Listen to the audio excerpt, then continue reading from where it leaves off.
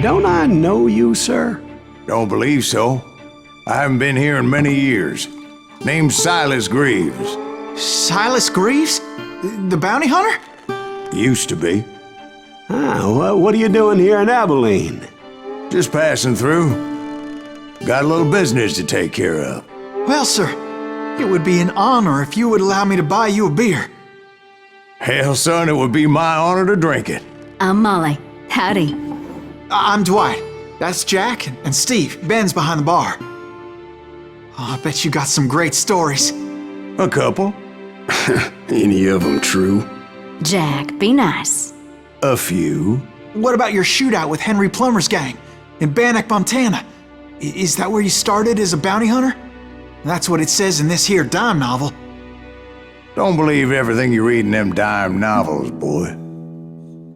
First man I hunted was back when I was riding with Billy the Kid. You knew Billy the Kid? Damn right. That scrawny son of a bitch had no fear. Wouldn't back down for nobody. I heard he collected the 10 stars off any crooked lawmen who crossed him. It was a war, boy. The Lincoln County War.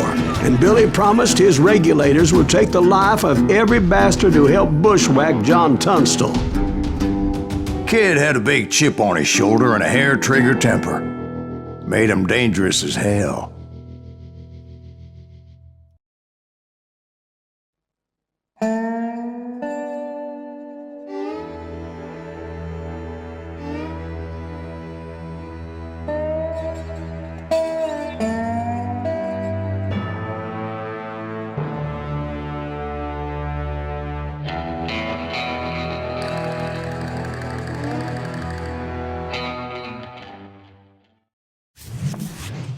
It was about 30 years ago. Billy was hiding out in an abandoned farm near Stinking Springs. I threw in with the kid because the man I had sworn vengeance on was riding with Billy's enemies. But before I tell you why I want that sumbitch dead, let me tell you what happened that day. I was heading back to the hideout when suddenly I had this funny feeling. Funny, ha-ha? No, Steve. The other kind of funny.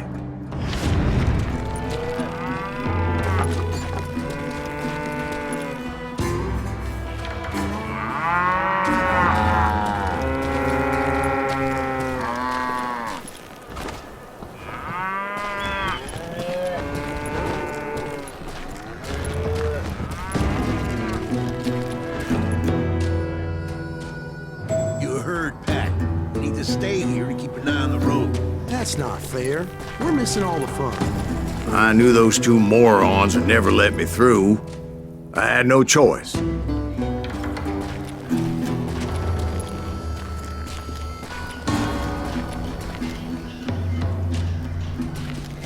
Who's that? Is he with us?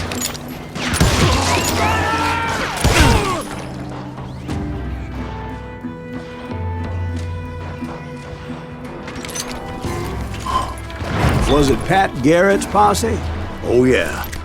I heard the shots and I knew I had to move fast. Garrett and his army of deputies had surrounded the entire homestead.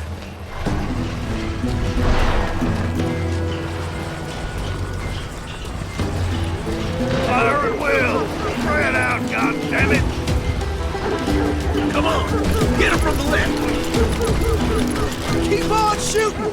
Don't let him catch a breath! Fire!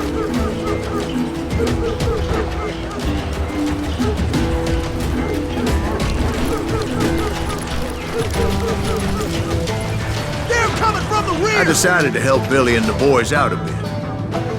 So that's just what I did.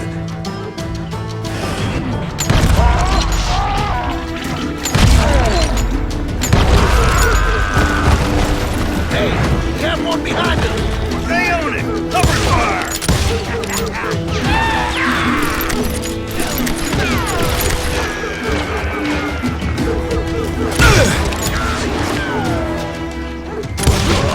As the governor of New Mexico was paying for the kid's apprehension, Garrett was able to hire every gun hand in Lincoln County.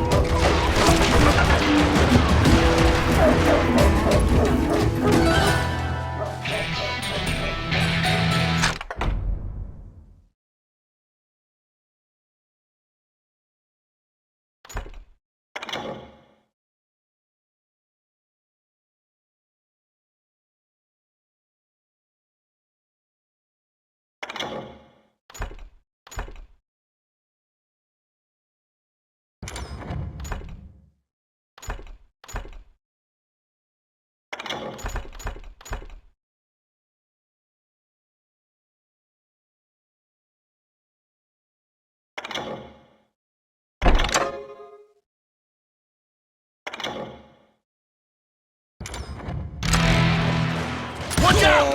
He's one of them! God damn it, he's right behind us! Garrett's men were running around like a bunch of chickens with their heads They cut send off. these some bitches running! Get out here! I'm done with you!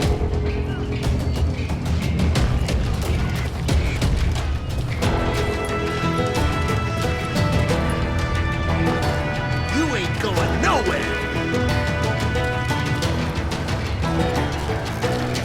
Had enough? You think you can kill me too?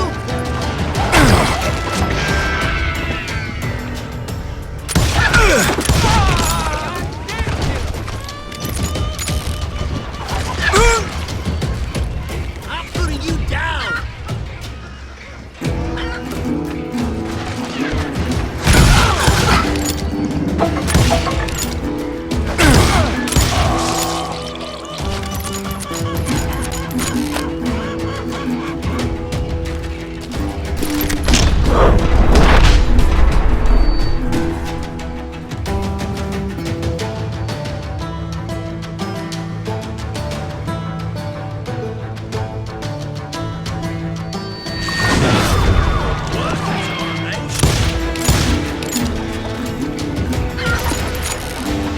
I'm putting you down!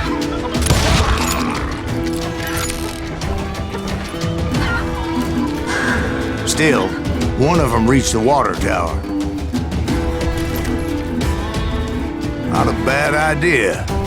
It would be a turkey shoot from up there. Luckily, these shooters Garrett hired weren't the sharpest tools in the shed. Leave him to me! Damn ears are ringing!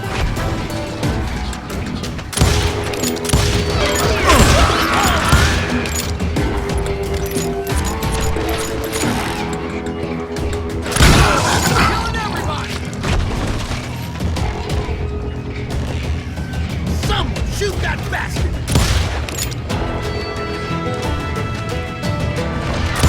God damn you! You think you can kill me too? Show yourself, coward! The right position is very important. Personally, I prefer to be on top. Oh, you do you? Indeed, darling. But where was I? Oh, yeah.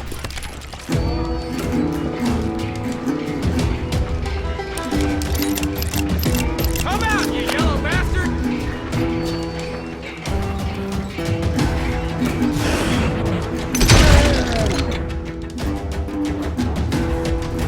Now you're really pissing me off!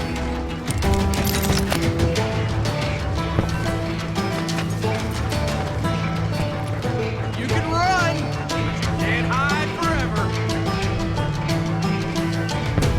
A lot of them were saddle tramps or sod busters or drunken drifters looking to make a few bucks.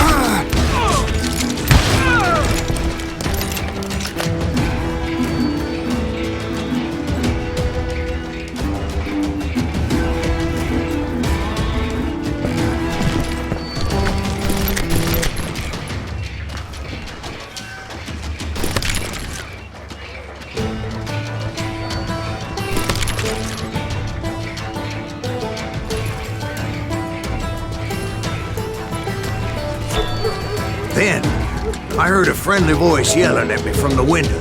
Back door! We'll cover you! Stop aiming, you idiots! Truth be told, things weren't much better behind the house.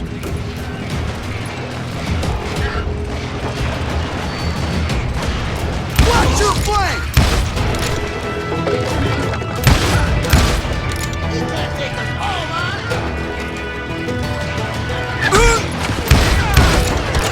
I cut their numbers in half, but that just made the ones that were left twice as mad.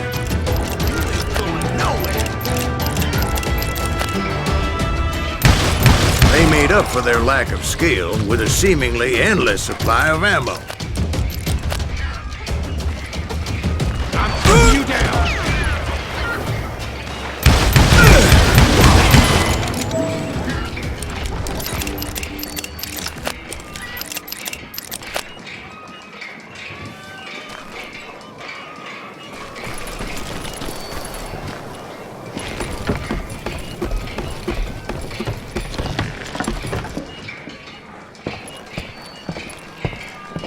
was a bit of a slog, but I finally fought my way around the back of the house.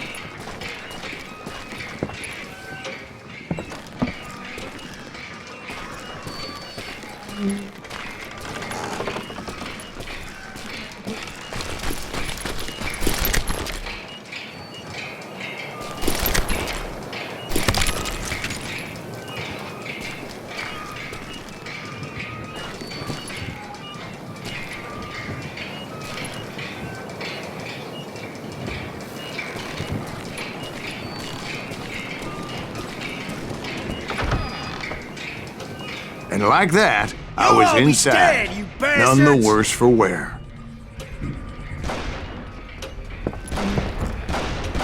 Deader than a rat in a trap! You ain't going nowhere! How about that? Huh? You like that? I passed Dirty Dave. And upstairs I found Billy and Charlie Beaudry.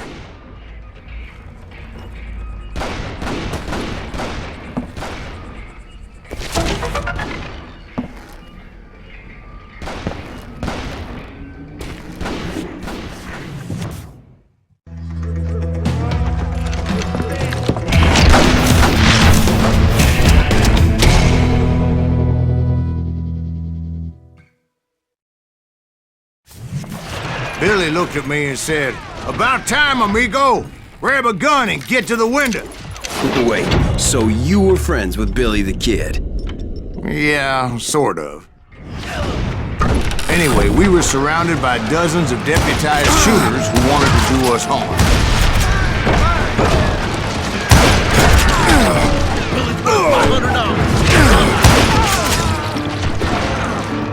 I can keep this up all day! I'm telling you, Garrett's men were dropping like flies, but they just kept on coming. Where the hell Garrett gets you? He's missing all the action!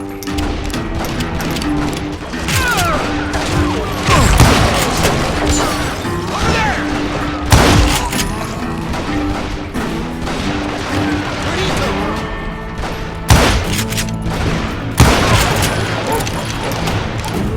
That's when Charlie got hit. "They're catching us in a crossfire!" shouted Billy. "Get to the other side!"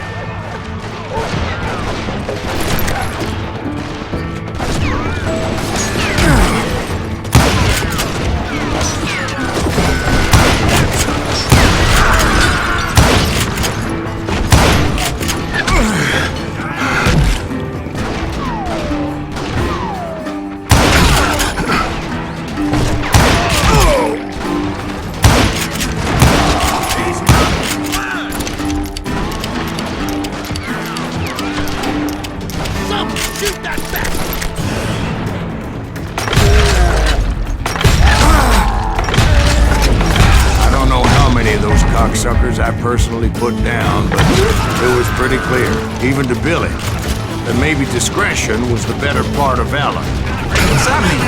It means that it was time to cut and run. "They got a Gatlin!" Billy shouted. "Get the horses and bring them round back. I'll draw their attention." He directed that order at me, and I thought, why the hell do I have to do it? But I went anyway. Dumbass that I was back then.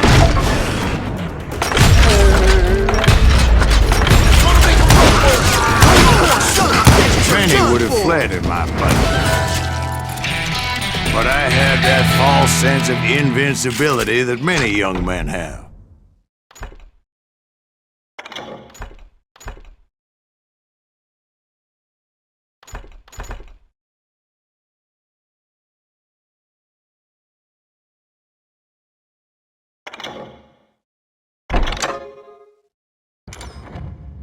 Like Jack here.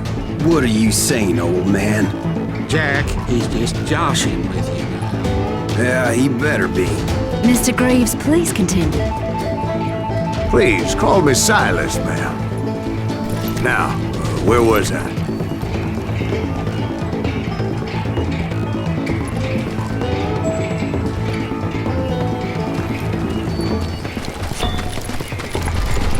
I'm unstoppable. Can you shoot around corners? Shoot, I dare you.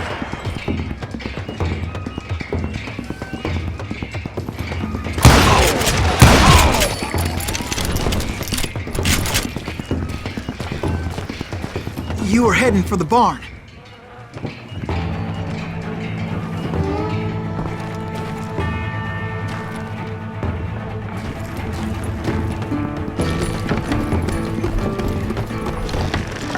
Gonna gut you like a fish.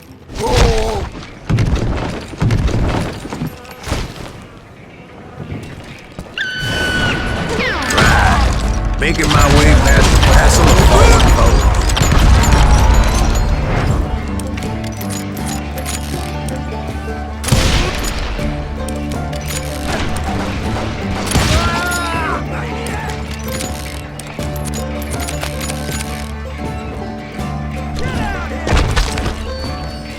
Sounds like Garrett hired a whole regiment of hired guns.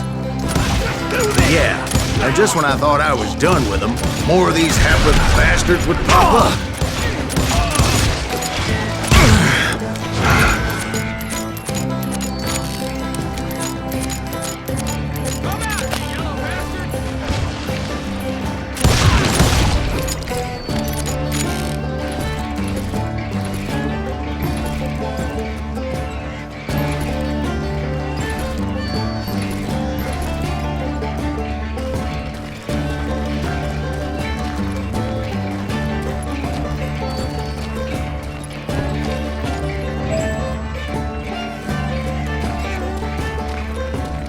Finally, I had the stables within my reach.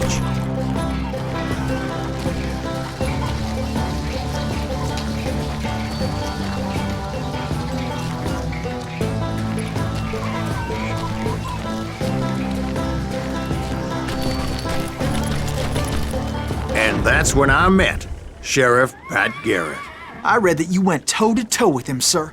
That backstabbing bastard with that tacked-on tin star.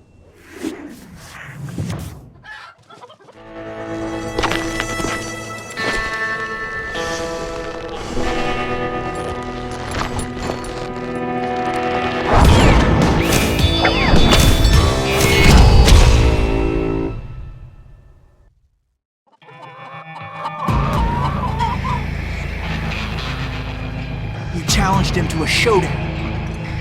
You read that in a dime novel? It said he showed no fear as he took your measure with eyes like a rattlesnake.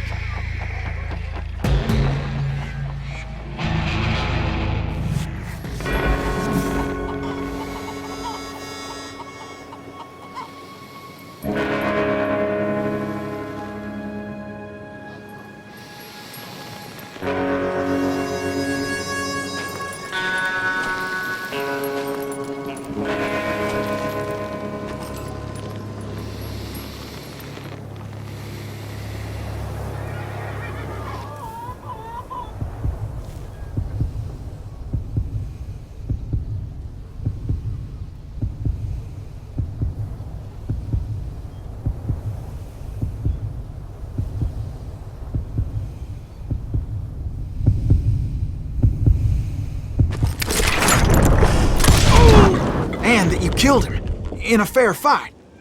Is that what that Penny Dreadful said? No, boy. That ain't what I meant when I said I met Pat Garrett.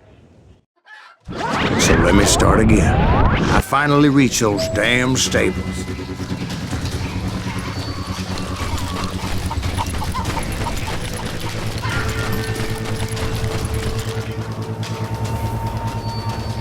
Stepped inside, and bam! Last thing I heard was Garrett's voice. That's not Billy. And go on, how did it end? And, boy, that was just the beginning.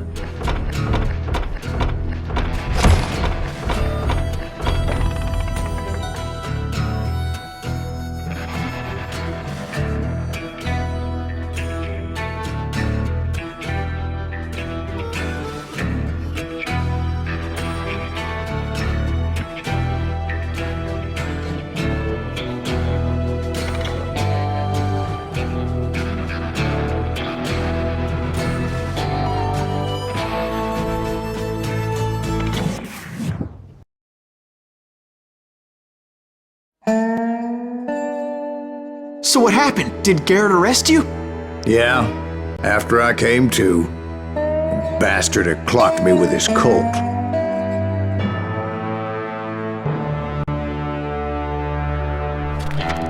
And the kid surrendered? When he realized there was no getting out of there alive. So they locked you up in Lincoln? Indeed they did. Sentenced me to hang right along with the kid.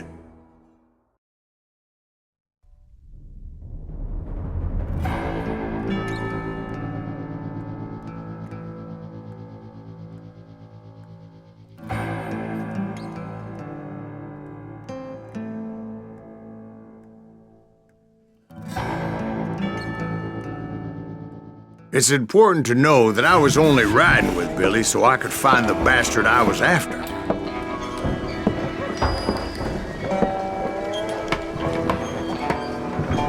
He was with John Kinney's gang, and they were sworn enemies of Billy's regulators. Why were you after him? I owed that son of a bitch a bullet for what he had done to me and mine. Instead, all I got for myself was a goddamn death sentence. Luckily, it was right around then that I heard Billy make his move. He shot Jim Bell and a few other guards as he made his getaway. Later, they wrote that some lady friend planted a pistol for him in the privy. What the papers didn't say is that Billy helped me escape too.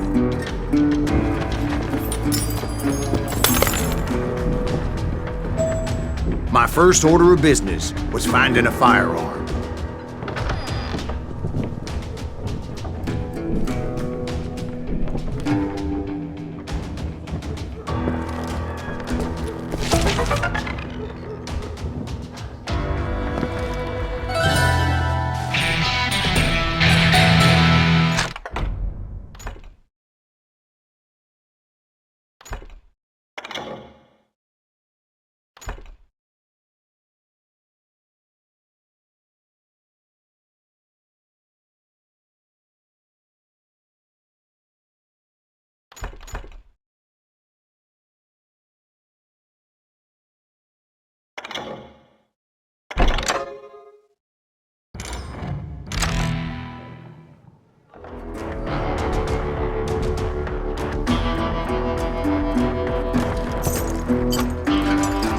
Luckily, I located Deputy Bob Ollinger's mean-ass shotgun.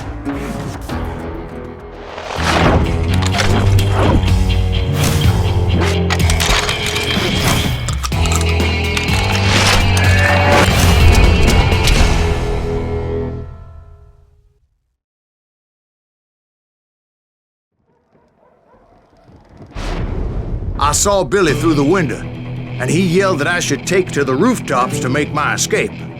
So I did. Anybody see Billy? That little bitch shot Jim Bell! Hell yeah. That scattergun was like a double-barreled howitzer. It could blow a man clear off his feet. You hardly had to aim the damn thing. Surrender yourself! The kids escaped raised a huge ruckus. You'll die for this, you hear me?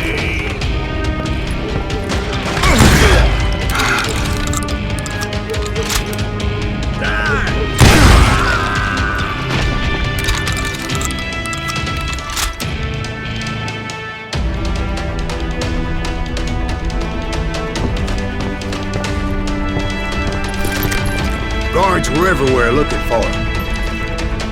Can't let the kid get away!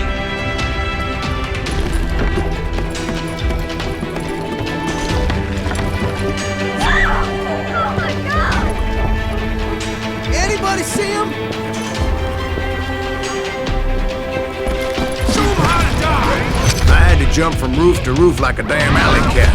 I followed the planks where I could, but some of that wood was slippery as hell. The whole town was up in arms. And suddenly, I was a fugitive. How the hell did the kid escape? Garrett's gonna kick our ass! Can't have gotten far!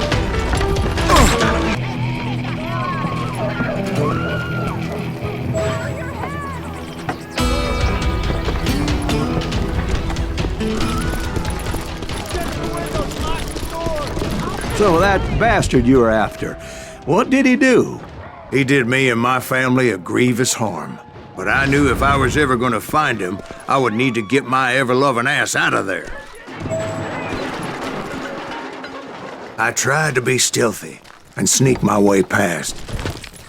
This town doesn't have a moment's peace.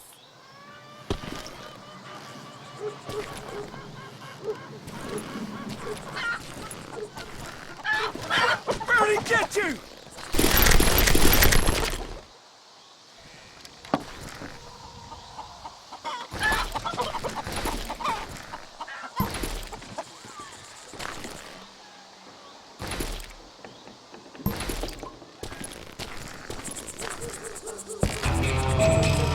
You! But hell if they weren't all waiting for me. Apparently, some of them thought I was Billy. He's in town somewhere. See, me and the kid shared a certain similarity in build and coloring. I was just glad I had Deputy Bob's mean-ass shotgun. We can take it!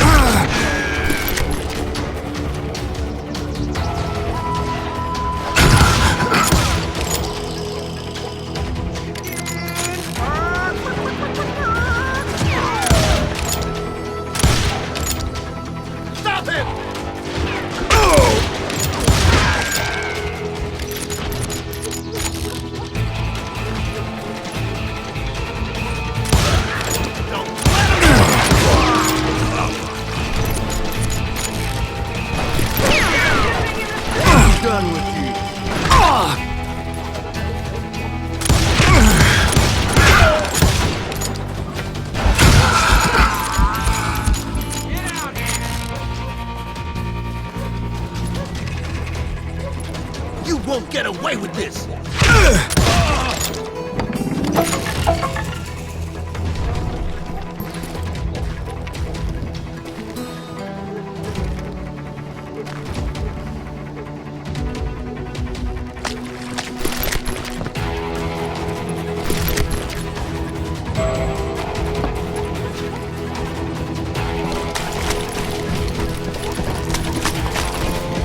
Let's do Get this! your headstone! So much lead was whizzing by my head, it was like everyone in Lincoln wanted to put me in the ground. I knew I needed to find a horse. Though I never did have a great fondness for those four-legged grass eaters. Smelly, sweaty, ungrateful beasts. We prize them too high, if you ask me.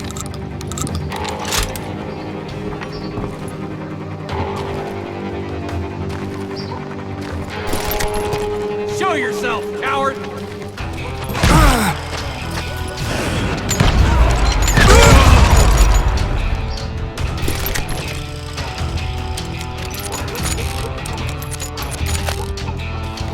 Let's do this!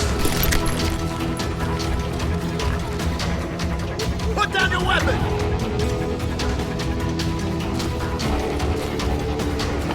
Man enough!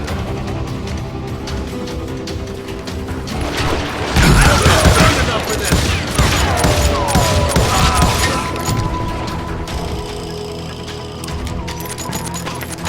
Just me and you, partner!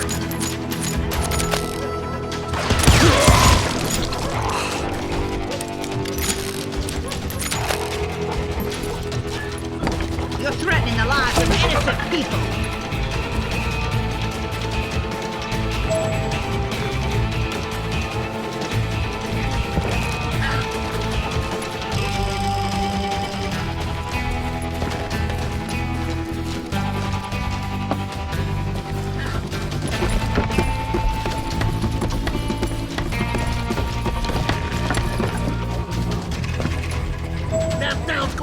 all in a handbasket.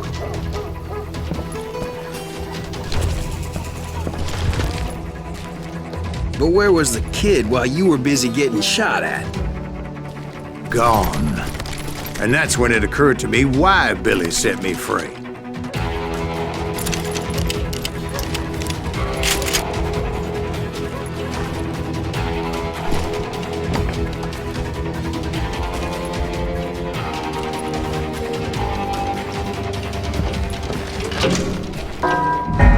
Got that son of a bitch!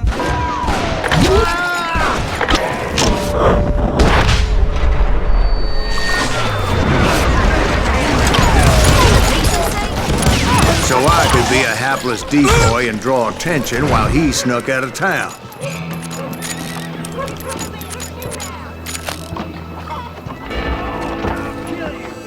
There he is! I knew if I made it out of there in one piece, no one would put a price on my head. Because everybody in Lincoln would be dead? No, because they all thought I was Billy. And all that blame would fall on him. Meanwhile, Deputy Bob Ollinger was organizing a posse to put me down. He was already a mean son of a bitch, but he was doubly pissed that I stole his mean-ass shotgun. Anyway, it was me or them, and the only way forward led me straight to perdition. But the cards were dealt, and I had no choice but to play them. We're gonna be in deep shit when Pat gets back.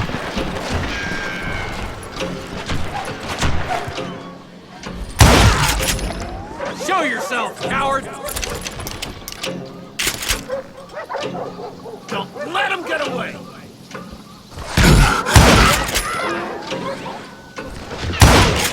You'll die for this, you hear me? I'm putting you down. Cover your head! Can't hide forever! On yourself! How the hell did he get away?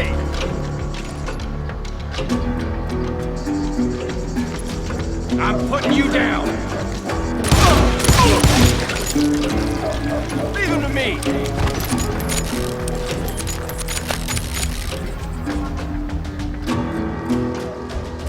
I'll flank him! Kill him!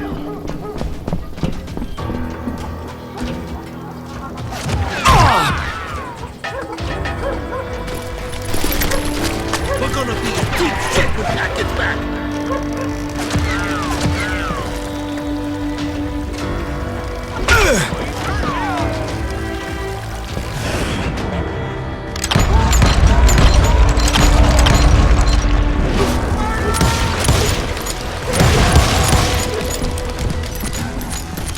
Come out, you yellow bastard!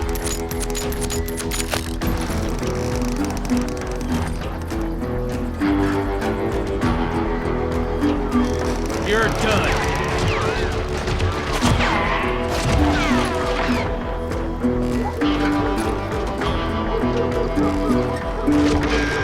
Time to die.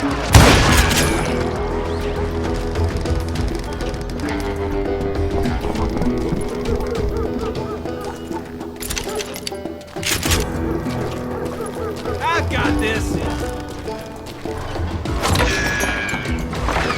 Stop it!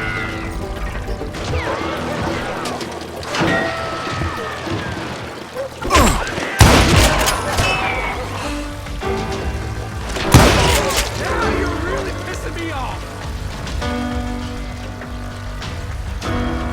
Put down your weapon!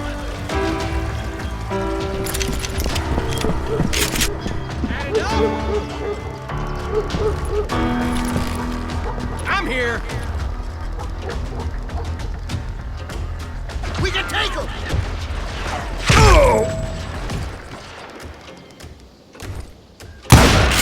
You'll die for this. You hear me? Kill him! Add it up.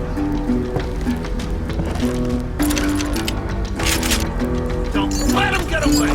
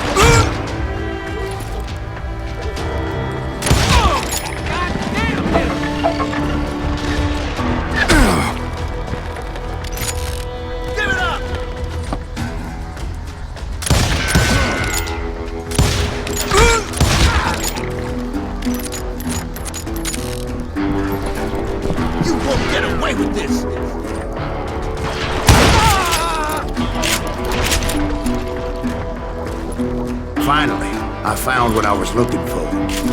The stables on the edge of town. I guess Billy saved your ass, taking out Bob Ollinger the way he did. Billy didn't kill Bob. Well, sure he did. He dispatched him right after he shot Deputy Bell. No, sir. Because Bob came right up behind me, angry as hell that Billy had lit out. "Hello, Bob," I said. "I think you better let me go." And he says, "I don't think so, boy. Not with my shotgun." So we stood there in the middle of the street, eyeball to eyeball.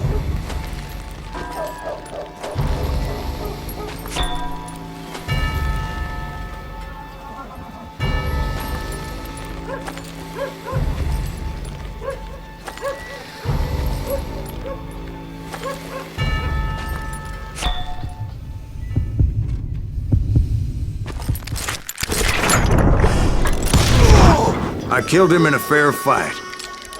Everybody saw I had no damn choice. Well, Lincoln got a mite depopulated that day. Pat Garrett gunned down Billy 3 months later, so his escape was all for naught anyway.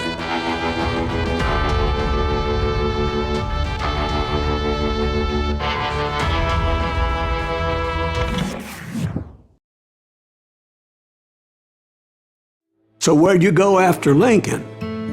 Mexico. Until I realized nobody was looking for me. I ended up taking a job at the Rurales. The Mexican Rurales? I was hired to help them track down the cowboys. The most vicious outlaw gang in Cochise County? Curly Bill Brocious? Johnny Ringo? Led by old man Clanton himself. They must have paid you a pretty penny to take them hombres on. Not really. But truth be told, I had my own reasons for going after those boys.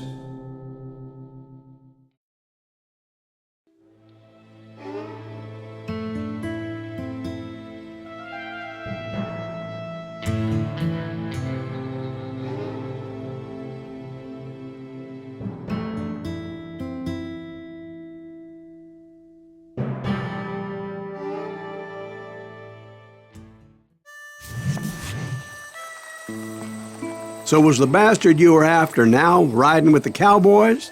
Roscoe Bob Bryant was his name. Oh. But no, this time it was a different bastard I was after. The aforementioned Mr. Ringo. And yes, he was working for old man Clanton.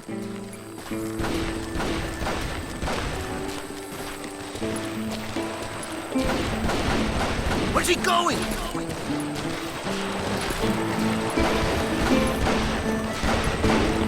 I came upon them robbing a stagecoach, which wasn't surprising, being they were such murderous thieves and bastards. The bandits wore red scarves, so I knew they worked for the old man. Over there! Where? ¿Quién carajo es el hombre? I did my best to help those poor passengers. Now you're really pissing me off. Come on out, you! Moments later, the attackers were dead, and I checked the stagecoach to see how many passengers were still breathing.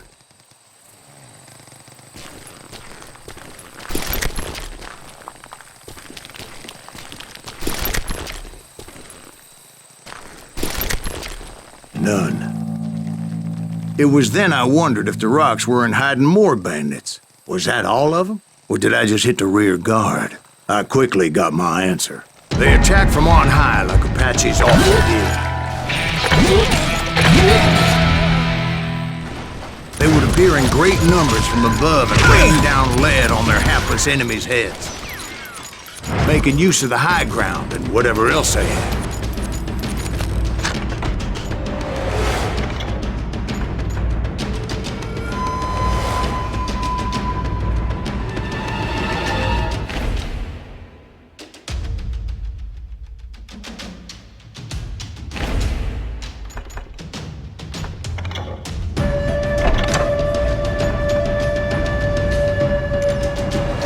Yep, the Apaches always appeared out of nowhere, and there never seemed to be an end to them. Hold on. Were you attacked by Apaches? What happened to the cowboys? Did I say they were Apaches? I said Clanton's cowboys attacked me Apache style. I was in a pitched battle, but I was holding my own against an overwhelming enemy force.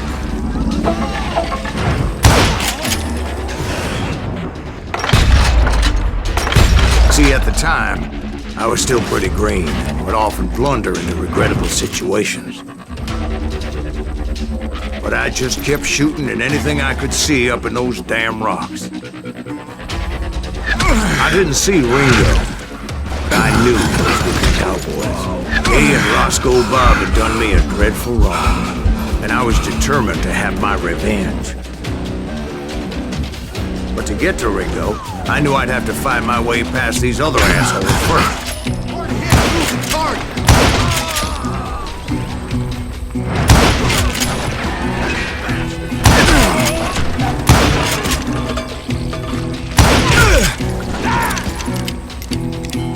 Unfortunately, I was running out of ammo. Another perfect example of my relative inexperience as a hunter of men. I immediately knew that a tactical retreat was called for, as my vengeful fury was much less impressive without the bullets to back it up.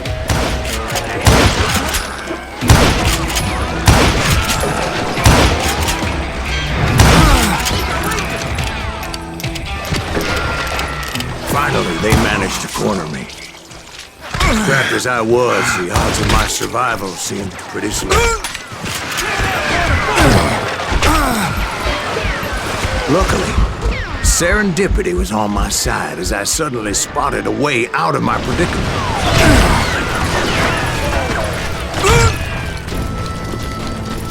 Stand and fight, coward! I ran ahead as if the devil himself was after me. Bullets were whizzing by my ears, but I wasn't about to roll over and die. I just kept running like there was no tomorrow. Because there wouldn't be if Clanton and his men caught up with me. As I was scurrying around those caves, I thought, what was I thinking? Going up against a gang like this?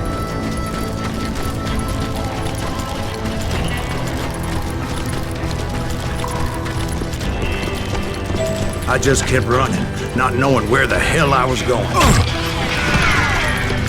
And that's when something miraculous happened. Like manna from heaven, I found the desiccated remains of what looked like an Apache warrior. The old weapon next to him supplied me with some much-needed ammunition.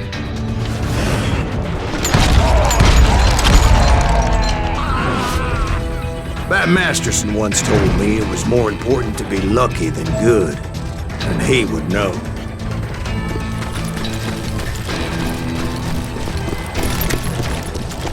And imagine my surprise when I found a fistful of dynamite to go along with that ammo.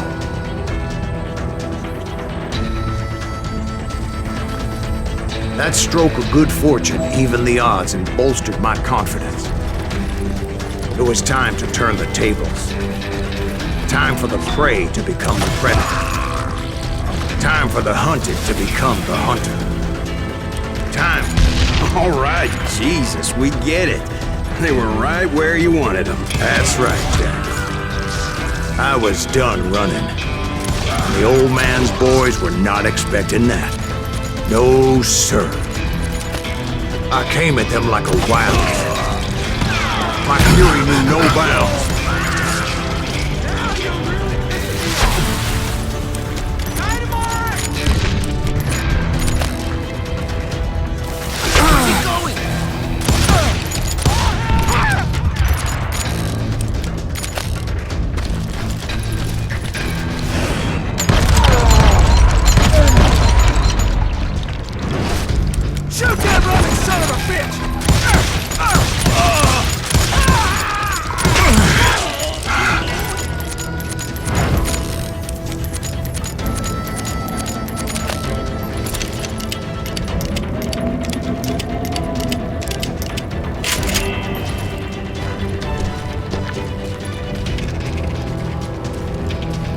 It was finally time for that old man to pay for his sins.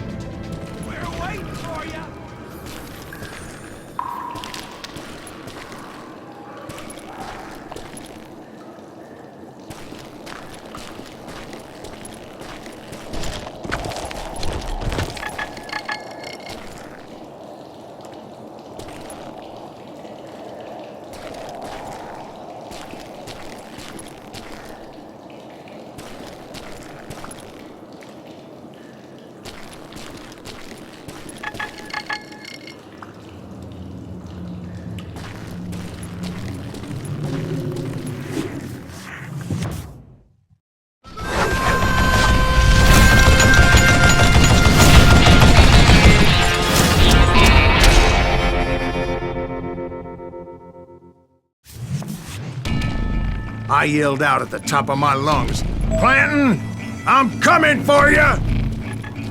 A little stealth might have made more sense, to be perfectly honest.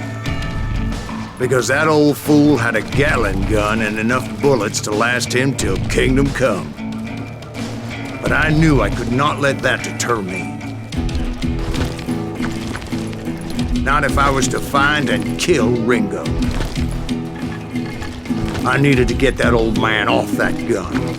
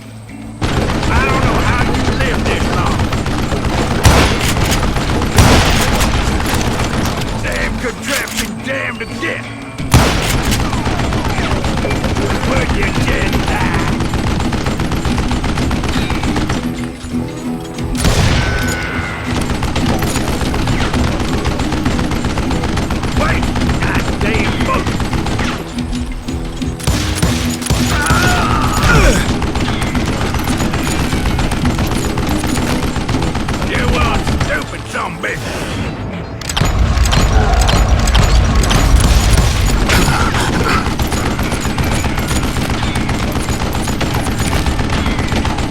Do I gotta reload again? What I ever do to you?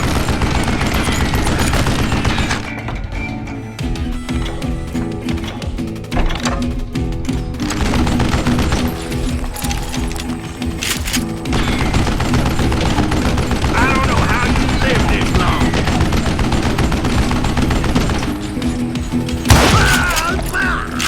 Apparently, one of the cowboys made it out of there alive and told Ike and Billy Clanton that it wasn't a Mexican who took their father's life that day. They just assumed it was one of the Earps, and that little misunderstanding eventually led to that legendary gunfight at the OK Corral.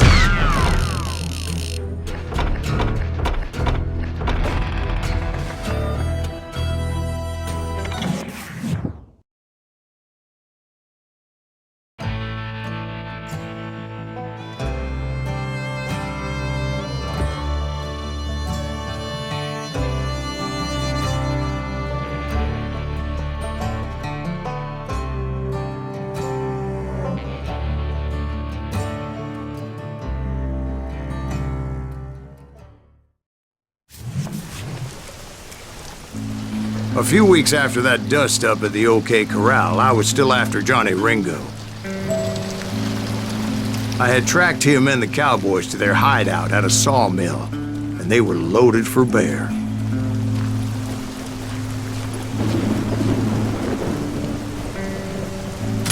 So, what exactly did Johnny Ringo do to piss you off? Well, him and that other bastard. Roscoe Bob Bryant? Yep. They both deserve to die, and I promise I'll tell you why. But first I need to tell you about the cowboys' new boss, Curly Bill Brocious. Earp's coming! Get ready, boys.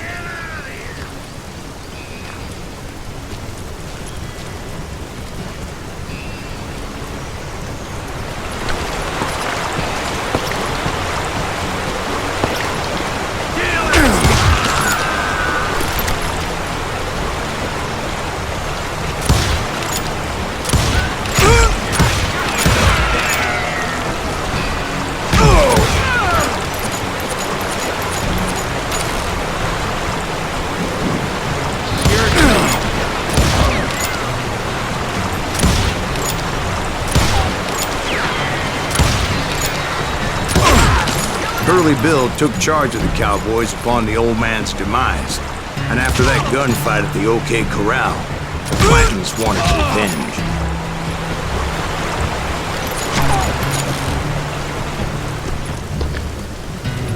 Baby!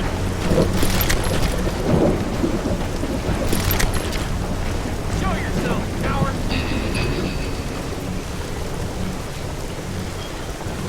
I've had about enough!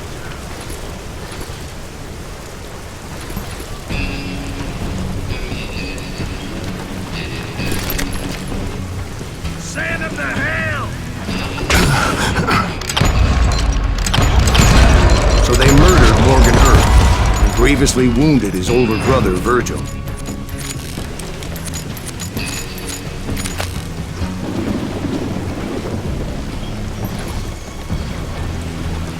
This son of a bitch!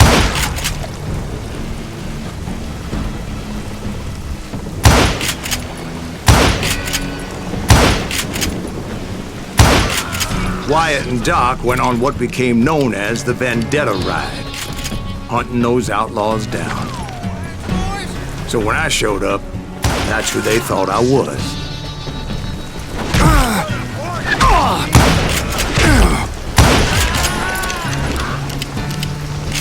I'm sick of dealing with you!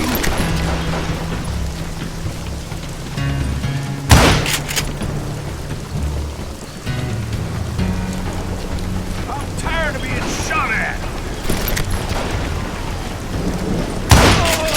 God damn him to hell!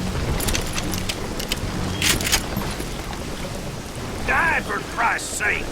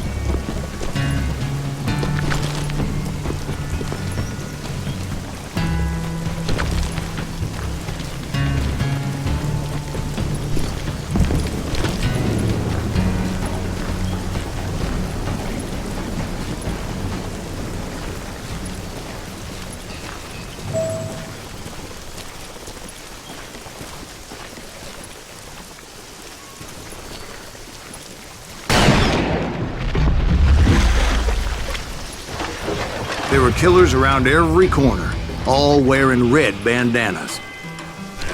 That's how the cowboys identified each other, and I was beginning to wish I had one myself.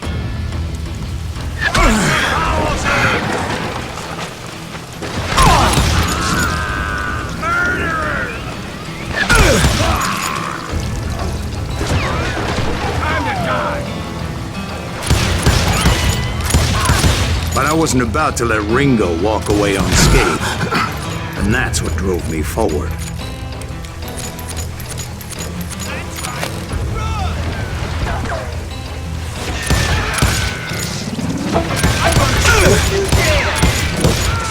They say that Ringo was infernally fast. I hardly saw anyone faster, boy. Certainly not Wyatt Earp. That man was all hat and no cap.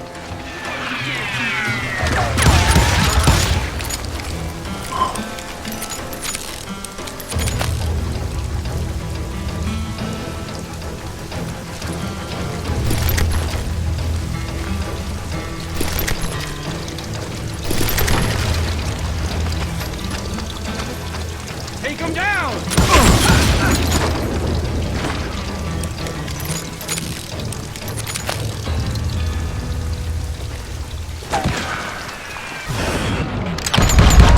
Herb wasn't much of a match for him, but Doc Holliday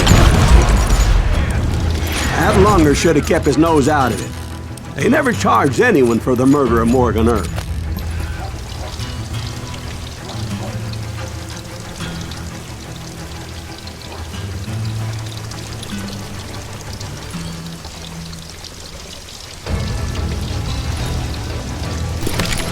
I'm putting you down!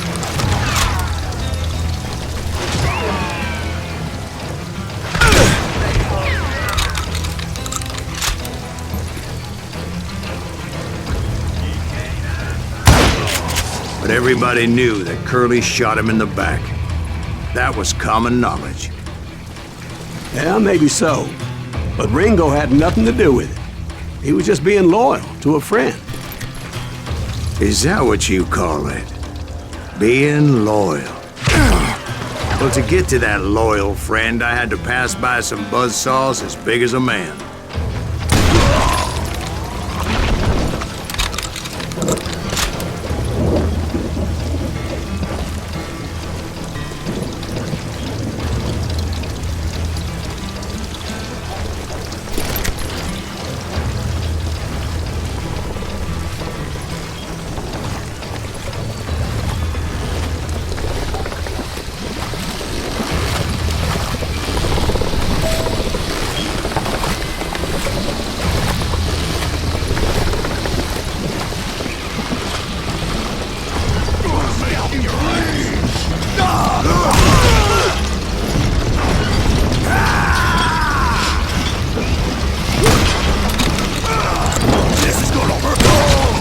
Excuse me, sir. I have a question. What's that, Dwight?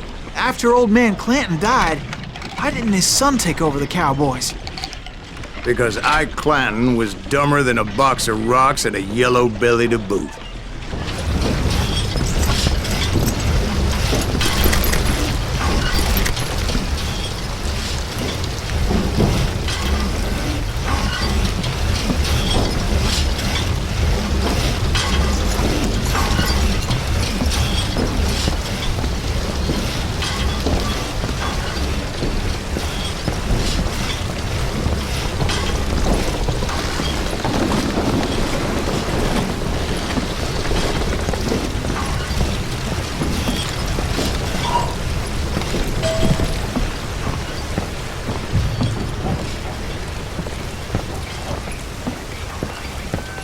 Now, where was I?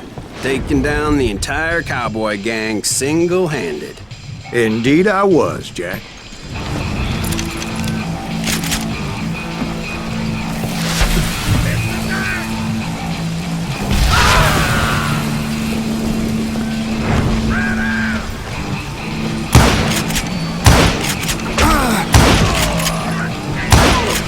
Though it wasn't easy, as those boys had good cover.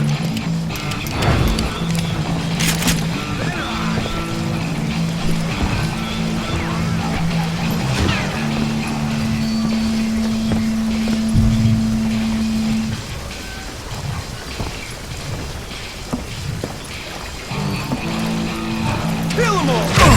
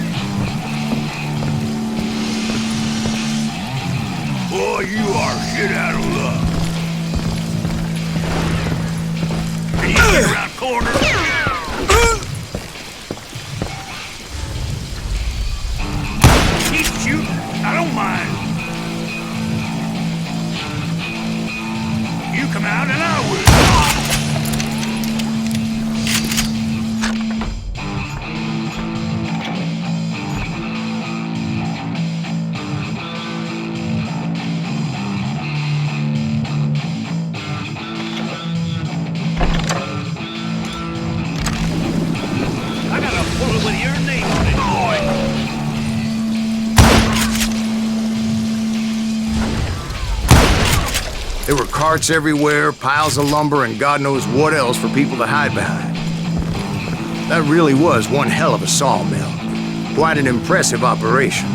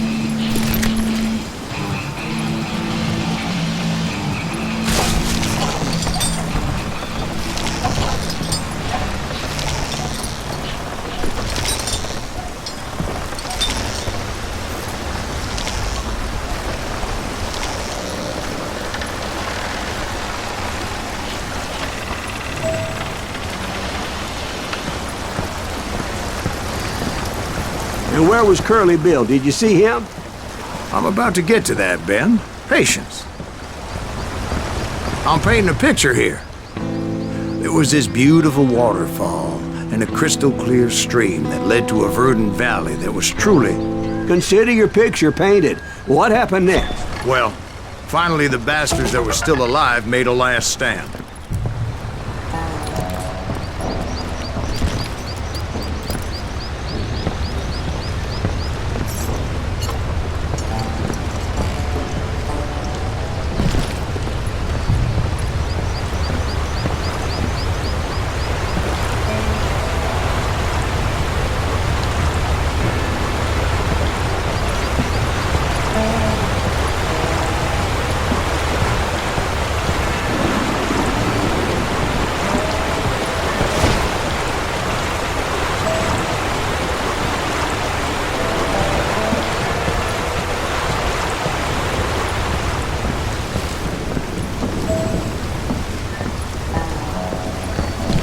Curly Bill, Johnny Ringo, and his compadres took off into the lumber yard, and I followed after.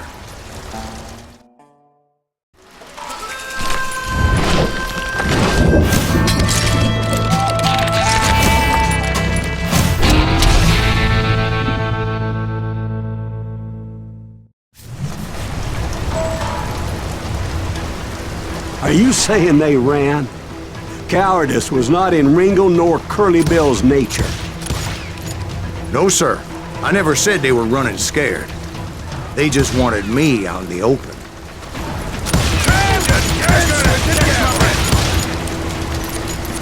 You working for Wyatt Earp? Is that sumbitch Earp send you to kill me? Time to die!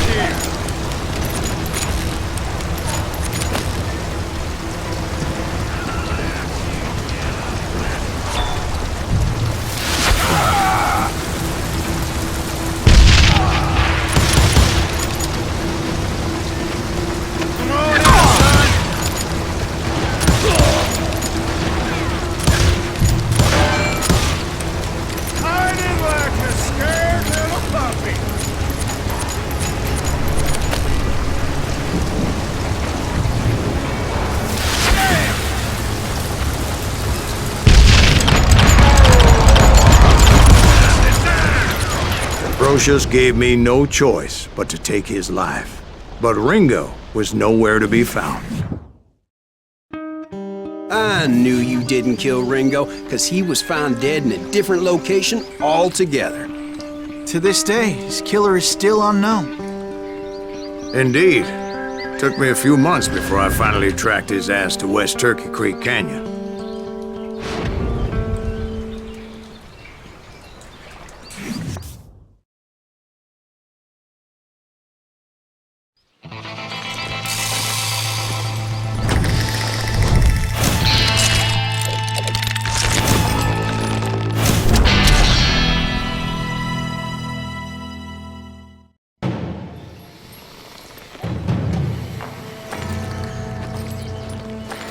That's incredible, sir.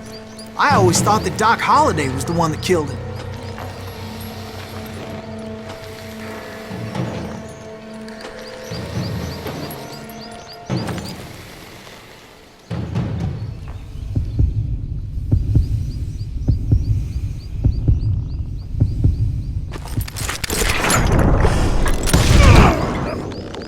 Sorry I had to ruin the legend for you, boy. But the legend ain't always true. Doc Holliday had nothing to do with the death of Johnny Ringo.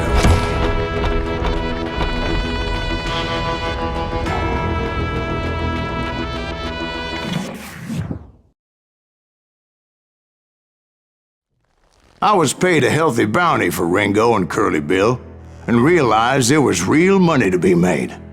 That's why I went after Henry Plummer.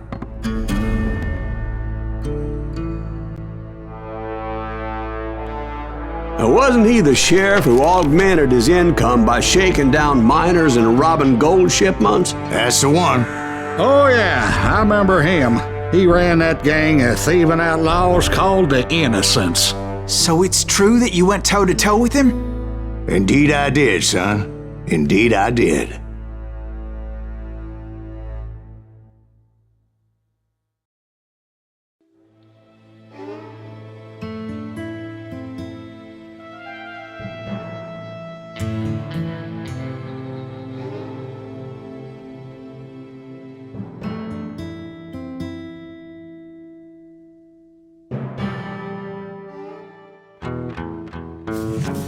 I knew I needed resources if I was going to track down Roscoe Bob Bryant, and hunting Plummer looked like a good way to get rich quick.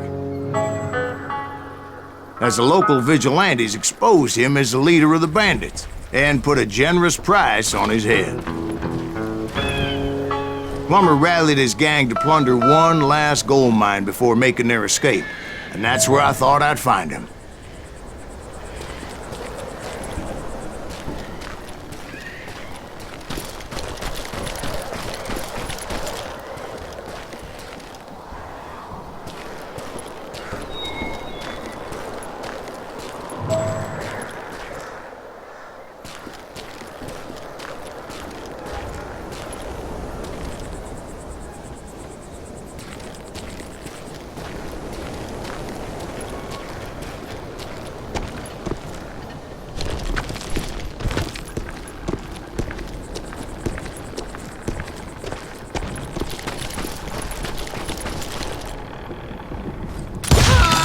My late father pointed out to me more than once, God made men, but Samuel Colt made them equal.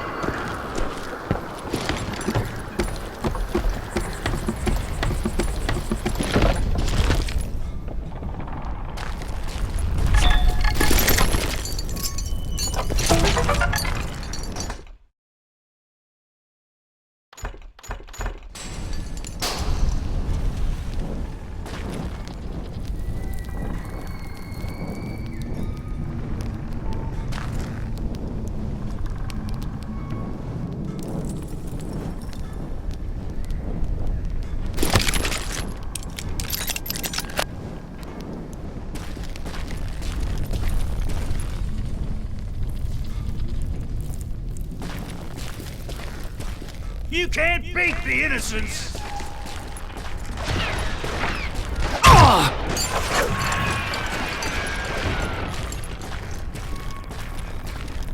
Get out here, you coward!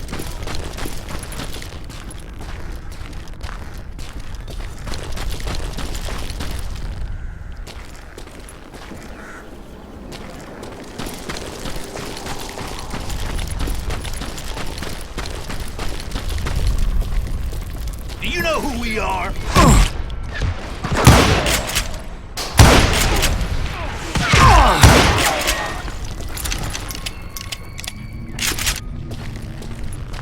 bomb will drop you down a mine shaft. You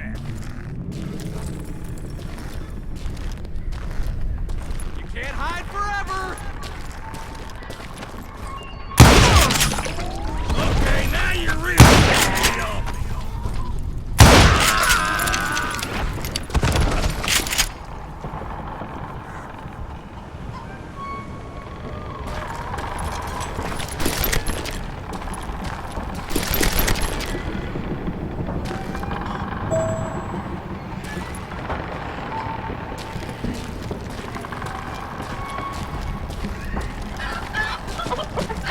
I knew that dynamite wasn't mine, so I decided the polite thing would be to return it. It was the biggest gold rush since Sutter's Mill in '48. Unfortunately, prospectors weren't the only ones drawn to those riches.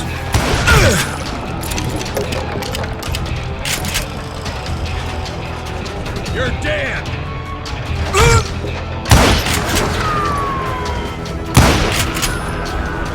There were thieves and killers, robbing travelers and hijacking gold shipments. Like those that ran with Plummer. Some were just regular folks I knew from town, drawn by greed and easy pickings. Charlie Crow, the blacksmith. James, who worked in the stable. Sam and Jeremiah Barber, the butcher's sons. Ordinary citizens who lived a double life. Stealing and thieving and murdering their neighbors.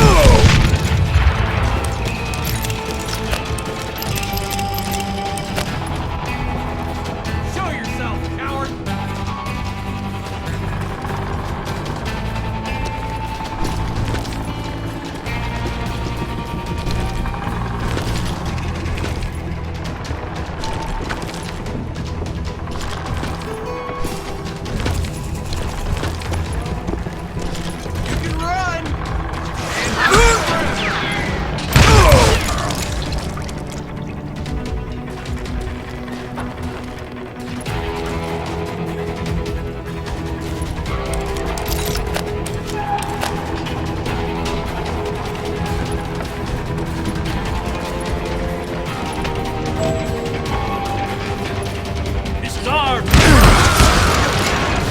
The rest were veterans of the Civil War.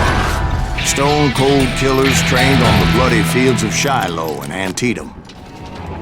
Plummer had a lot of men on his payroll. A hell of a lot. That son of a bitch pretended to protect the public with one hand while stealing them blind with the other. He set up a defensive perimeter which I had no idea how to break. Dangerous, desperate individuals. I was outnumbered and in way over my head, but I was too damn stubborn and stupid to realize it. They must have thought I was touched. Or had some kind of death wish, seeing as there were barrels of gunpowder everywhere.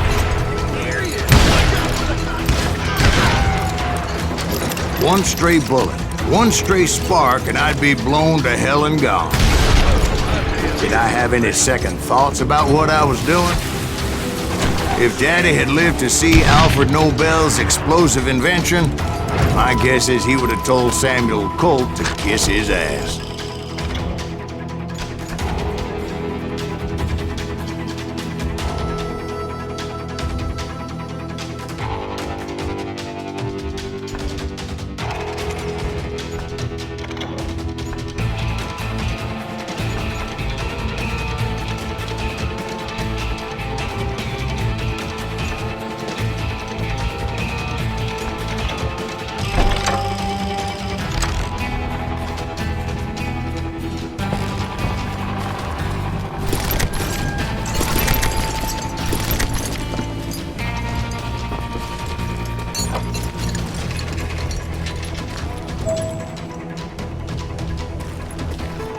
I thought I was some kind of hero.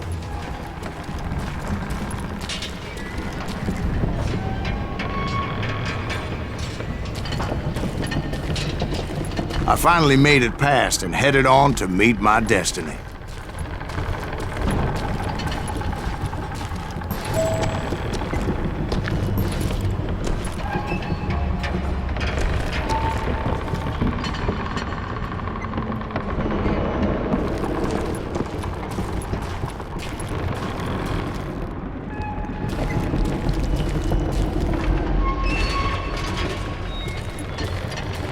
But first, I had something I needed to figure out.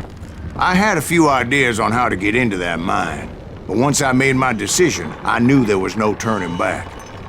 So my first thought was to enter the nearest mine portal. I saw an entrance. Made sense. It was the quickest way in, but that also made it more dangerous, as there would undoubtedly be enemy pickets posted along the way. I think he's scared.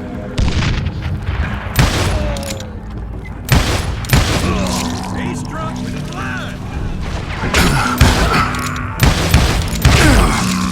Come out, you yellow bastard!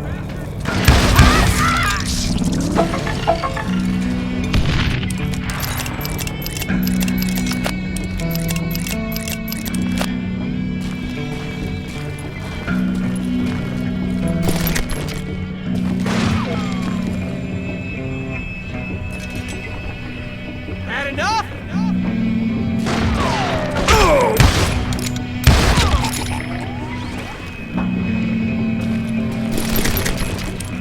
Besides, once you enter a mine like that, it's easy to get all turned around.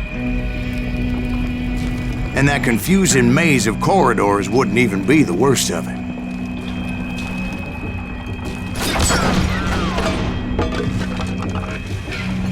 This some bitch is pissing me off. Some of those shafts could be as deep as hell.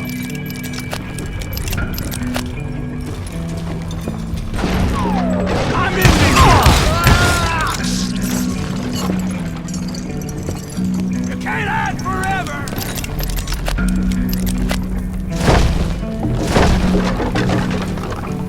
That's it for you. A single stumble or misstep can easily end in a deadly plunge to oblivion.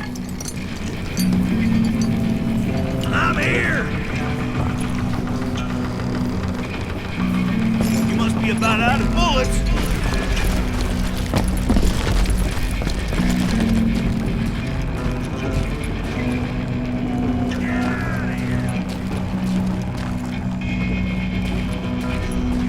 Time to blow your shit up.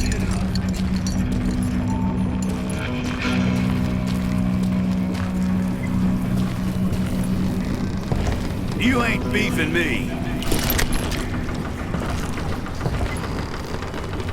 You can't hide forever. I do not deserve to die like this.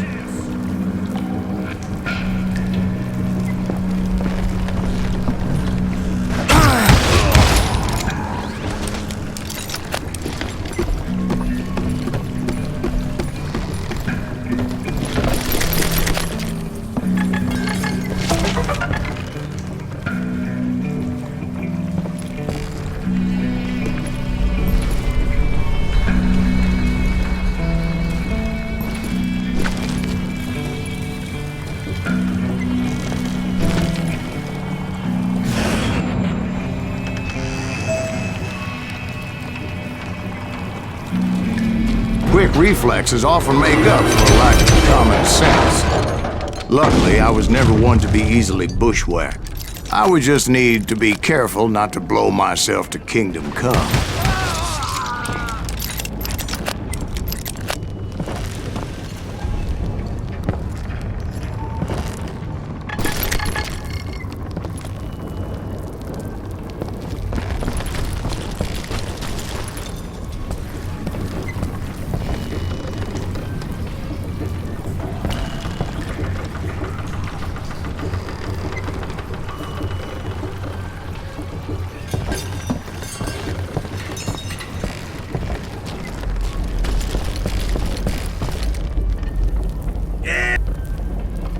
You ain't beefing me.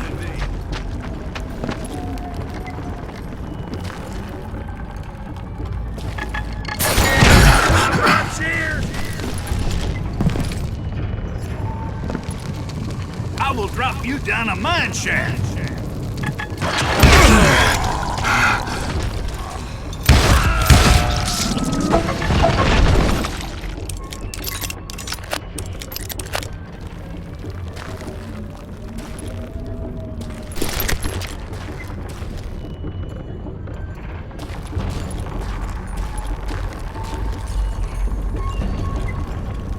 One wrong bullet could have turned that mine into a dad-blasted tomb.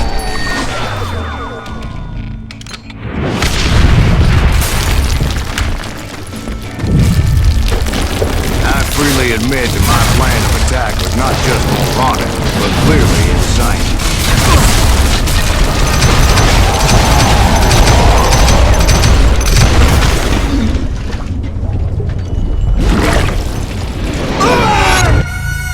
It's a good thing that I abandoned that ridiculous plan before I even tried it. Instead, I spotted a ladder, way into the mine from the opposite side.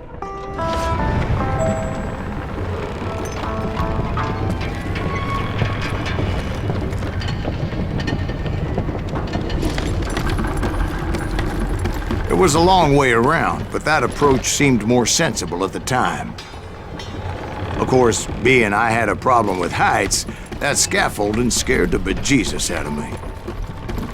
Climbing down that ladder required some caution, because even though I had a younger man's reflexes, no man can dodge a damn bullet while climbing down a rickety ladder. I needed to make a leap of faith, which ain't easy when you're suspended between heaven and hell.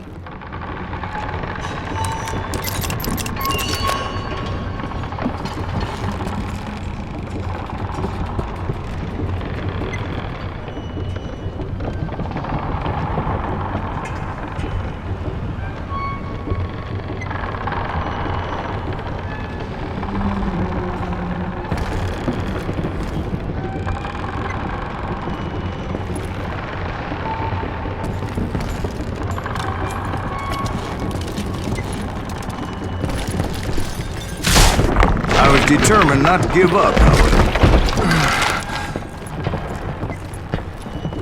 As Sheriff Plummer seemed quite the despicable character. When the vigilantes discovered what the sheriff was up to, people were outraged. That 10,000 they put on his head would go a long way to helping me find old Bob.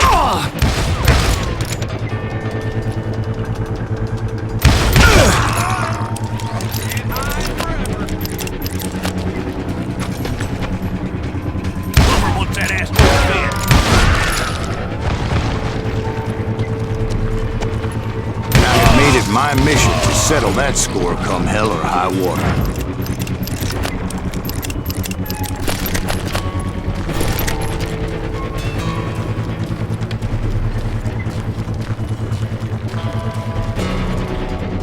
But first, I would have to make a choice. Take the elevator or climb the ladder.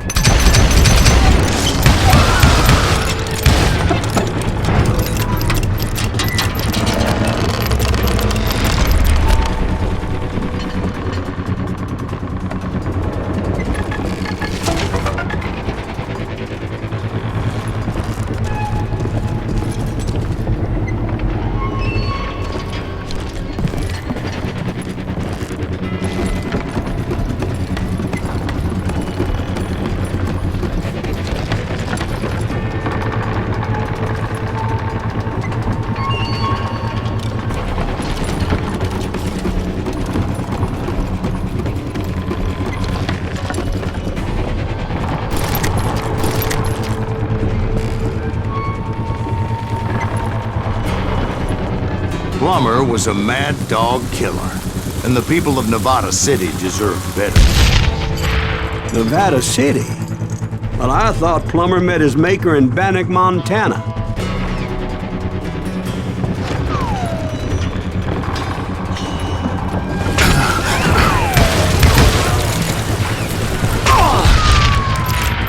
You know who we are.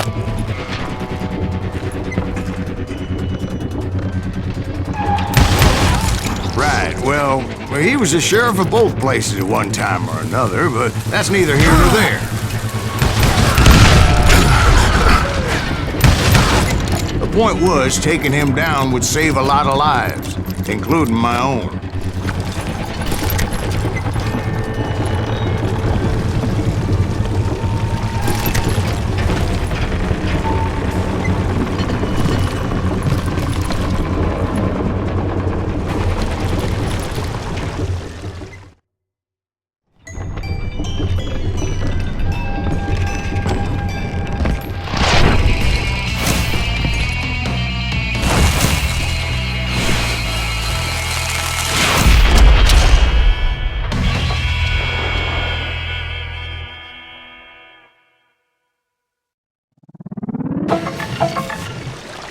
Gonna blow you in the next week! This day is just getting worse and worse for you, ain't it? Henry Plummer was clearly unhinged, and I could see right away that this was gonna take some doing.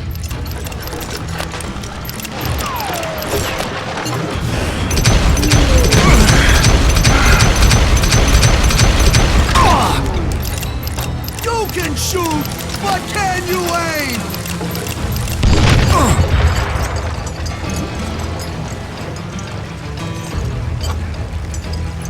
I'm good, old medieval on your ass.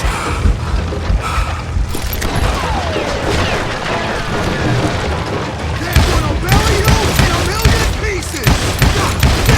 I need some help here. Come on, boys. Take this cocksucker out!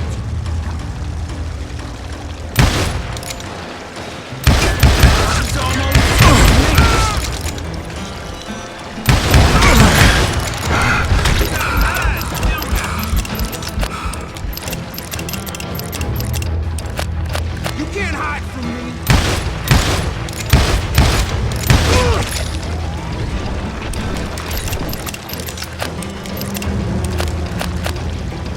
This is gonna hurt! What do you think you're doing?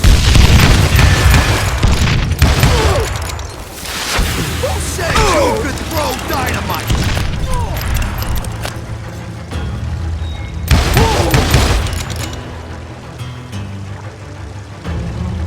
I can shoot too! So that's how Henry Plummer died. Him and his crew were worth their weight in gold. And now, I was officially a bounty hunter.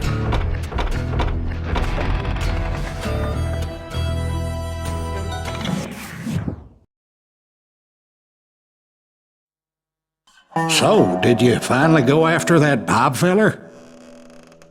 Well, I heard word he was in Kansas with John Wesley Hardin. So that's where I went. Where in Kansas? Abilene. Why do you ask, Ben? No reason. Was Hardin as fast as Ringo? Ringo was fast, but John Wesley was as fast as the devil himself.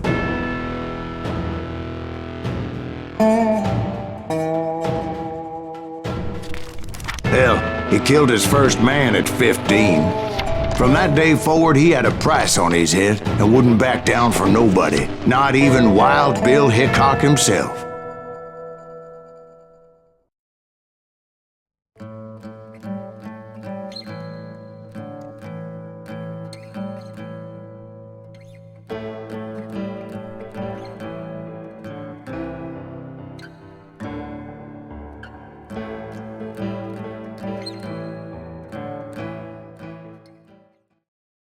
I dodged death many a time, and that night in Abilene was no different.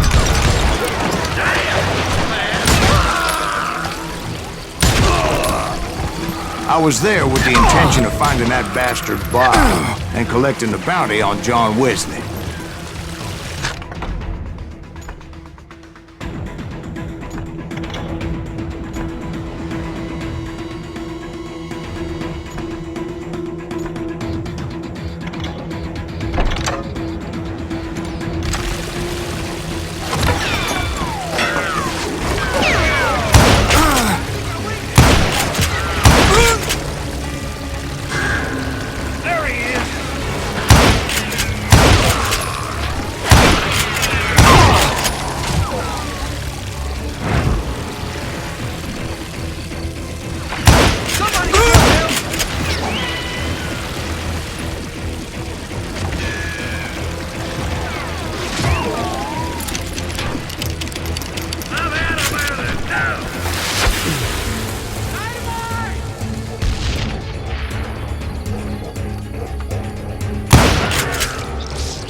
You're done.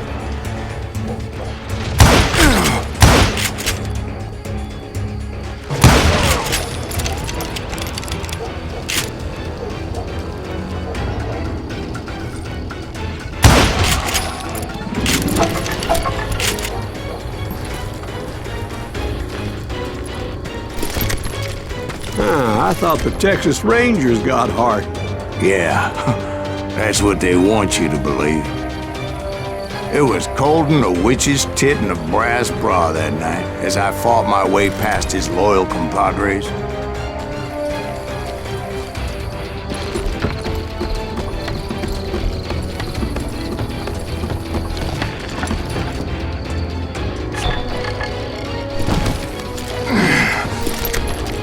To the very same saloon we're sitting in today.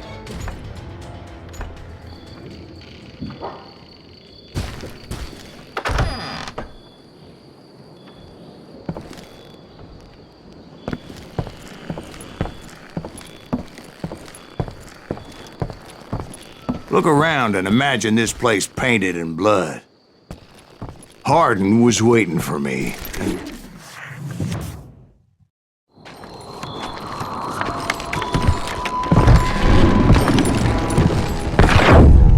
Wait, I'm jumping the gun here. Let me back up and give you some background on this sumbitch. He deserves that much. Don't you think so, Ben? John Wesley Hardin was a killer. By the end, he confessed to taking the lives of 42 men. Fathers and husbands, brothers and sons, men with families who cared about them. Families who put up money in hopes of finding justice. He was a bona fide folk hero by then, and had amassed a gang of armed miscreants and other assorted thugs. He and his men set up camp outside of town, and I was hoping Bob was among them. Shit, it's cold out here. Freezing my giblets off. Ain't right we gotta stay out here and keep a watch like this. Ain't nobody stupid enough to go after Hardin anyway. Better 3 hours early than a minute too late.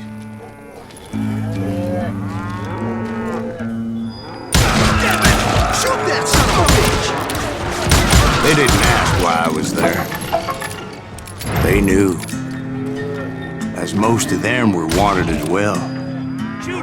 I figured Hardin was here somewhere, but to get to him, I'd have to get past his gun hands. And that was easier said than done, as most of them were as foolish and full of bravado as I was.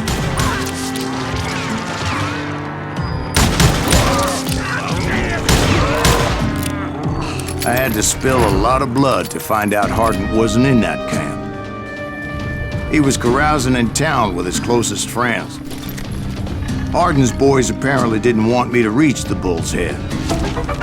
Some were hightailing it into town to inform their jefe of my unwelcomed presence.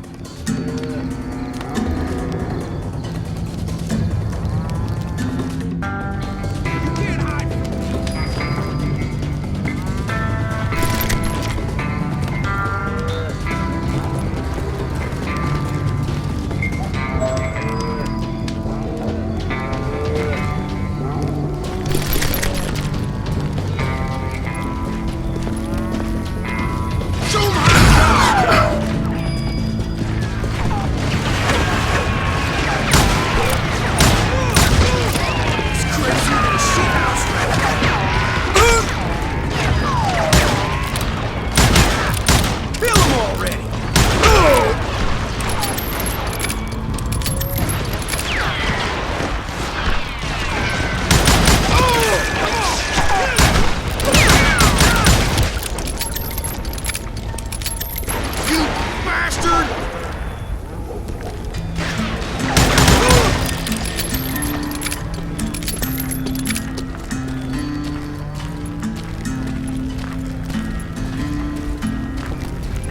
Tell Hardin someone's coming for him!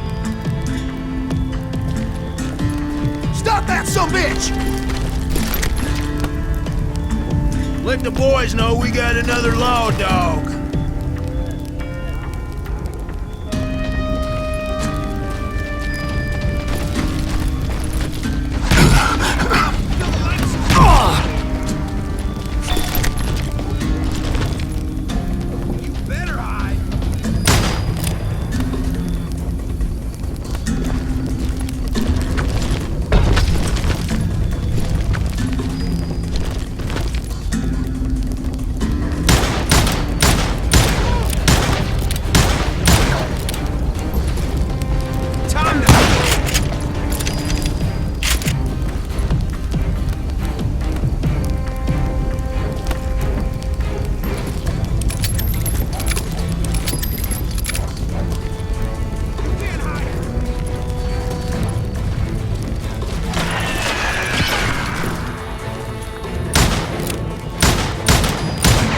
I wondered if Bob was among them.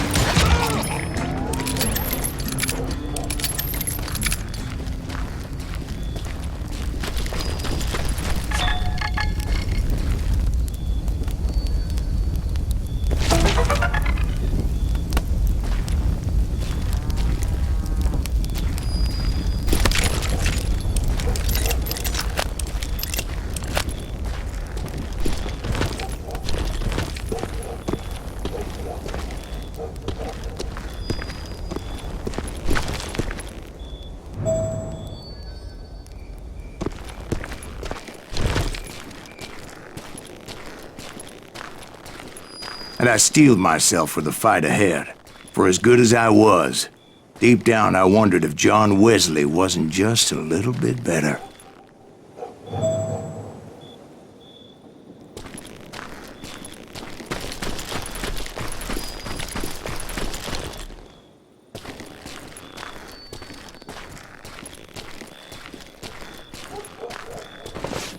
Before I could test my mettle against Hardin, however, I would first need to dispatch his cadre of hired killers. Most of these degenerates were beyond redemption, but John Wesley might have been a different story.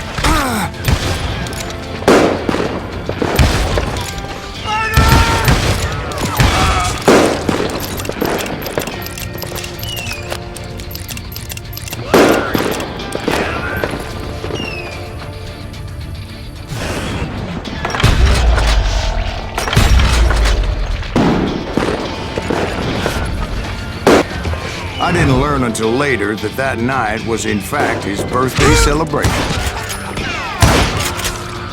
You're dead!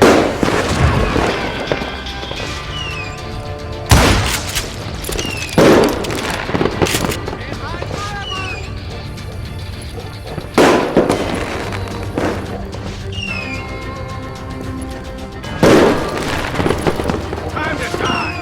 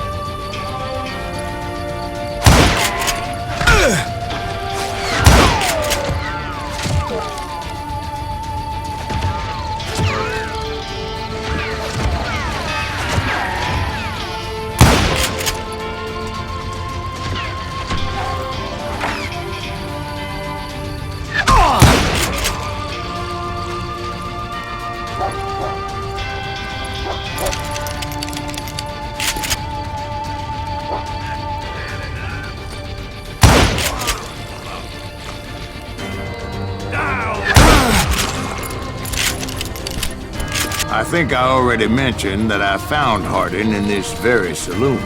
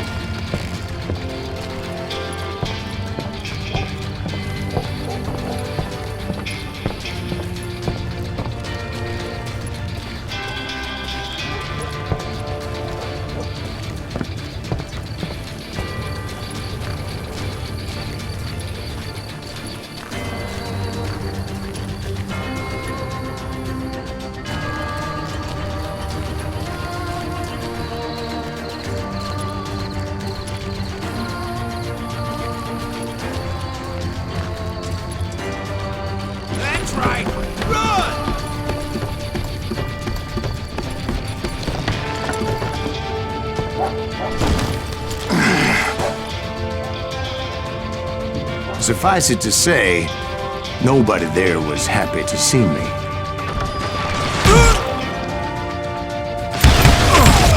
You can run, but you can't hide.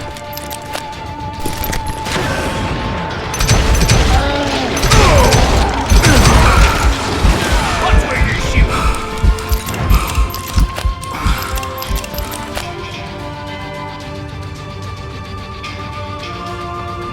You better hide. In fact, I felt a certain hostility.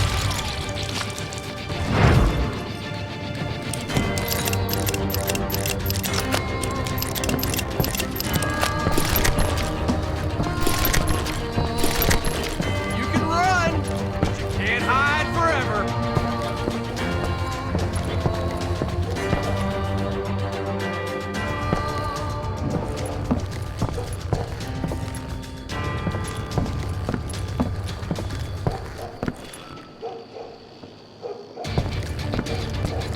Come out, you yellow bastard!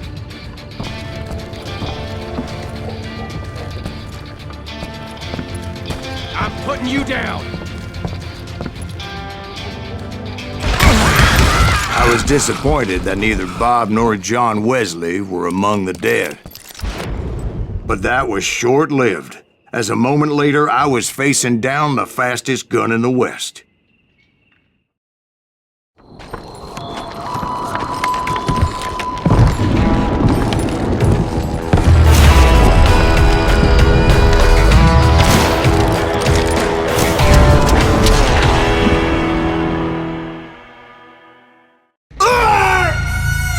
No, wait! He didn't hit me then. I'm sure of it.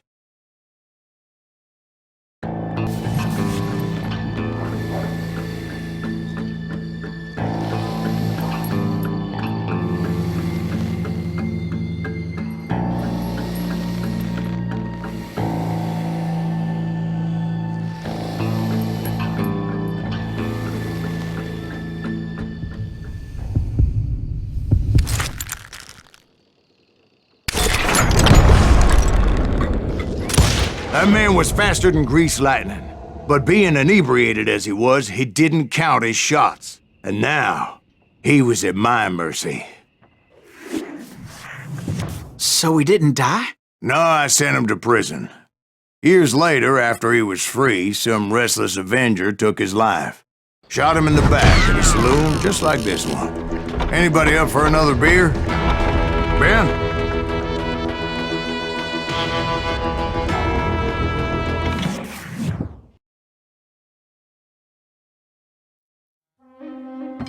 Thank you, darling. Yeah, some say revenge is a dish best served cold. So whatever happened to that Bob guy you were after? Personally, I'd like to hear some of your other adventures. Like, I don't know, did you ever go toe-to-toe with a red man?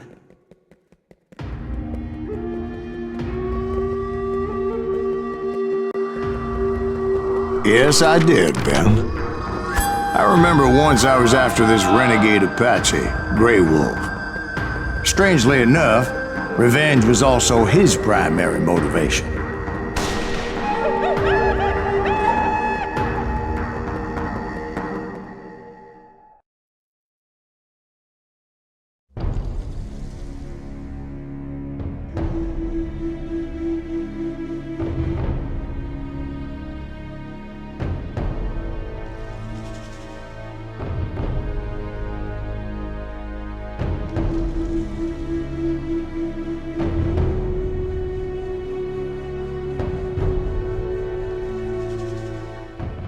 A bounty was put on Grey Wolf's head, and that's how I came to hunt him in the mountains.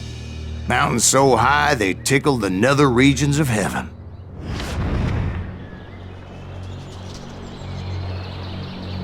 Grey Wolf was a Chiricahua Apache medicine man who had led a war party in revenge for a massacre against his people. The U.S. Army had attacked his tribe during his daughter's sacred sunrise ceremony, and the slaughter was unspeakable. I understood his anger, as there's nothing more traumatic than seeing those you love die in a cruel and painful death.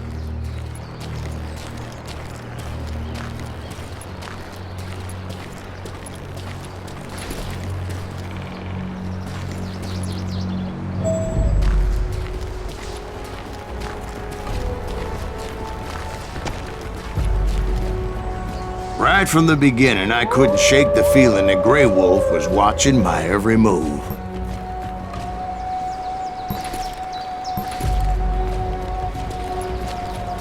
He led a band of young Apache warriors who wanted retribution and were more than willing to die for him.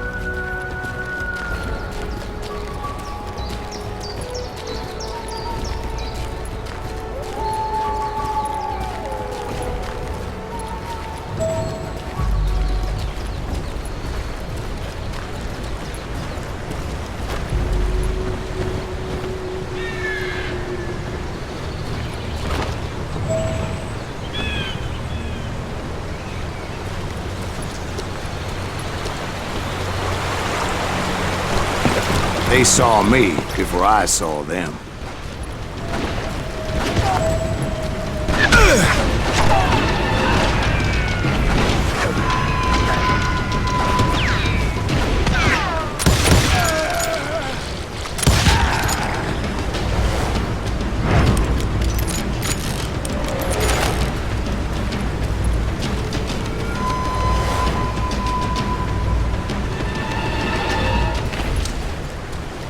And it crossed my mind that maybe this wasn't such a good idea.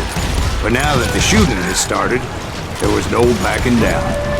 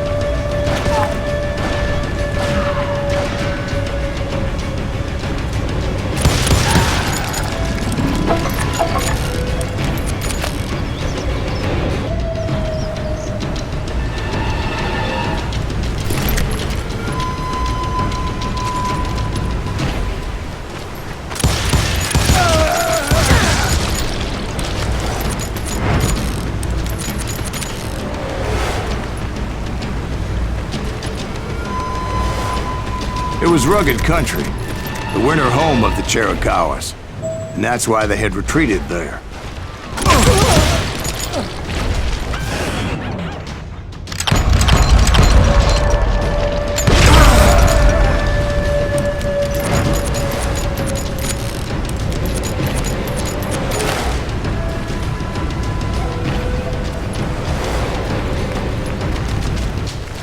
I admit to having some regrets about going after them the way I did. But then again, I got a lot of those.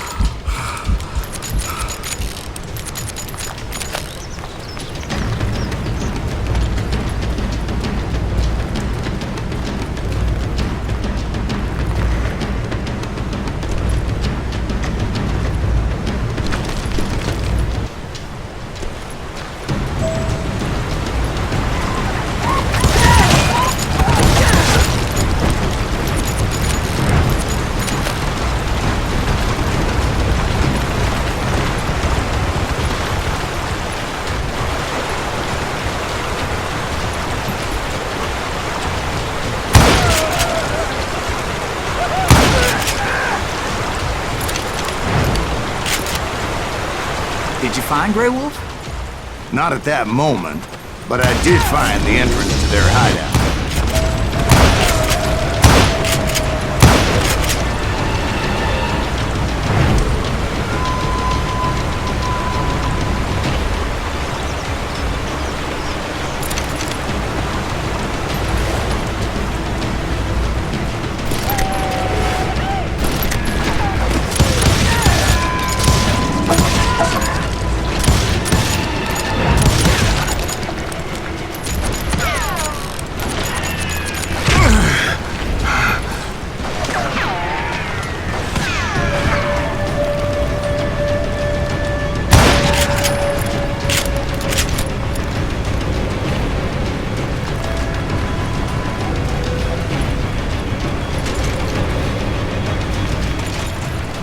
A deep crevice that led to a deeper cave.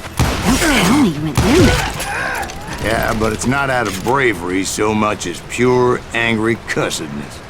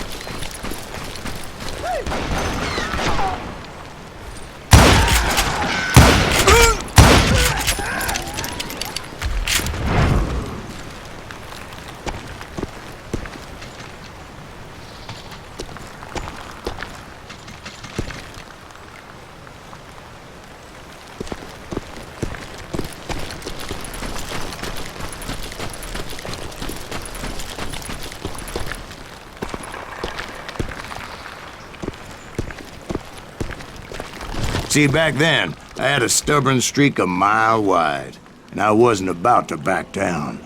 So it was like pitch black in there? Actually, it was pretty well lit, as they had torches on the walls.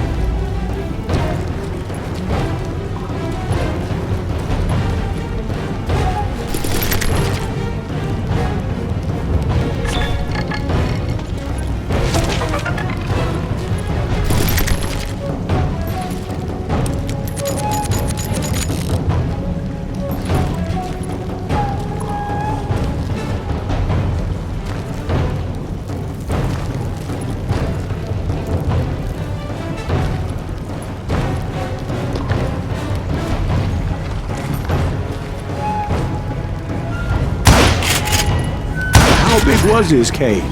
Big as hell, Ben. Chiricahua had hid out there during the Indian Wars.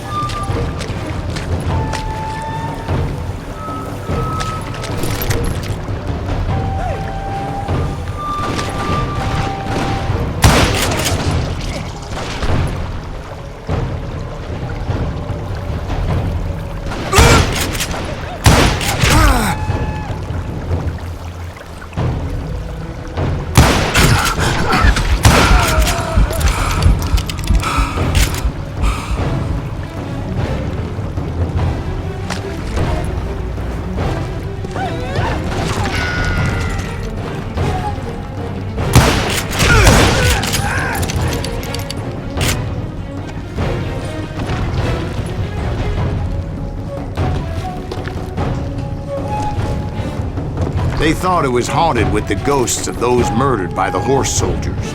The cave was haunted with dead Indian ghosts?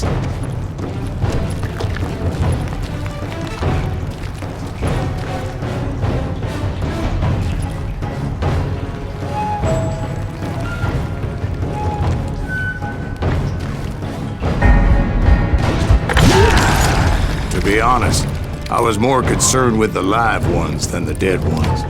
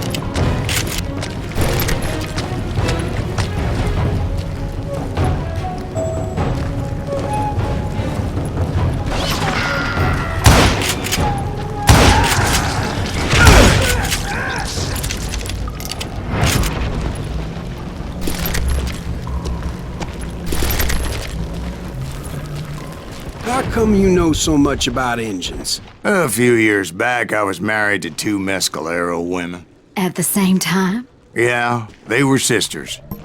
Polygyny is traditional among the Mescalero. So what happened? Oh, I had to get out of there. Those girls never shut up. Both of them nagging at me all the time. Drove me half crazy. Haven't seen them since.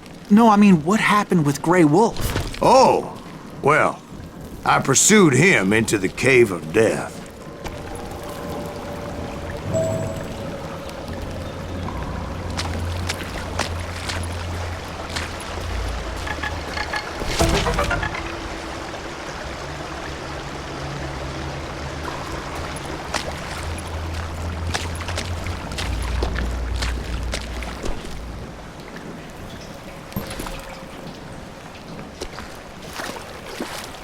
I came upon this flooded grotto, and that's when I saw him. He came to me unarmed and unafraid. His voice echoed in the shadows, and I sensed he meant me no harm. You carry great darkness in your heart, and if you do not release it, it will claim your soul. The sound of his voice put some kind of ancient Indian spell on me.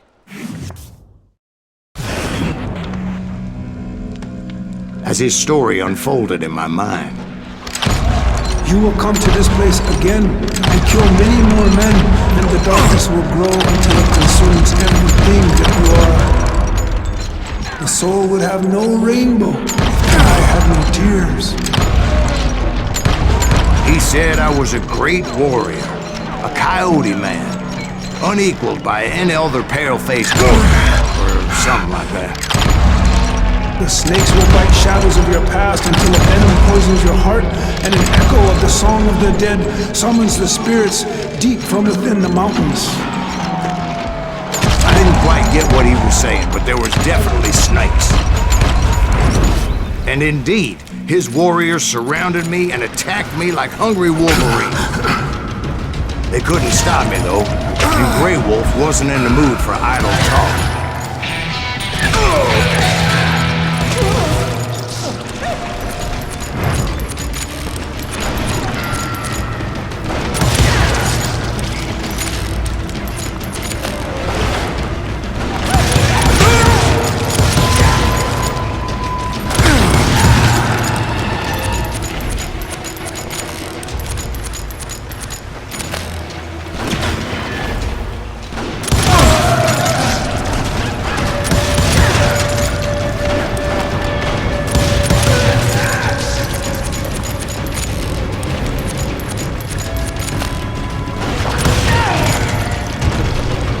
I swear I couldn't see any way out of this trap.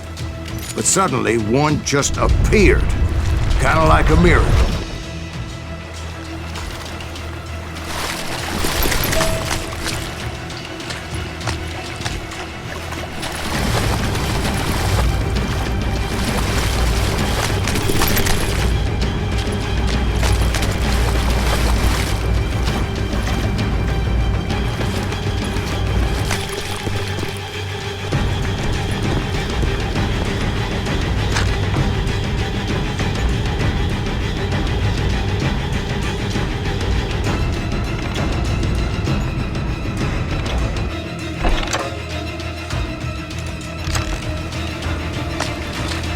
felt like I would be lost in that damn cave forever.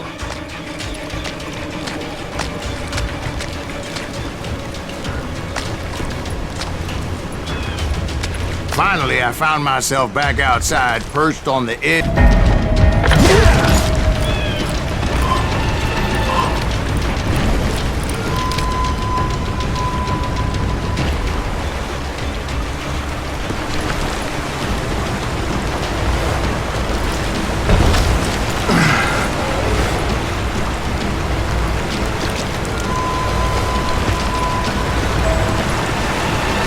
I chased after him, determined to make him explain the meaning of all that mumbo-jumbo. Mumbo-jumbo is right. Are you making this all up as you go? A few details may be fuzzy, brother, but I am relating exactly what happened to me. There were dozens of Apache warriors aiming at me from on high. Dozens? Well, maybe not dozens, but there was a lot of them. At least 3 or 4. Well, more than that, little lady.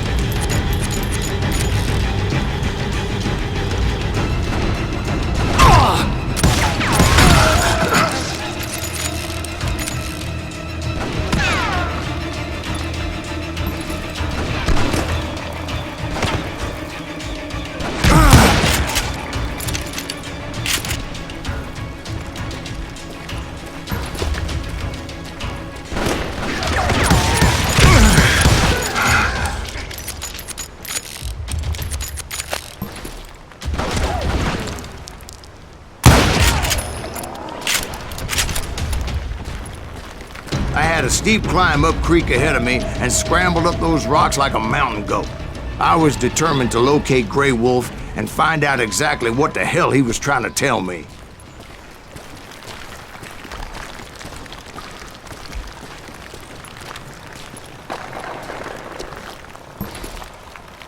And wouldn't you know it, that crafty son of a bitch led me right into a trap. What kind of trap? Well, son, there had to be at least 100 Apaches surrounding me. 100? God be my witness. Oh, come on. Who are you kidding? Hey, I believe you. Come on, tell us how it ended. All right, but I'm not gonna drag this out. Where were we? You were surrounded by 100 Apache warriors. Well, I didn't take the time to count them exactly, but there were a lot of them.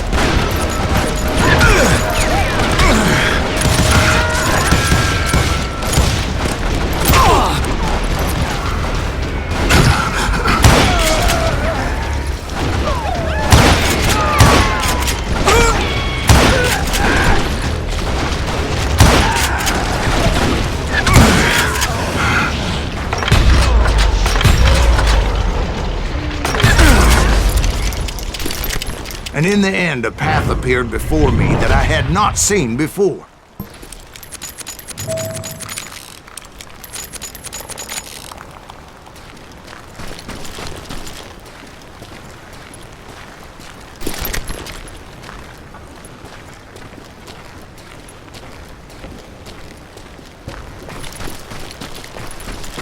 I followed it as I desperately needed to find out what Grey Wolf was trying to tell me.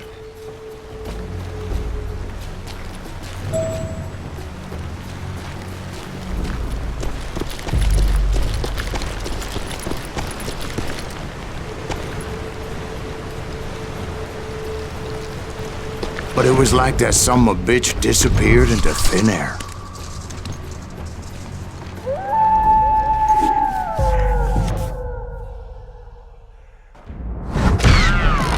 never did find him.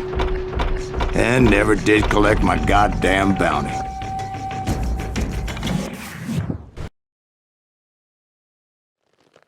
Thank you, darling.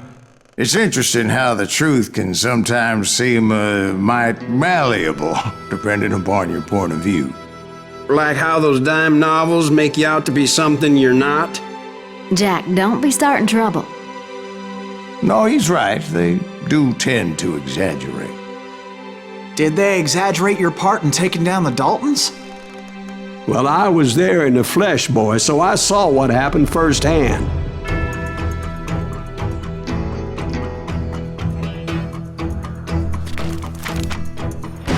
Those Daltons were lawmen once, before they all went bad, robbing banks and trains clear across the territory. Until Coffeeville, of course. I was one of the citizens who took up arms that day. Fighting on the side of the riot? I did my best, sir. We all did.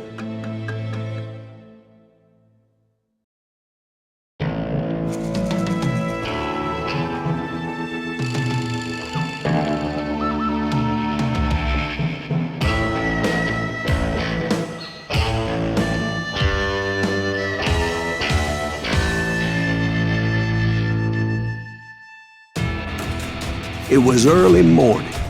One of my friends was a local gunsmith, and he handed out firearms to anybody who'd take one. You see, the Daltons got it in their heads to rob 2 banks at the same time. 2 banks on the same damn street.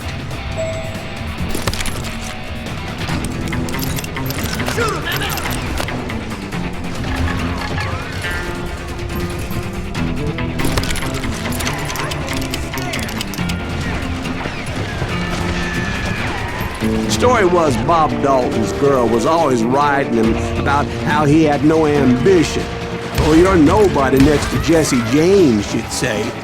Finally, the bastard took his brothers to Coffeeville just to shut her up. Right. It's always the woman's fault.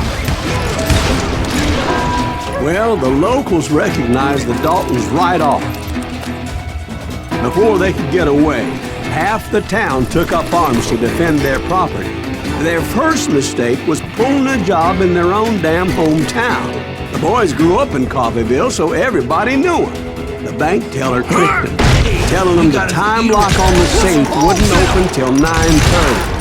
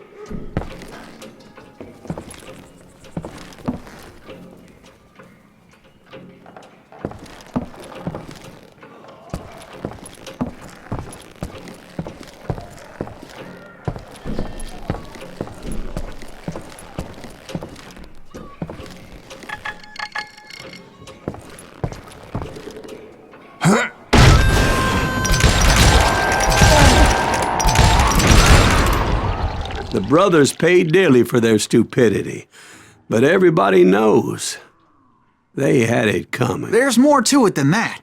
I read all about that day, so I know for a fact that it went down very differently. First of all, it was high noon. A posse of U.S. deputy marshals were on the rooftop across the street. Get ready, boys. They're gonna make a move. The lawmen had been tracking the Daltons for months. Now they finally had them dead to rights. But those boys had a reputation as stone-cold killers, so the marshals took every precaution, knowing they wouldn't go easy. Among them was a bounty hunter feared by many a lawbreaker. This man had no intention of letting the Daltons slip away. The marshals tried to get the Daltons to surrender. They'll give up eventually. You just gotta wait till something bitches out. This bounty hunter knew that the brothers were far too proud to ever lay down their guns. You ain't stopping me! He went in there alone to confront those criminals. One of the marshals shouted, "Where are you going? Are you crazy?" Hey, where do you think you're going, dumbass? That rifle's mine. But he paid him no mind.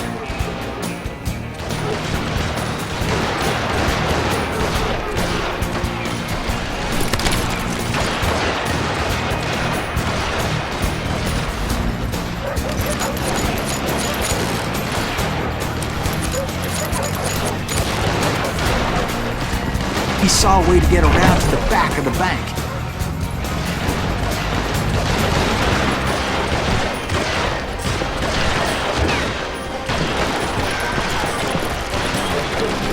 Then he figured out how to hit the Daltons from a direction they weren't expecting.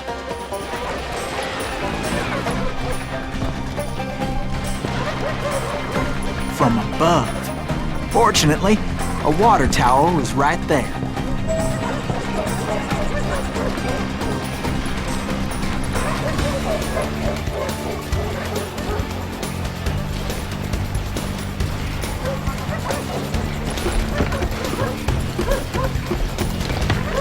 A moment later, he was climbing up a steep ladder, laughing at danger as he did.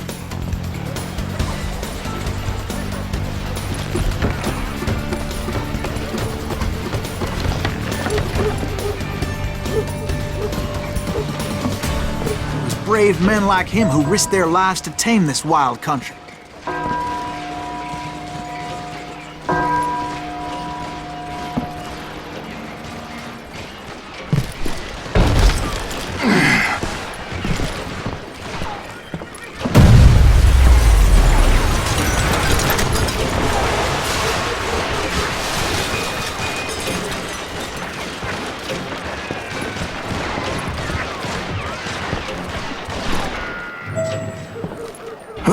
We've got company. Heroic men like him, who did what other men couldn't or wouldn't to make this country free. Like Jim Booth and Davy Crockett, who died defending the Alamo.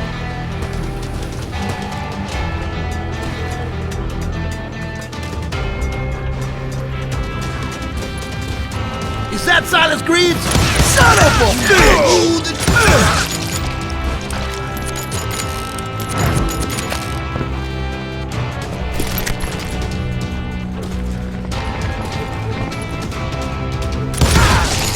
You better hide!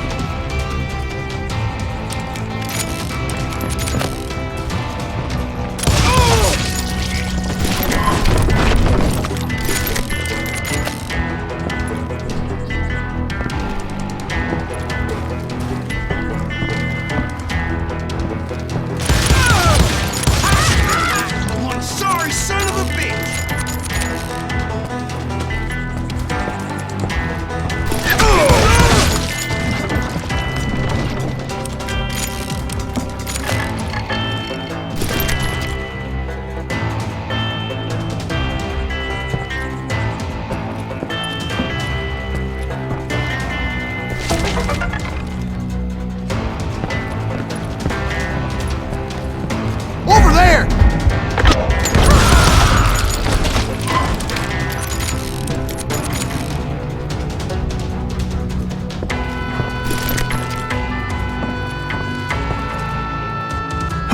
That's Silas Greaves! What the hell? Blame! He came away victorious, taking down those thieving Daltons.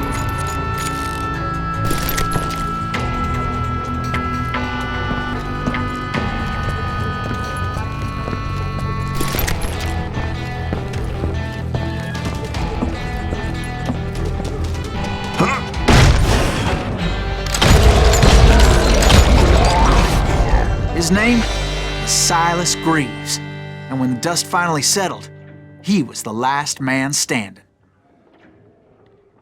Sorry, kid, but that just wasn't the way it happened.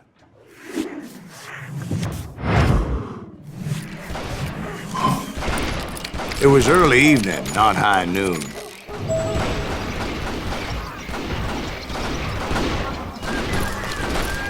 I was late to the party and Coffeyville was already up in arms. The Daltons blew up a safe and were all set to hightail it out of there. Those pathetic deputies surrounding the bank were dropping like flies.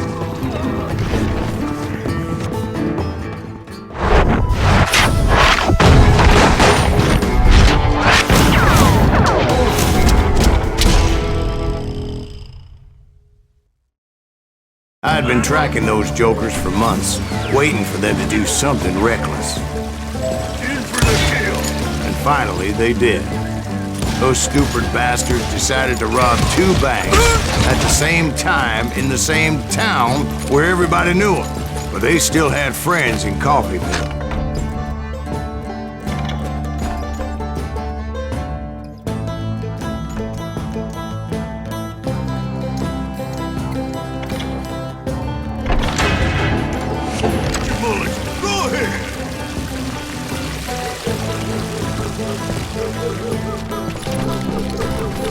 Keep shooting. I don't mind.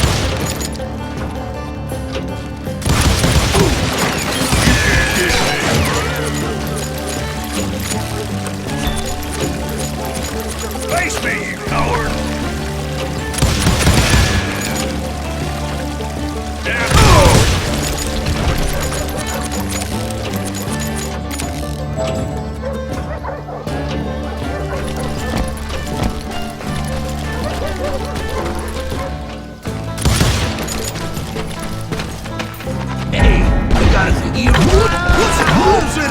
Those friends came after me like a pack of wild dogs, tooth and nail. They were coming at me from all directions. I caught sight of the Daltons running with the money and didn't want to lose them. Problem was, they knew the town better than I did. And to top it off, I found myself in the middle of another shootout entirely. Did the Daltons hole up in somebody's house? No, it was the Smiths, I believe. They were cousins of the Daltons. And they were shooting at the Browns, who were shooting at the Daltons. Which wasn't any surprise, because those 2 families have been feuding forever. And since the Joneses are related to the Browns, they shot at the Smiths, pissing off the Heinhoffers, whose daughter recently married a Smith. Well, bullets were flying every which way as all the old feuds in Kansas caught fire all at once. There was a hell of a lot of pissed off people in Coffeyville that day. But that's just the way life is sometimes. Shit happens.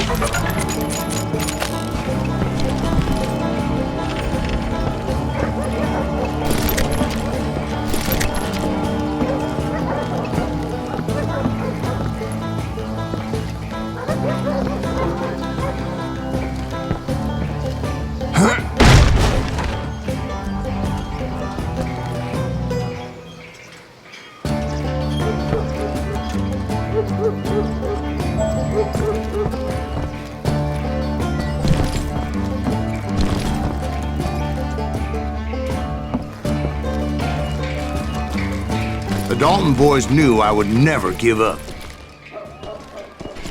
Those Daltons weren't the sharpest knives in the drawer, but they always stood together. They set a trap to slow me down and allow at least 2 of them to escape. The 3rd brother stayed behind to plant me, just in case that trap of theirs didn't work.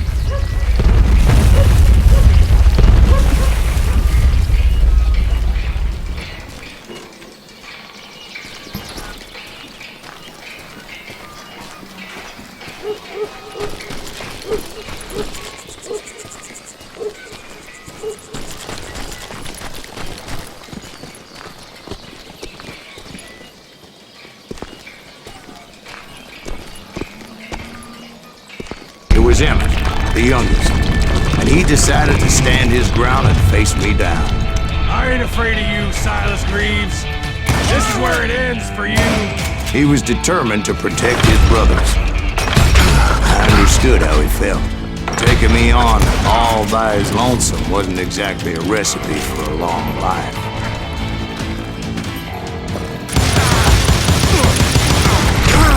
You ain't getting by me, Greaves.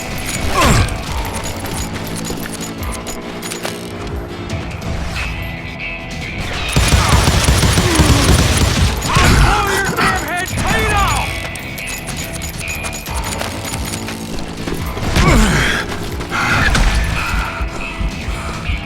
It's hog killing time.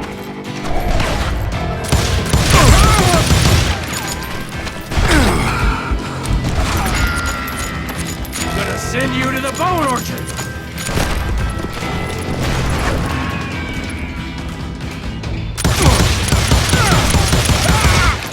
I'm gonna tear you apart.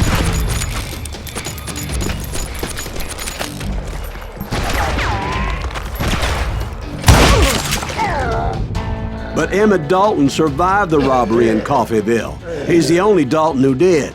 They say he was shot 23 times. Well, Dwight, who do you think put all those damn holes in him? But I have to admit, that boy had grit.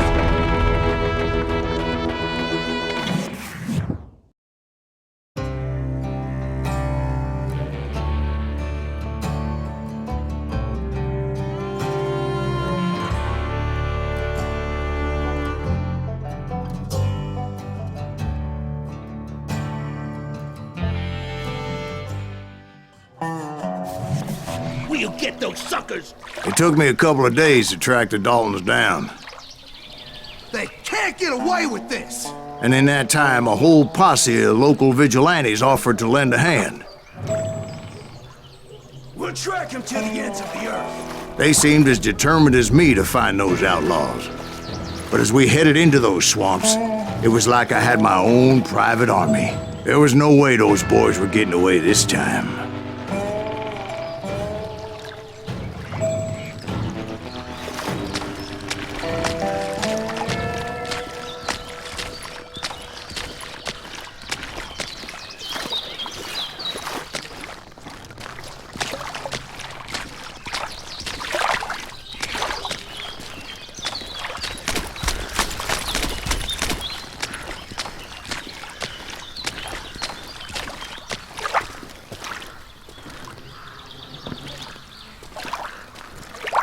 It was early fall, right? Beautiful time of year. At least you had the weather on your side. Not by my recollection. It was damp and foggy as hell.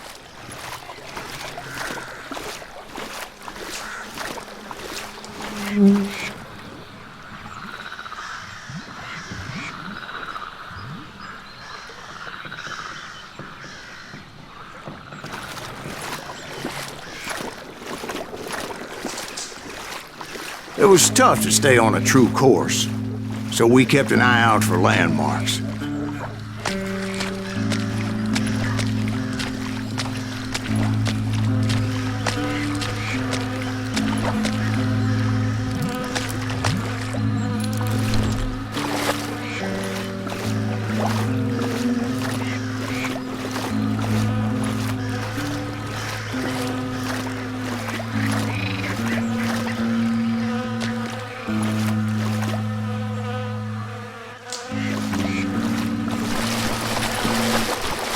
It was autumn. The maple trees were in full color, red as blood.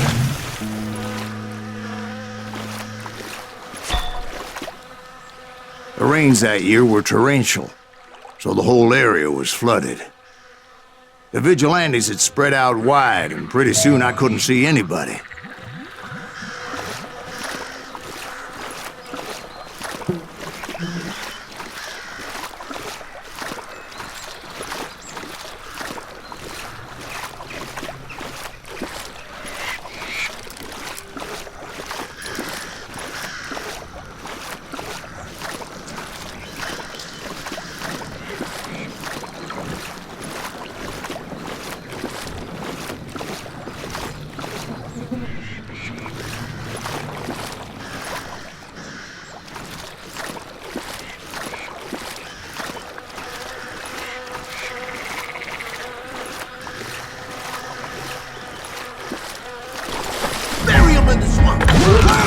stand!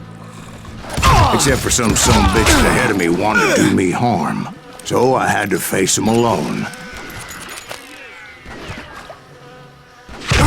I wondered why my compatriots didn't come running when they heard the shots.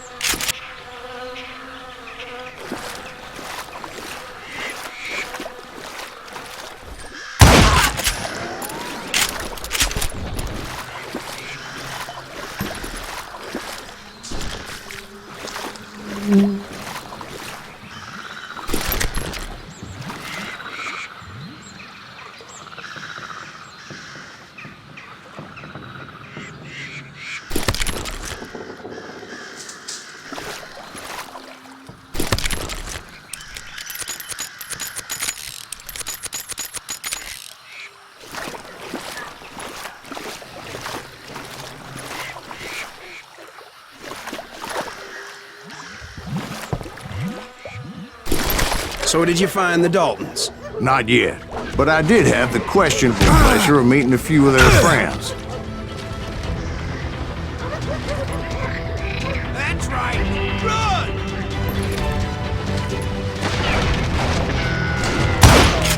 Smash him in the crowd!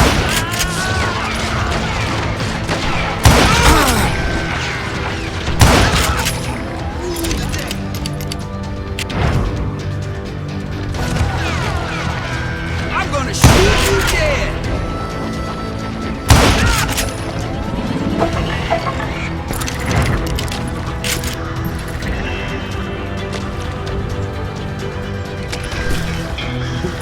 The boys had established quite a reputation by that time, so they attracted all manner of riffraff to their cause.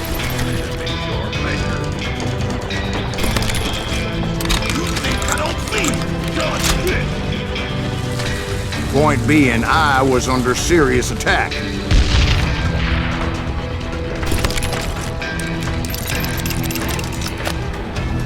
Blowing your ass up!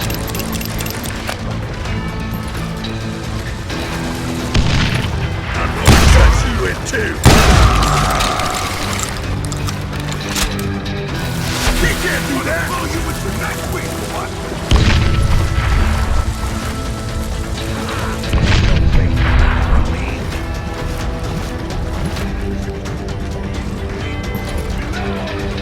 Put a bullet in him!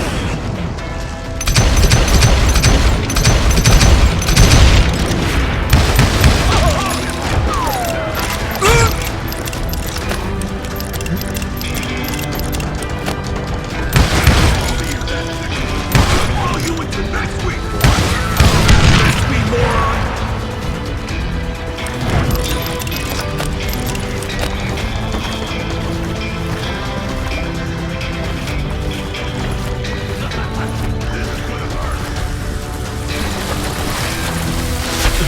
Son of a bitch! I'm gonna blow your damn head off! Get ready to die! And my reinforcements was nowhere to be seen. Done this!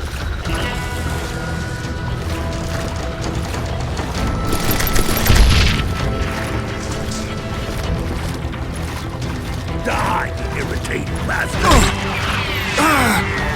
Done this!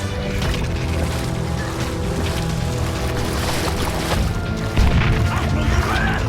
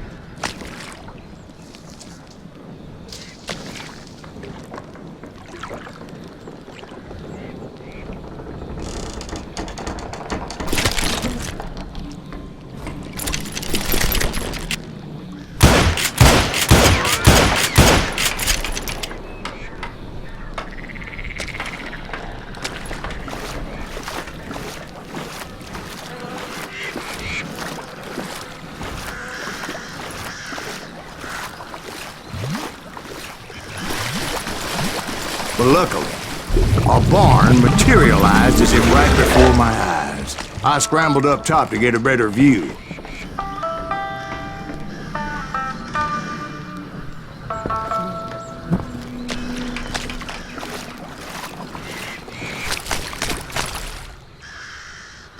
But just ended up falling inside. So, how did you get out? The barn doors was open. About right then, I saw some suspicious characters running through the bushes. Of course, I followed them. But that goddamn swamp was like a goddamn maze, and pretty soon I had no goddamn idea where I was.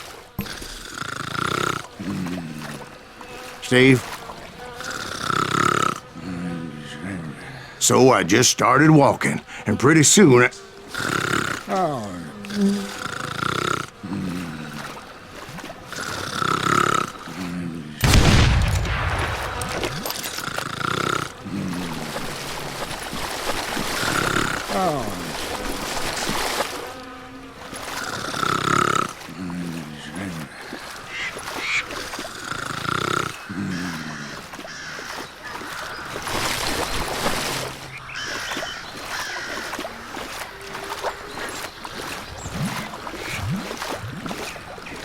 Steve? Steve! Huh? Oh, no, I'm listening. Indians surrounded me from all sides.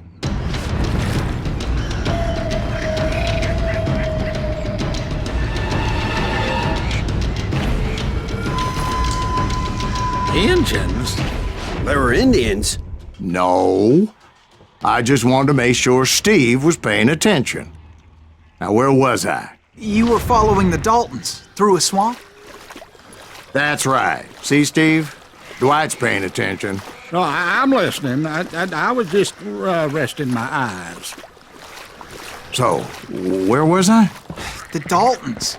Right. See, there's a reason so many outlaw gangs are made up of brothers. Being a brother is a very sacred thing. It's a bond like no other.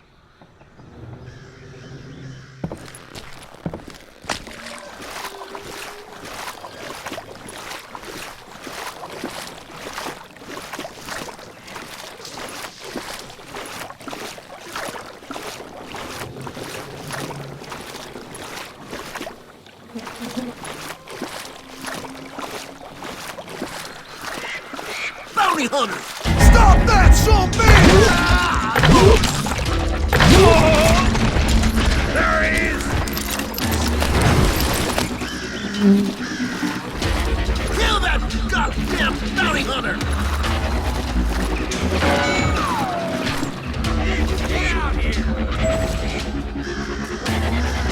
But hell, what's more important than family?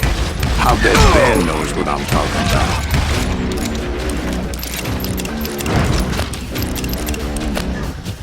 Can't beat us all!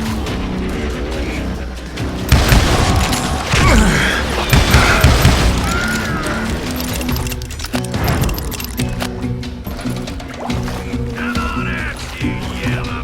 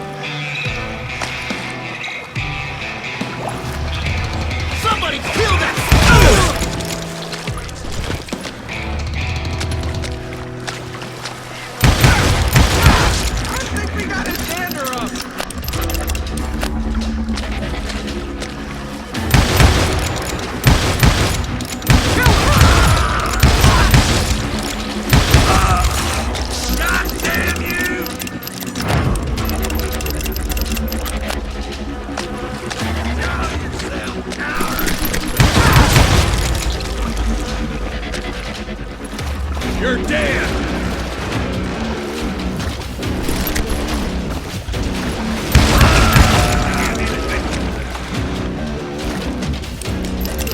You can't get me. Come on now, Wood.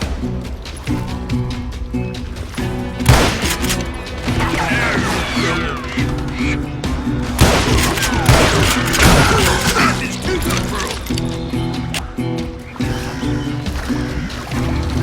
Waste your bullets. Go ahead. And you shit around corners. What are you gonna do? Ain't bothering me none. Shoot, I dare you.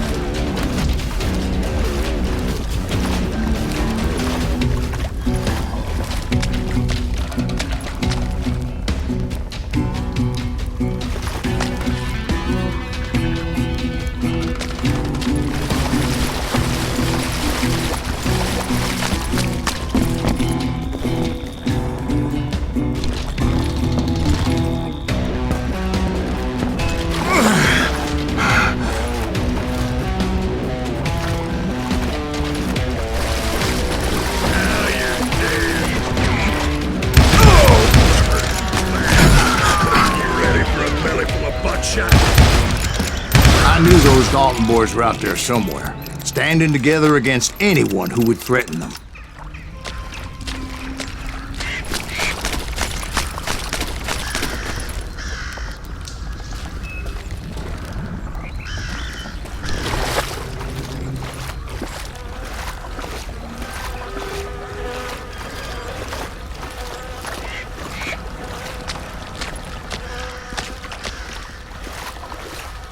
And that's when I saw it. A goddamn steamboat. A steamboat in a swamp? Yeah, Steve, but this wasn't much more than a wreck, really. But how'd a damn steamboat end up in the swamps? Yes, it floated off during the flood of '89. Now, was it a stern-wheeler or a side-wheel? What? Does that really make a difference, Steve? It was a steamboat with a goddamn army on board. It was then that a fusillade of bullets come raining down from on high, and those vigilantes who accompanied me weren't anywhere to be found. But among those men that were shooting at me, I thought I saw some familiar faces.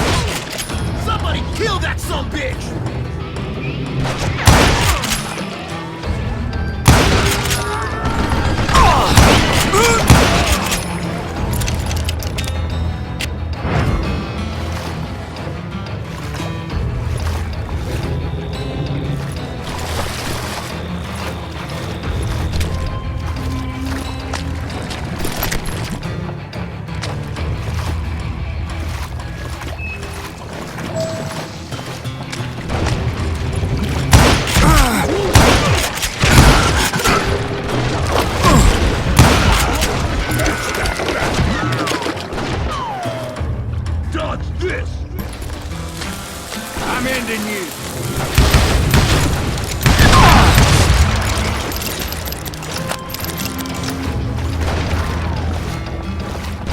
It's you or me!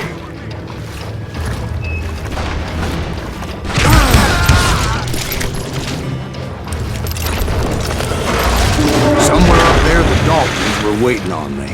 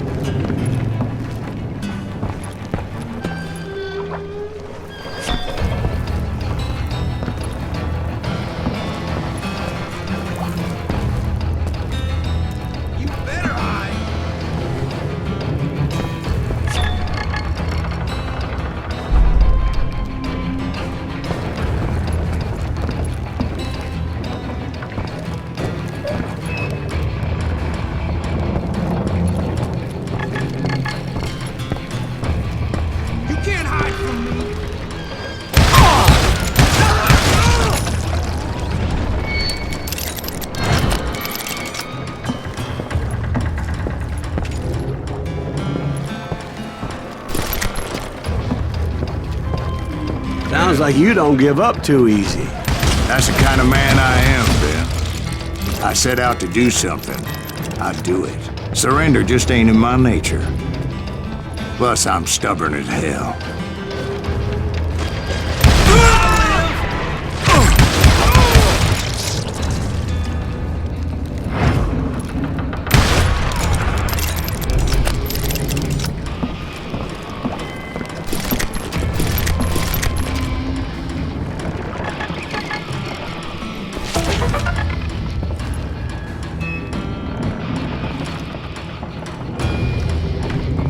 Yeah, you know you can't beat me.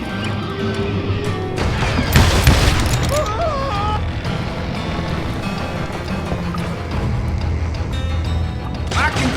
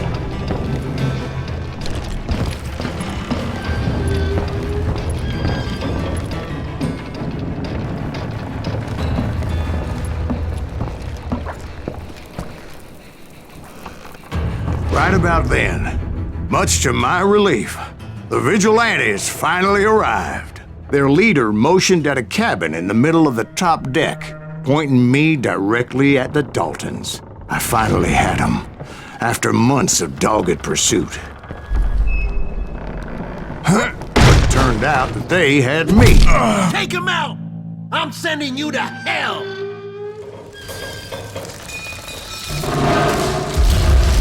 The Daltons had played me like a after fiddle. all this. Apparently, the vigilantes were on their damn payroll. They didn't just want to shoot me. They wanted to burn me alive.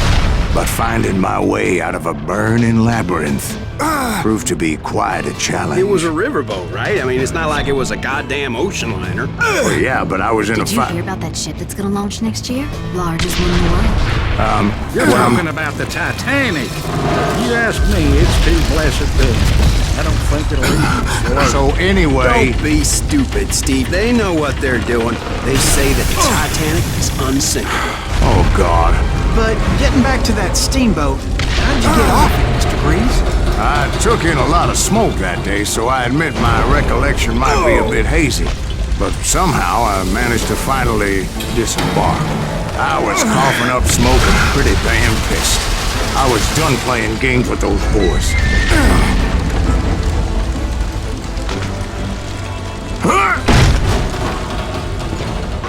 It was time to settle this once and for all.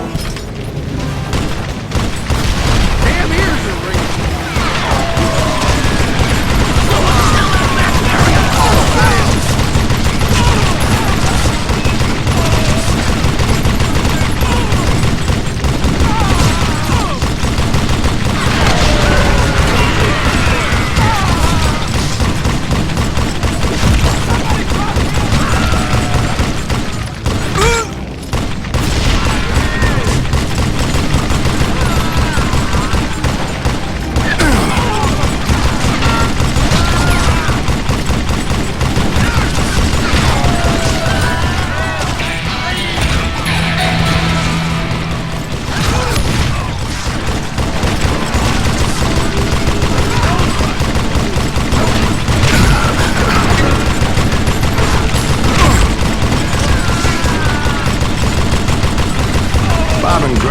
About to come at me one at a time.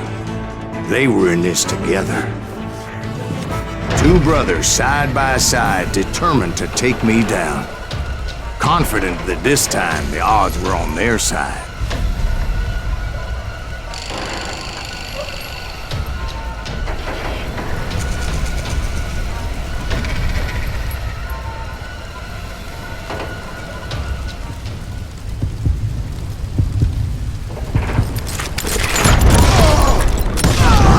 They got it wrong. A sad end for those two. If they'd only known that Emmett was still alive despite his wounds. Paroled 14 years later, he moved to California and sold real estate and lived off the legend of that fateful day. And the tragic death of his two brothers.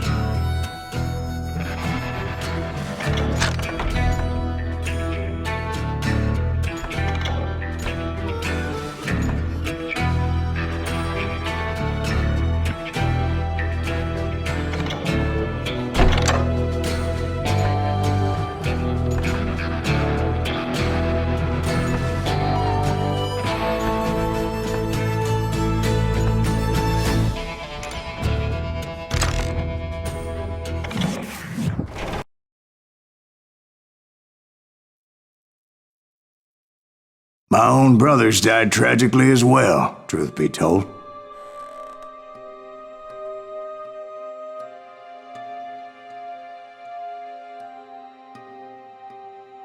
It was 1868, and me and my older brothers were pulling a tidy profit running cattle into Juarez, Mexico.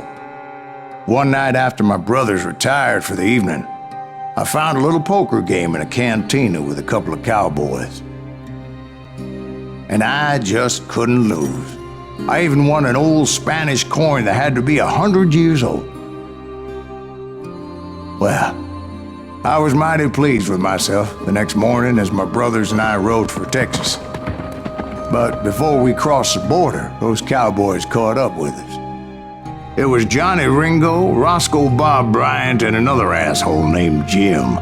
They wanted their money back and everything else we had, including our lives, as those boys didn't want us coming for them later.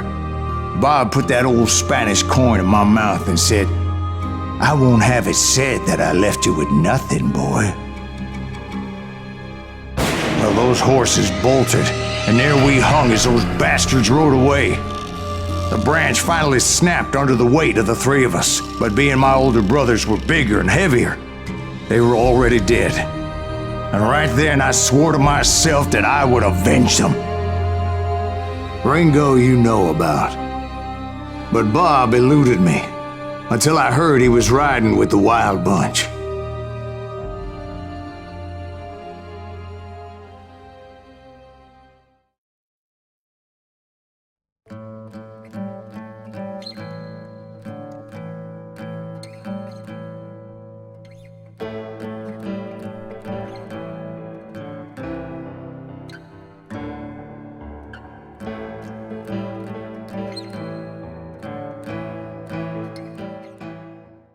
I'd been on their trail for months, ever since they left their hideout in the Bighorn Mountains. Led by Butch Cassidy, they were a loose association of outlaws who robbed banks and trains from Colorado to Montana. Among them was the Sundance Kid, and that murderous hombre I was tracking, Roscoe Bob Bryant. Were you a part of that giant Pinkerton posse after the Wild Bunch? No, boy. A circus like that would have slowed me down. Besides, I wanted Bryant all to myself. I'd heard about a large shipment of gold being transported to Wilcox, Wyoming on the Overland Flyer. I figured the Wild Bunch would likely hit such a treasure, and by God, I figured right.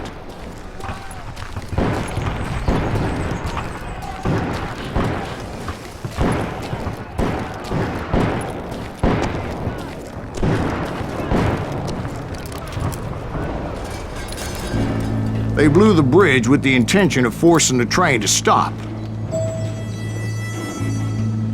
Well, I assumed the Wild Bunch was likely in the still intact part of the train high above, so I had no choice but to make my way up through the passenger cars dangling down. I was determined to make that sumbitch Bob pay for what he did to my brothers.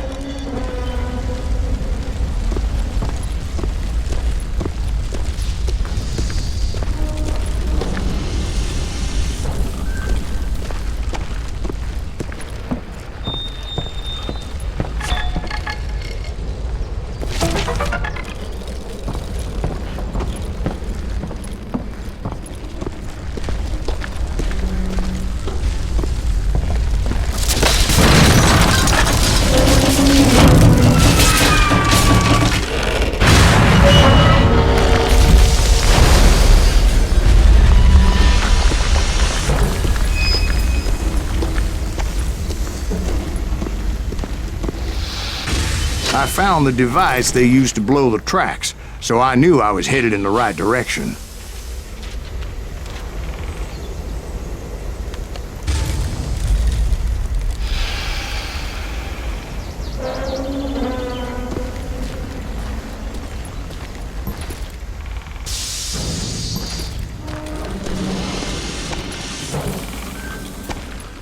My ears are still ringing from blowing up that bridge.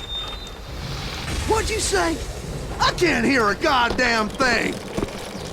Well, I made my way off unscathed and came upon a few members of the gang and had no choice but to dispatch them. Goddamn Pinkerton!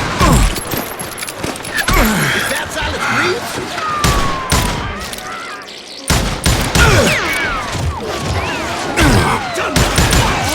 From there, I had to negotiate an even more precarious route.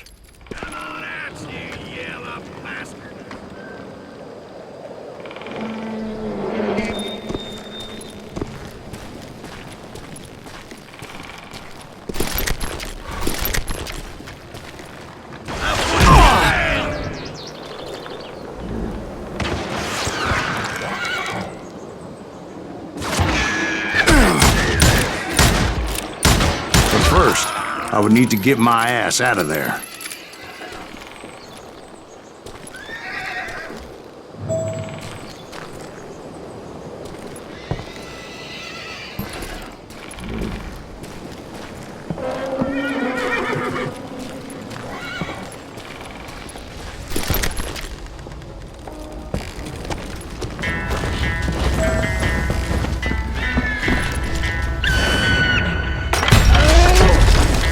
I jumped from the frying pan into the fire as the train was clearly fixing to fall.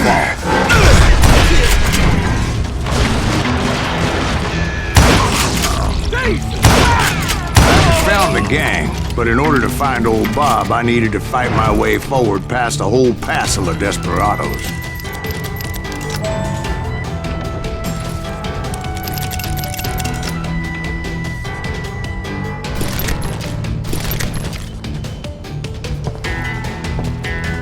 Outside, inside, any way I could, I made my way towards my prey. Now you're really pissing me off!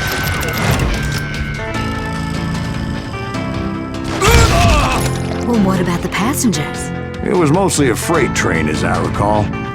There were no passengers aboard that day.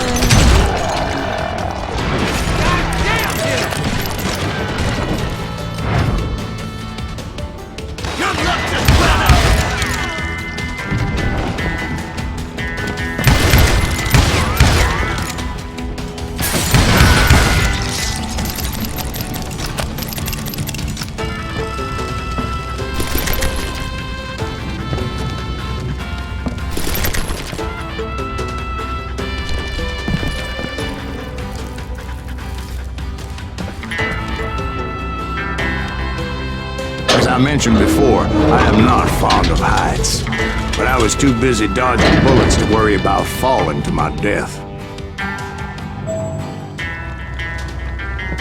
Odds were I was likely to die that day anyway, so I was determined to take down as many of those bastards as I could.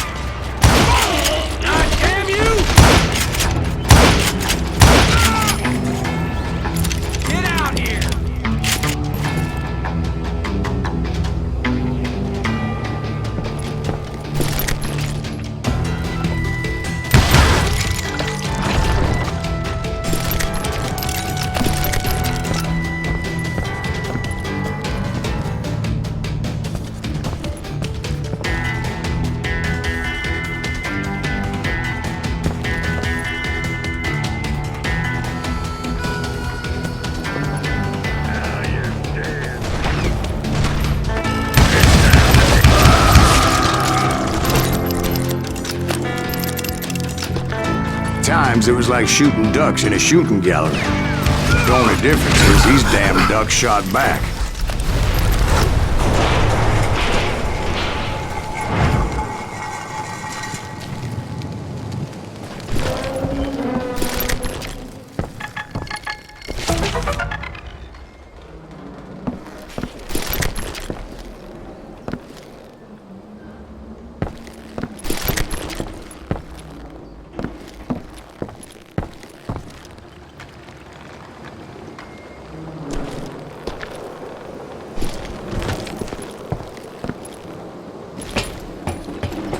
I kept hoping the law would show up and give me a hand. You mean like that giant Pinkerton posse that I read about? Did they come riding in, guns a-blazing to help?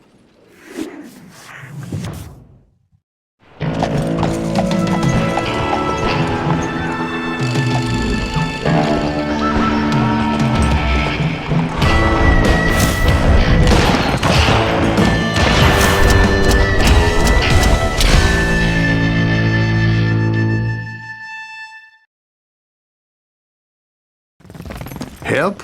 From the Pinkertons? No, son. I had to fight the wild bunch all by my lonesome, as usual. Who the hell is that?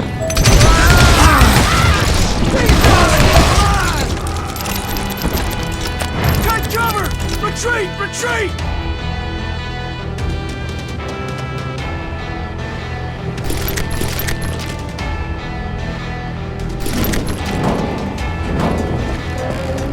He's killing everybody! Now you're dead. He'll kill us all!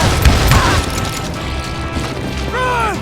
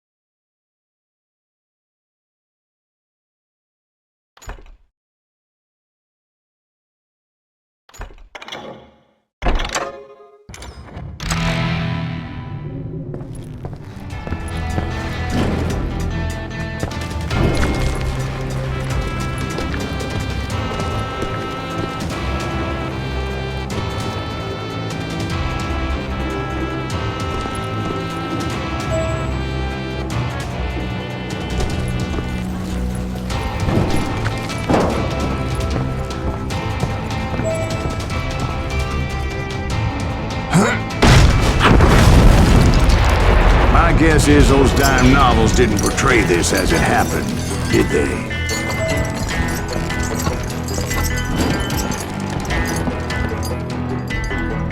Only a few stragglers were left, and I had to cut them down pronto if I was going to stay on old Bob's trail.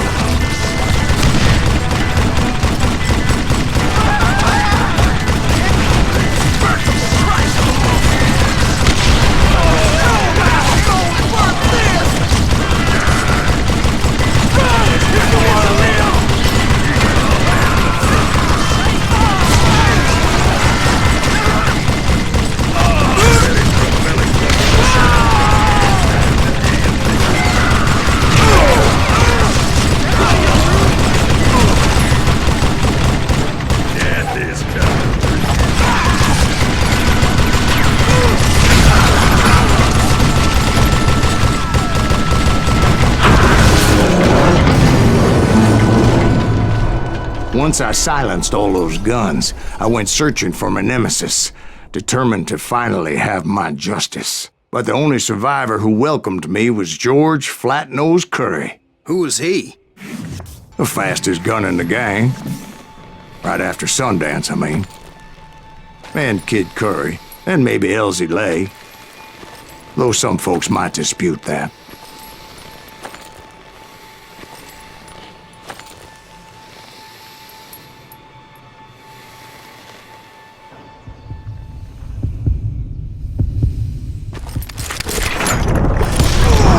On that very same day, Butch Cassidy and the Sundance Kid decided to leave the Wild Bunch behind and decamped for South America.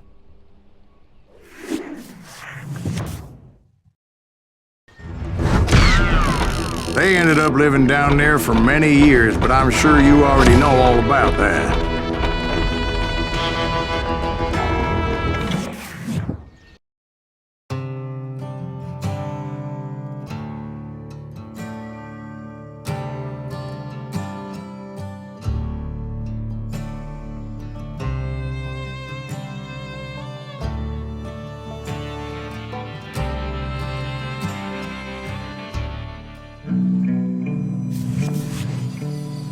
I tried to find Bob Bryant, but it was as if he'd disappeared. Sometime later, I heard the Wild Bunch was back together.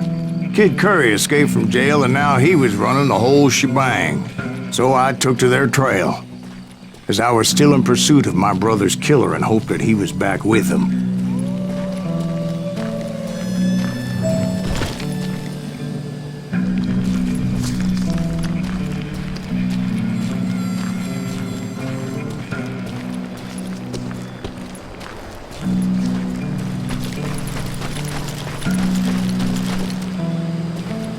That Kid Curry's kinda crazy, ain't he?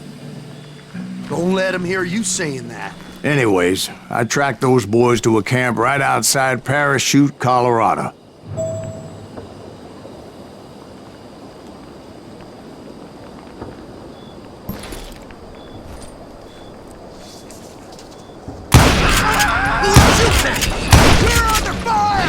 Being outnumbered, I didn't bother with a warning shot.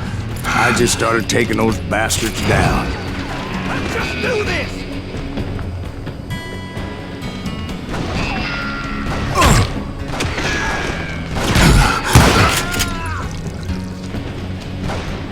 It's you or me!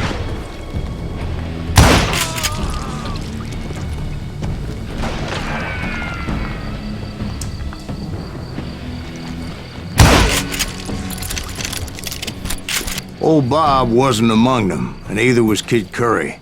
I could sense him close by, however, plotting something nasty. I just needed a clue as to their whereabouts.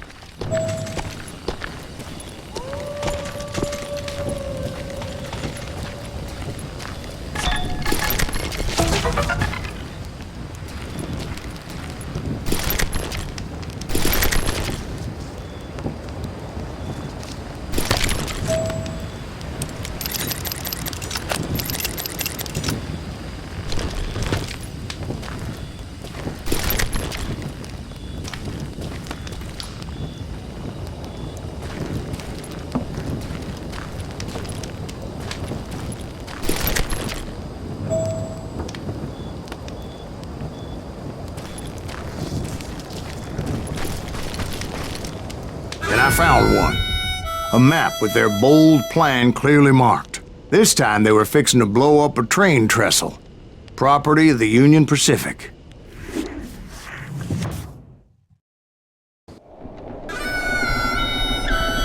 The plan clearly indicated how they were fixing to undermine several of the weakest wooden supports.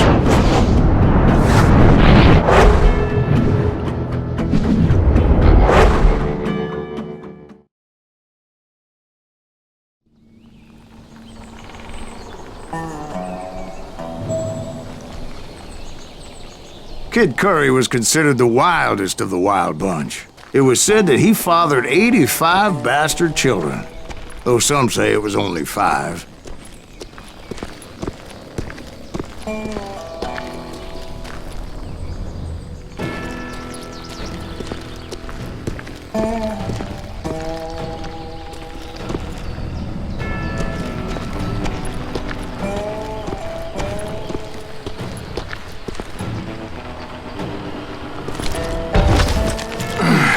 Kid Curry had bragged to a whore how he was gonna rob a train heading to the U.S. Mint in Denver.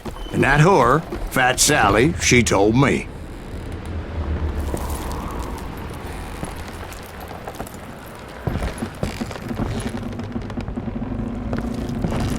The bridge was rigged with dynamite, so I decided I'd best be careful confronting those bastards.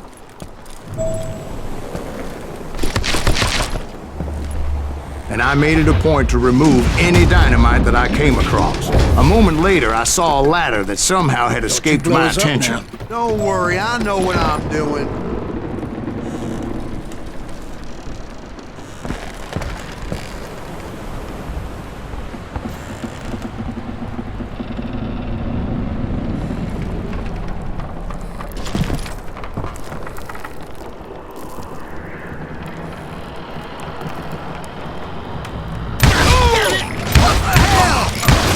But the Wild Bunch did not take kindly to my presence and attempted to blow my head off.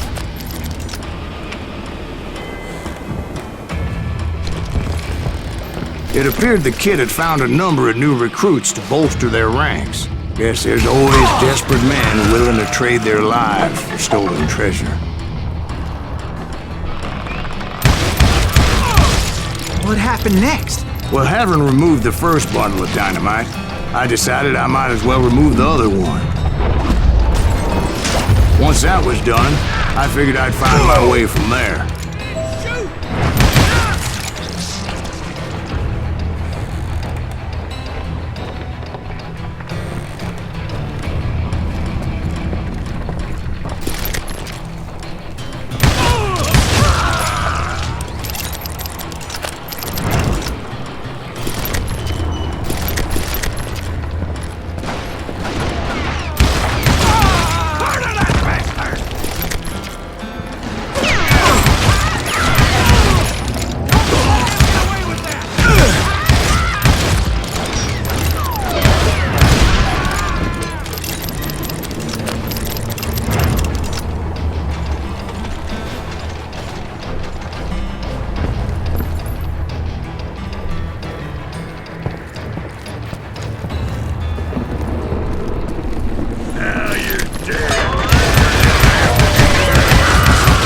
So, what happened then?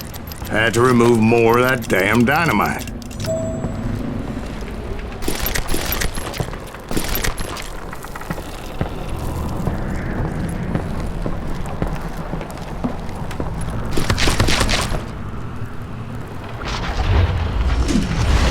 It must have been terrifying trying to make your way across.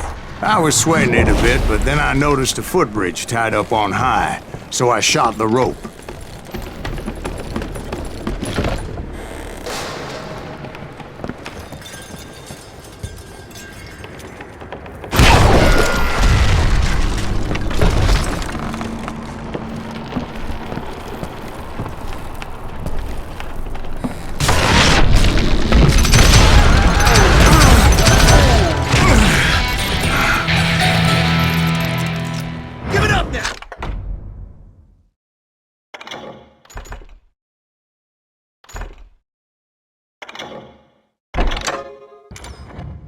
And I'll let you go. Damn you!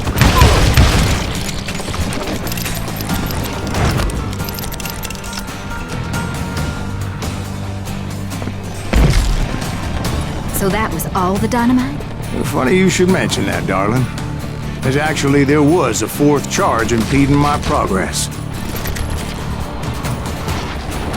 Once I removed it, my path was pretty clear.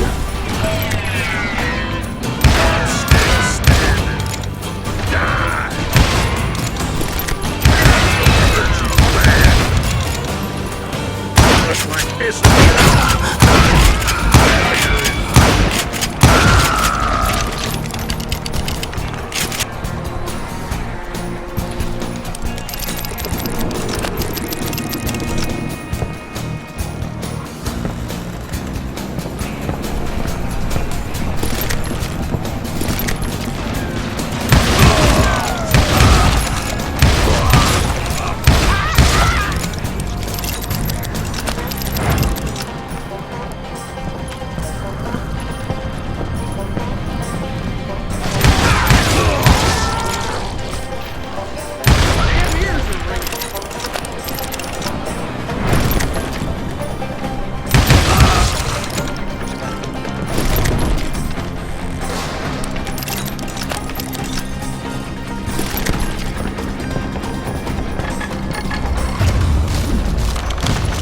So I proceeded onward. I realized that that way just wasn't gonna work. I needed an alternate path forward.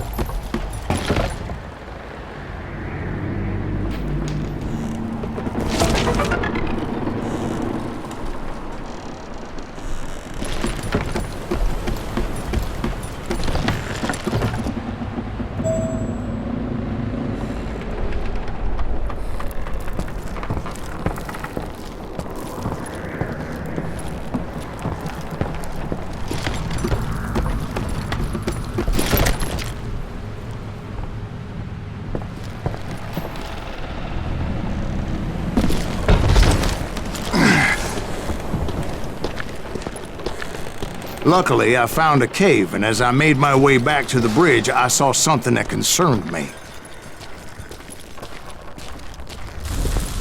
It was a long burning fuse, and it was moving fast as hell. I had to catch it.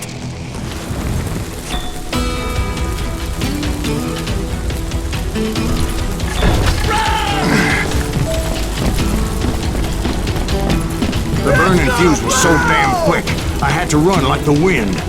I almost had it, but no. Thought I was gonna have a coronary when I lost sight of those sparks. My heart was pounding like a sledgehammer. I knew that failure meant boom. Then, finally, at the last moment.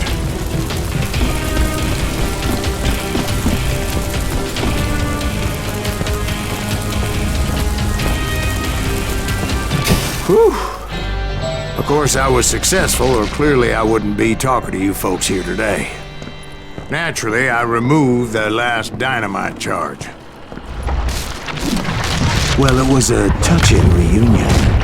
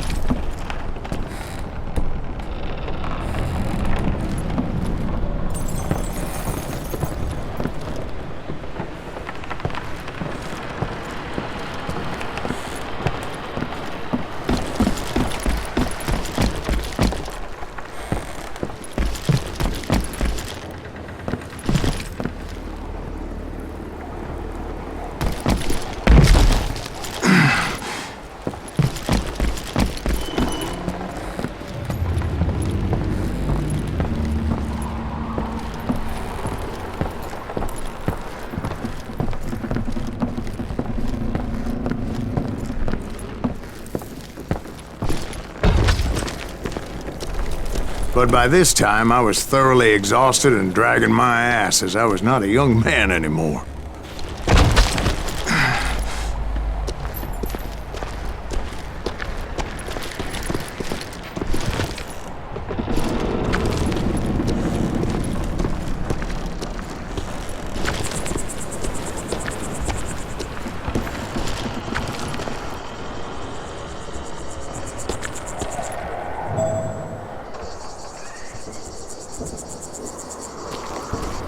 Kill that SOB! Make him bleed!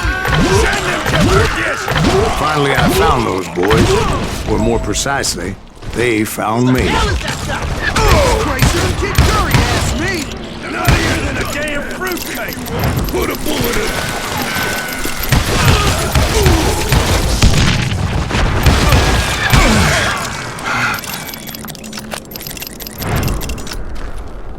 Come out, you yellow!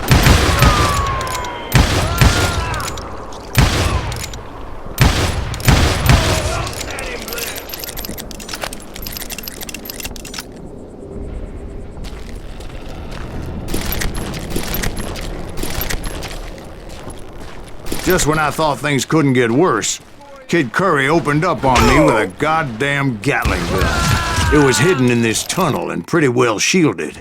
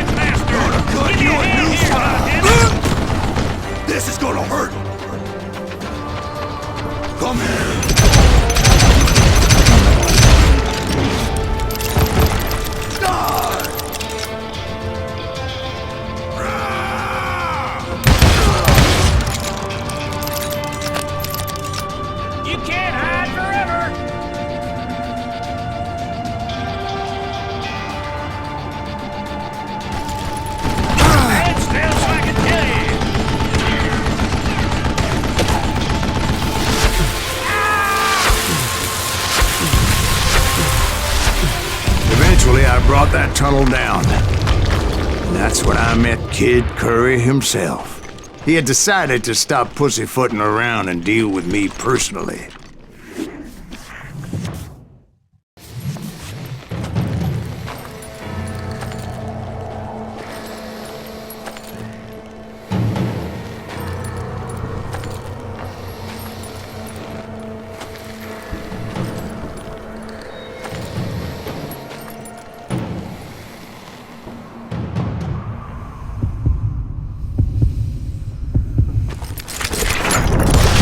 Fast as he was, I was just a bit faster.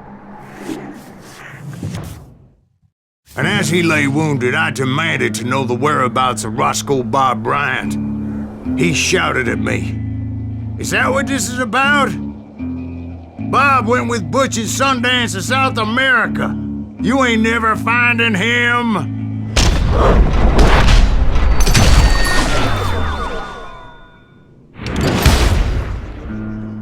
Those were his last words.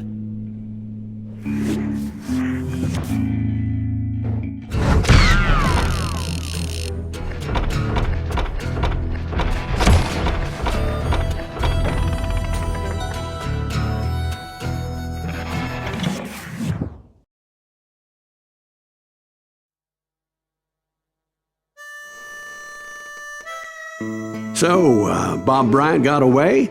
I knew I'd never find him in South America. What about the other killer? Yeah, you kinda glossed over that one.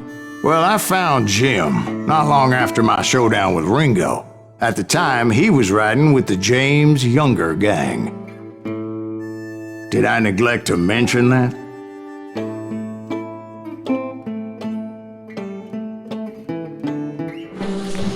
Jesse James? The greatest outlaw who ever lived? Jesse and his kin rode with Quantrill when he raided Lawrence, Kansas, and killed near 200 people, boy. Nothing great about that. And from there, him and his brother went on to rob banks and trains from Kansas to Missouri. Which is why there was such a rich bounty on their heads. 40 grand for both of them, dead or alive. That's one hell of a payday.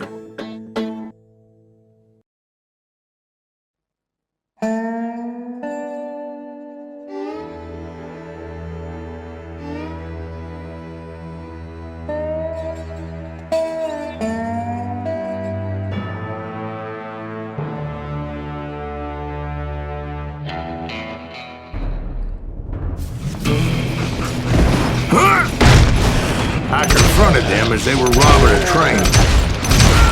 Bullets were flying at me from every which way. But I knew I'd have to fight my way forward if I was gonna find this Jim. You ain't seen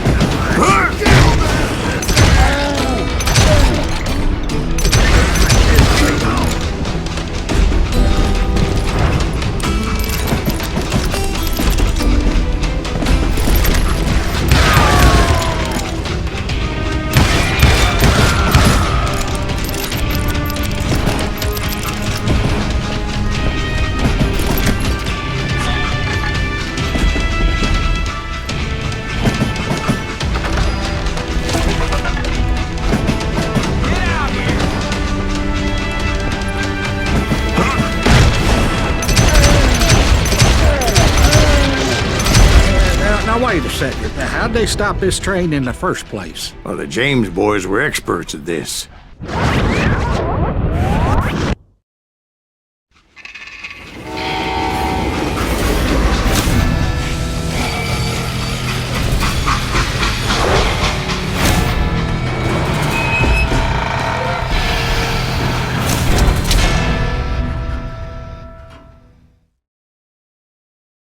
They hopped a freight train having heard there was a big payroll in the express safe.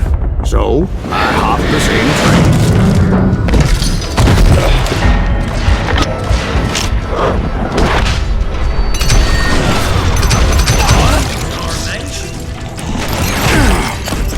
The James Younger gang was decimated after that little fiasco they had in Northfield, Minnesota.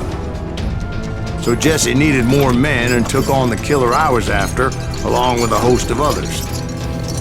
I was hoping to find my man and put a bullet in his head.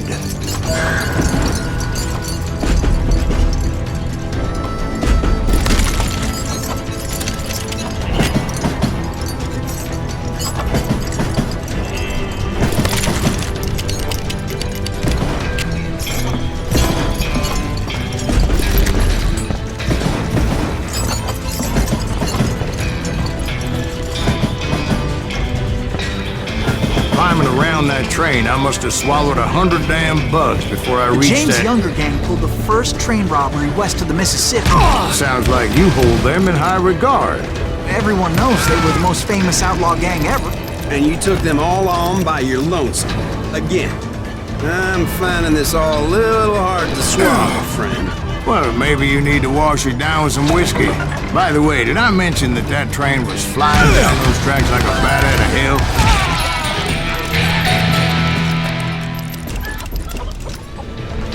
You're dead! You hear me?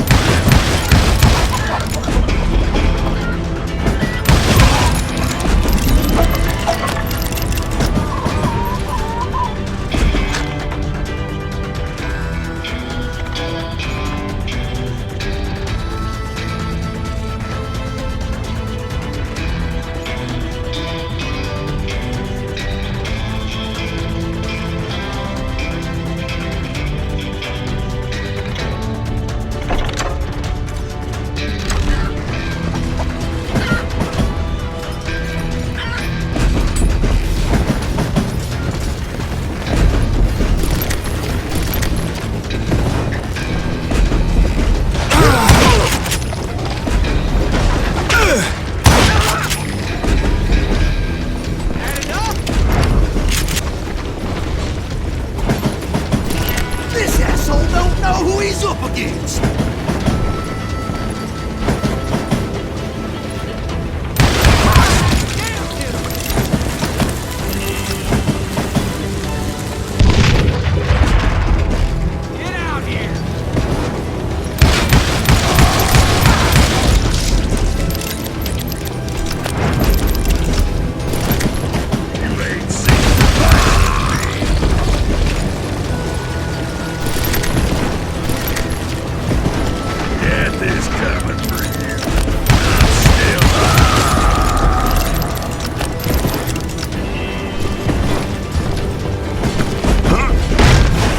Anyway, excuse me, Ben.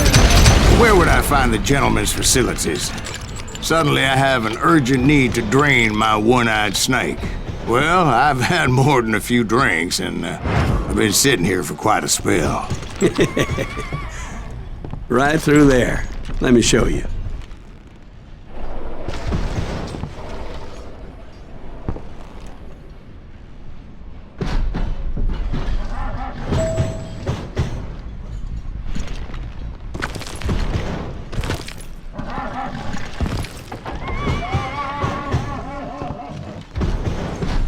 I never heard so much malarkey in my life. You think he's bullshitting us?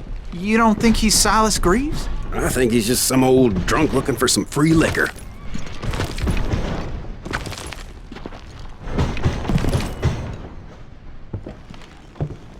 I don't know, Jack. I think I believe him.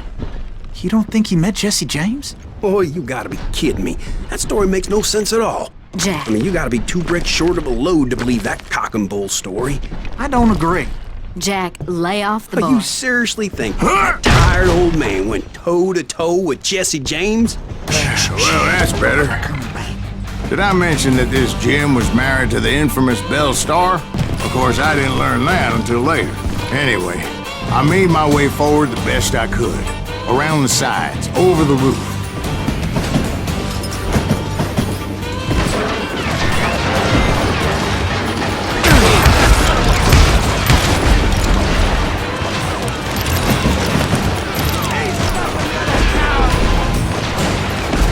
I never worked for that limey cocksucker, but I guess they assumed I was one of his assassins. Those evil bastards firebombed Jesse's mother's house and killed his stepbrother. So it's no wonder each and every asshole on that train wanted me dead. Everybody's always mistaking you for somebody else. Why is that, I wonder? Don't rightly know, Jack. I'm just telling you how I remember it. I bet you are. Kill that missile! That's right! Run! You don't want...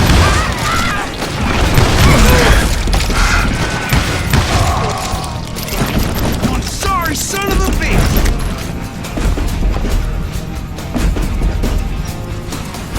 You can't hide from me!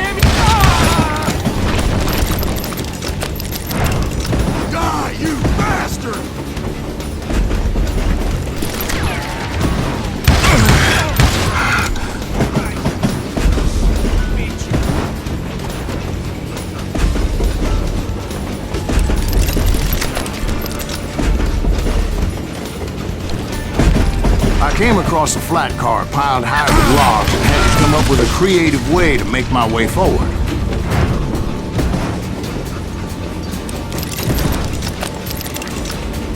I wondered if I was ever gonna find the front of that train, or the bastard I was after. Jesse hired a damn army after Northfield. Guess he didn't want to be outgunned like that ever again. Right about then, I was attacked by some asshole on a Gatling gun. Well, seems like you run into a lot of them. Asshole? Gatling guns. Yes, I did. Now, I don't remember how I took it out. It was either a bullet or dynamite. Where would you find dynamite? Does it really matter, Jack? You're messing with the flow of the story here.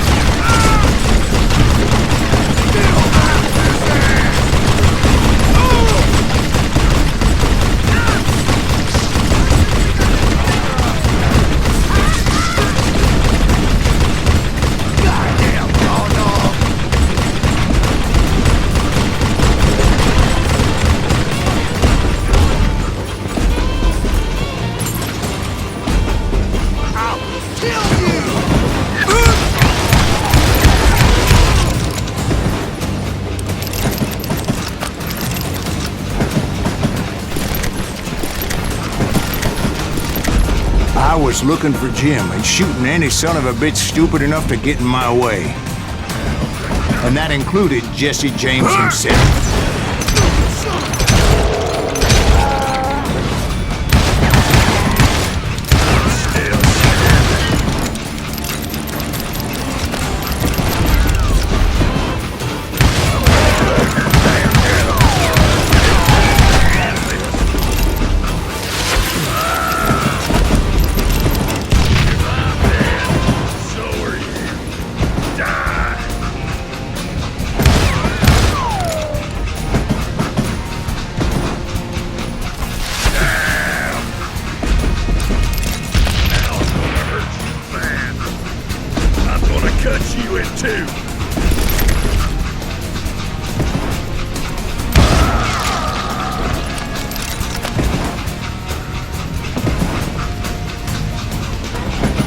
There sure were a lot of men determined to die that day.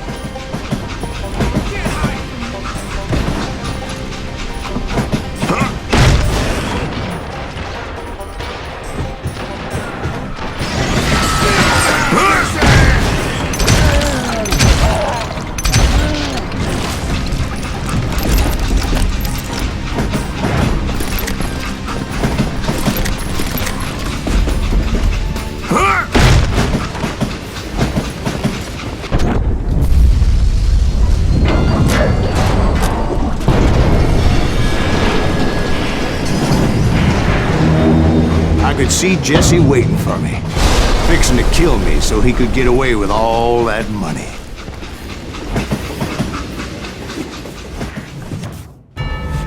You had a showdown with Jesse James?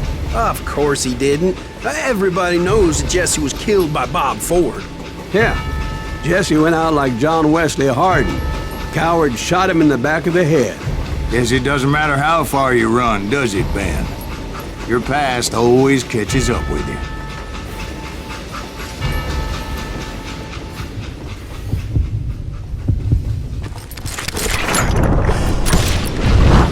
Yeah, I didn't kill Jesse James.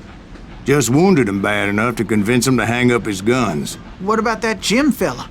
What happened to him? I figure he was up front with a gun to the engineer's head. That bastard slipped away again. I'll tell you how I got him. But first I need to wet my whistle.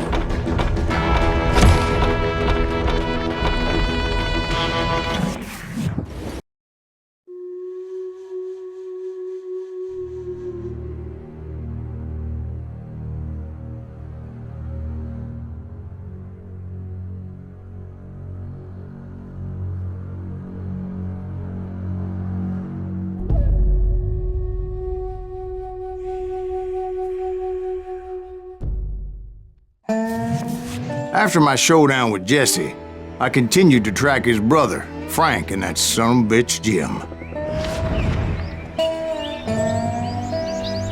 I followed those bastards into the high mountains as they were going to ground. What mountains would that be? Somewhere in the Ozarks, I believe. The perfect place to hide out from the authorities.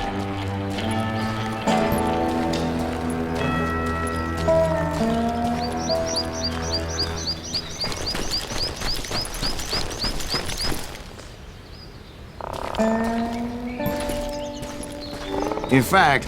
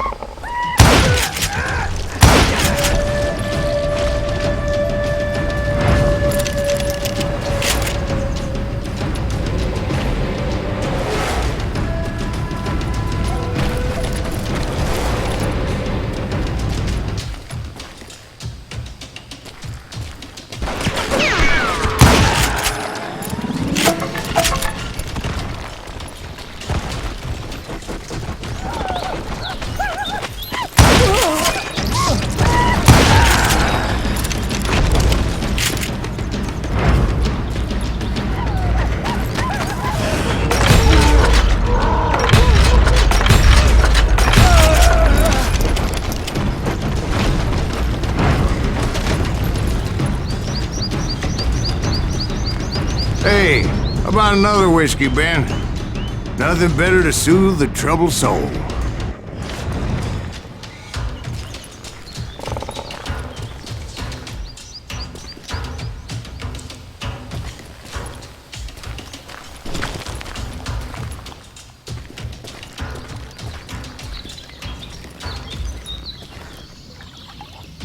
Now, where was I? Indians, right.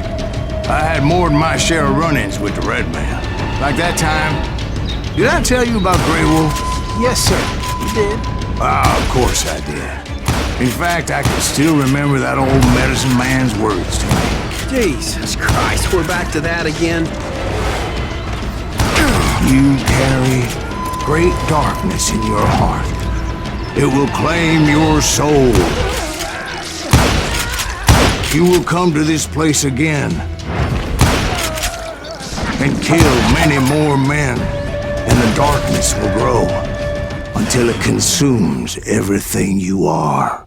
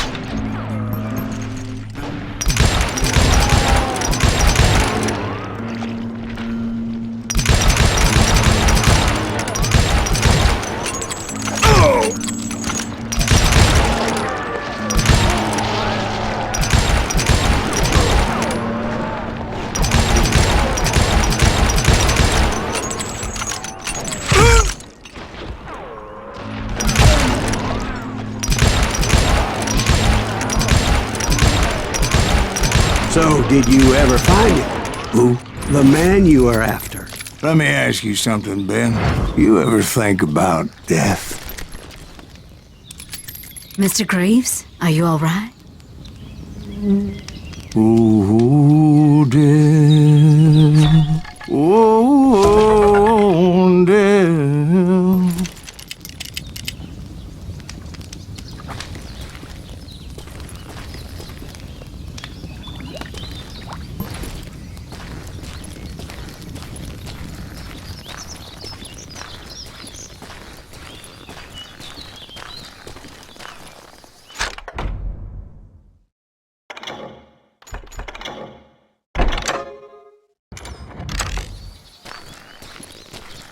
Won't you spare me over till another year? What is this that I can't see? With ice cold hands taking hold of me. Oh, death. Oh, death. Won't you spare me over till another year? Well, I am death, none can excel. I'll open the door to heaven or hell.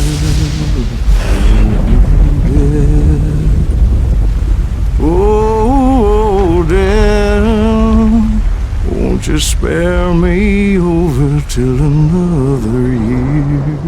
So, are you gonna answer the question? What question is that? Jim Reed. Did you ever find him? Reed was indeed that son-bitch's surname. That's right, Ben. A despicable character. I remember him laughing like a hyena that cold morning they lynched me and my brothers. He was intent on avoiding my vengeance, but nothing was gonna stop me.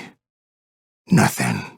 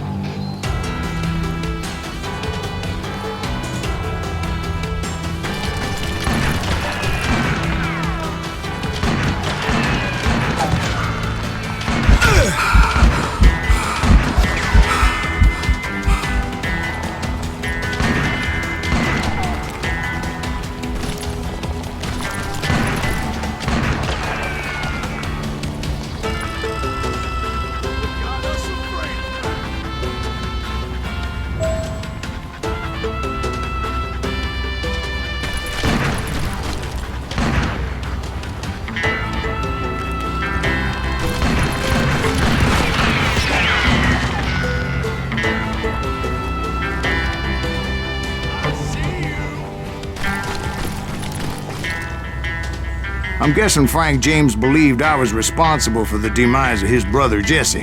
I couldn't really disagree with the man, as I thought Jesse was dead then as well.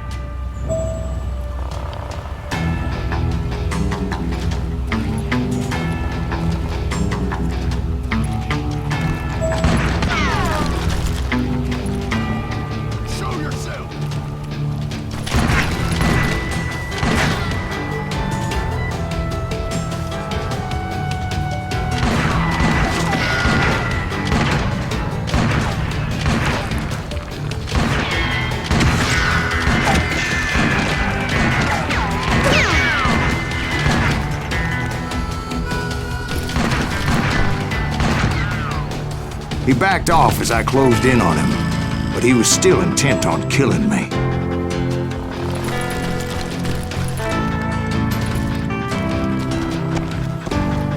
And when I closed in on him again, he backed off again, looking for a better angle on me.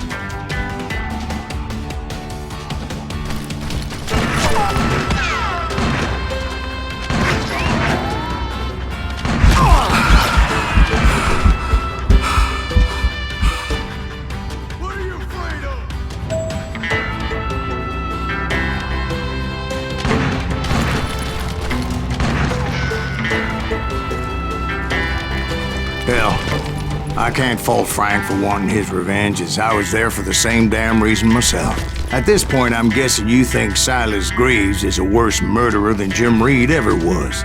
No, sir. A man who spent half his life killing somebody's brothers, fathers, sons. I think you were just looking for justice, sir. Is that what I was looking for, Dwight? Is that what it was? Justice?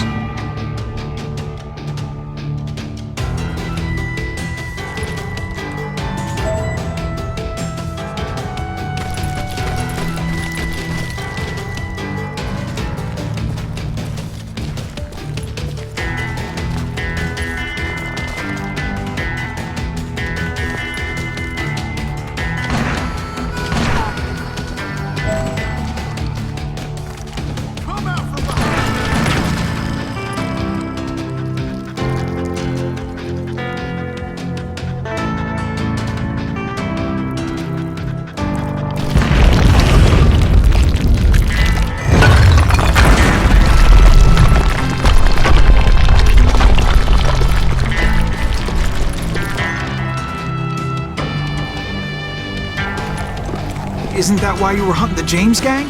The James gang. Right. I finally found Frank holed up in his mountain cabin, and he was determined to have me dead.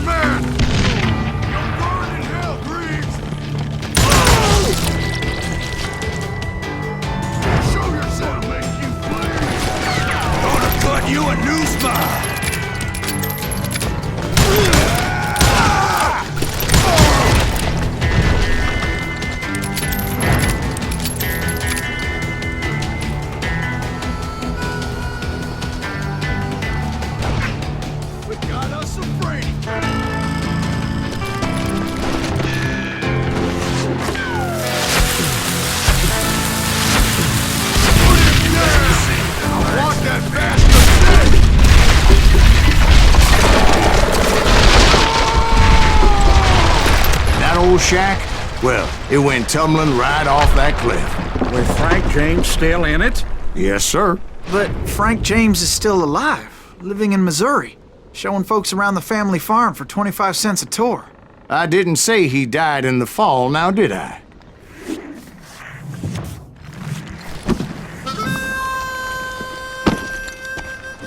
I'm done with this damnable outlaw life! Kill me, don't kill me, do what you will! At this point, I just don't give a shit! I explained to Frank that I had nothing against him personally and that I was looking for someone else. You want Reed? Have at him! I never did like that bastard! I am done here! We parted in peace as Frank pointed out the path to my prey before making his way back down the hill.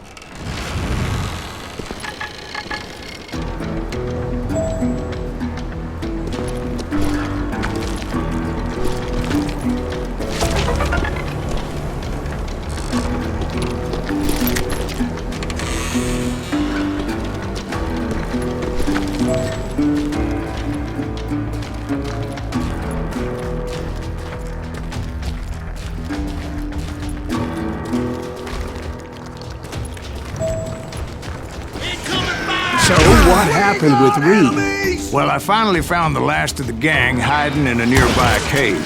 First, I had to dispatch the lookouts. But I was determined not to let that murderer escape my revenge again.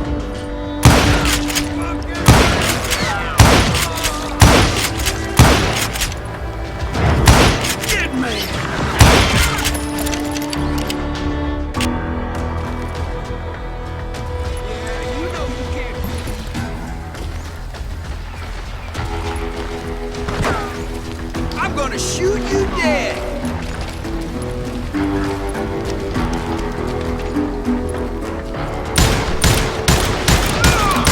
But rather than wander in willy-nilly, I decided it would be better to smoke that sumbitch out.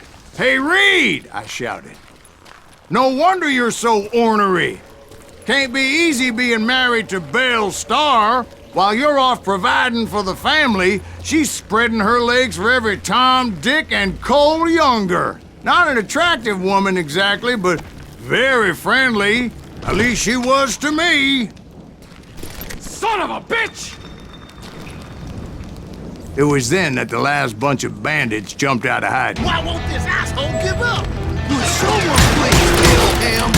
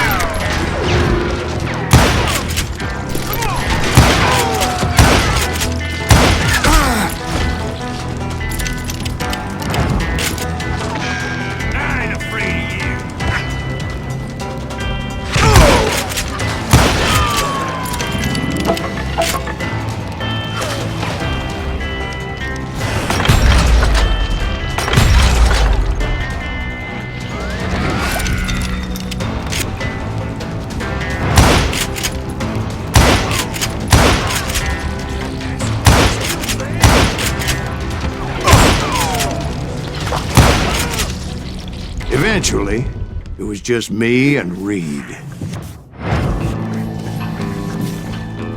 I had waited a long time to face him down, so I could repay him for what he did to my brothers.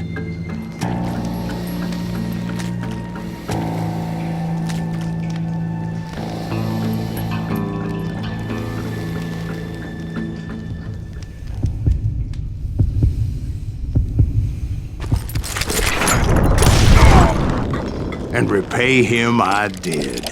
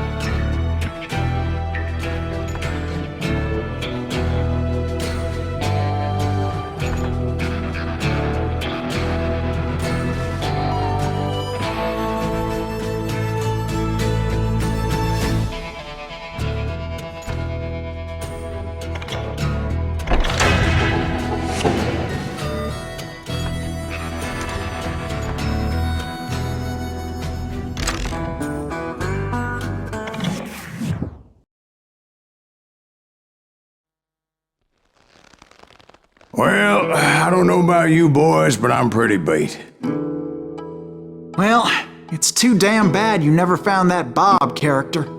Seems a shame he never had to pay. Well, funny thing about that, I did have one more chance at him.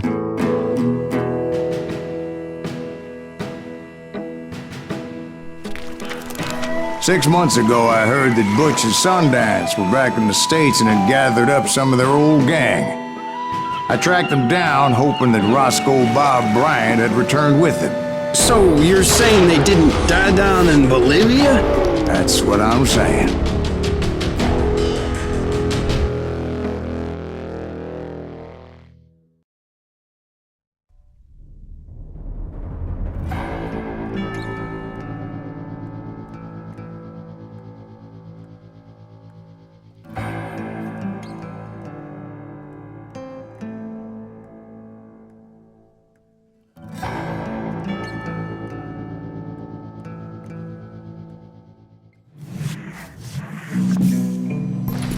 "40 years I had waited to get my hands on the last of my brother's killers.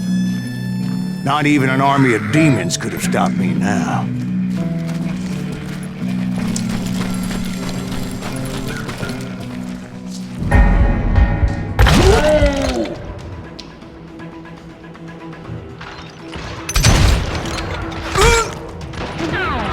Both Johnny Ringo and Jim Reed fell fairly quickly, but the last one, Roscoe Bob Bryant. That son of a bitch had managed to escape my vengeance time and time again.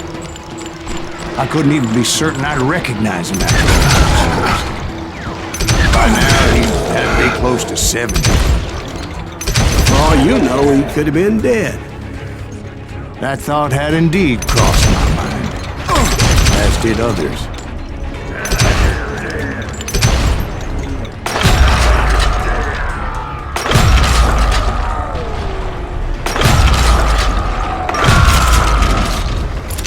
For instance, did my thirst for vengeance turn me into something worse than the man I was after?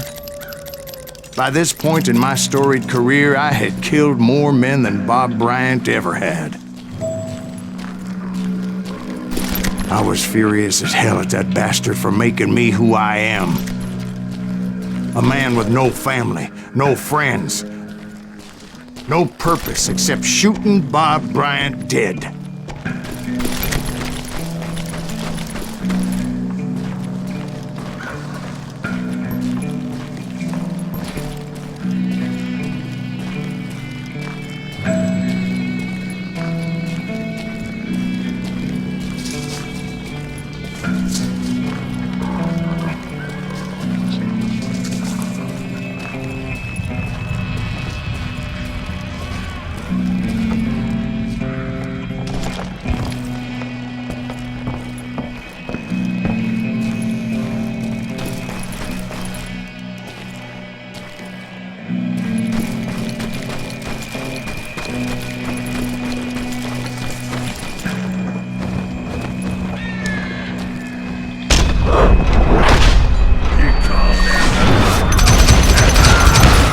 Nothing could stop me from taking his life. I'd been after that killer forever.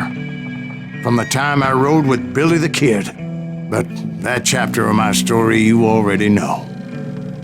Chapter of that fairy tale, you mean? Suddenly it was 1910. There I was, an old man roaming a ghost town dead almost 2 decades.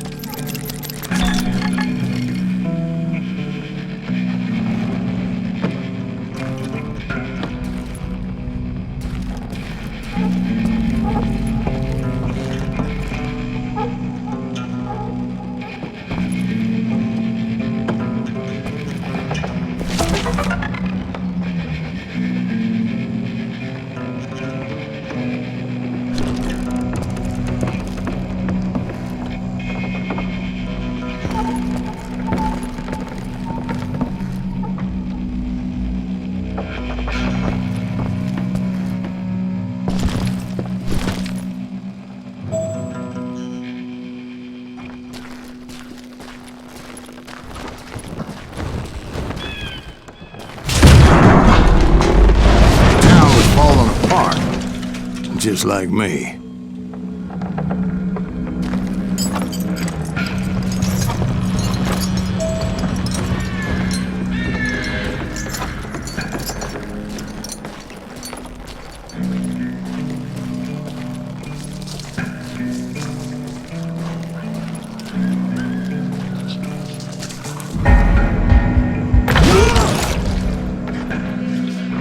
But I wasn't about to call it quits.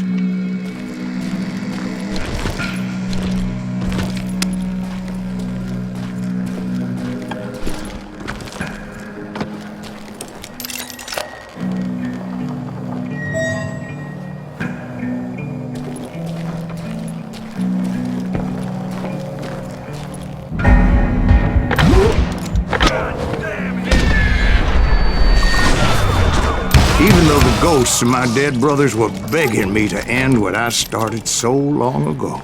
Mr. Graves, are you all right? Would you like some water? The Wild Bunch knew I was there. They were after a treasure they had hidden before they fled, buried in the grave of a dead amigo. Some folks think the town is haunted, so they figured there wouldn't be many people poking around.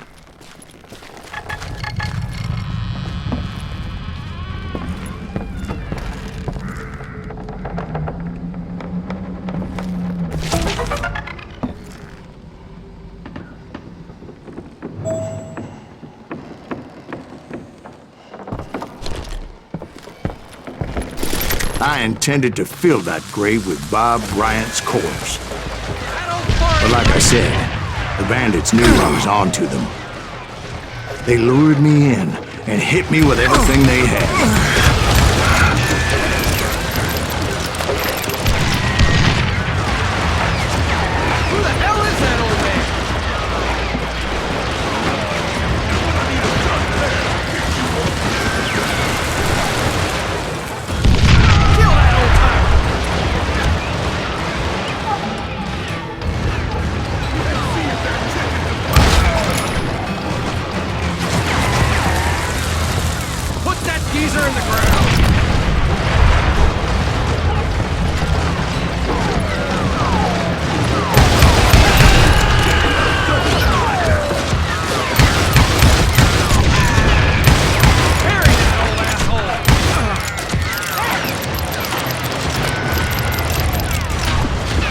But you obviously prevailed since you're sitting here telling us today. Actually, in that moment, I did not prevail. So I suppose we're talking to a ghost. Funny you should put it like that, Jack.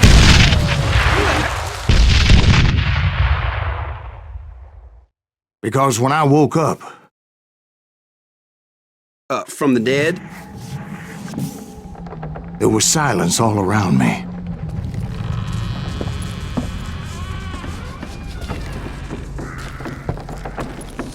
I could swear to God I saw Billy then.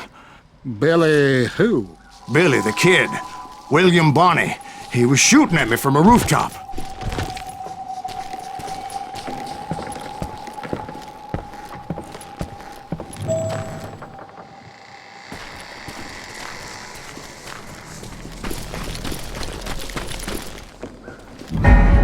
Here, there, and even over there. So I am right. You are touched in the head. Mr. Greaves, perhaps we should switch you to coffee? You see that old Indian again, too? No, but I did see Billy's killer, Patrick Floyd Garrett. He came at me guns a-blazing. But I knew that old war horse had died 2 years before. I wondered if maybe I was dead too and confronting the ghosts of my past. Perhaps all my sins were coming back to haunt me and drag me down to perdition.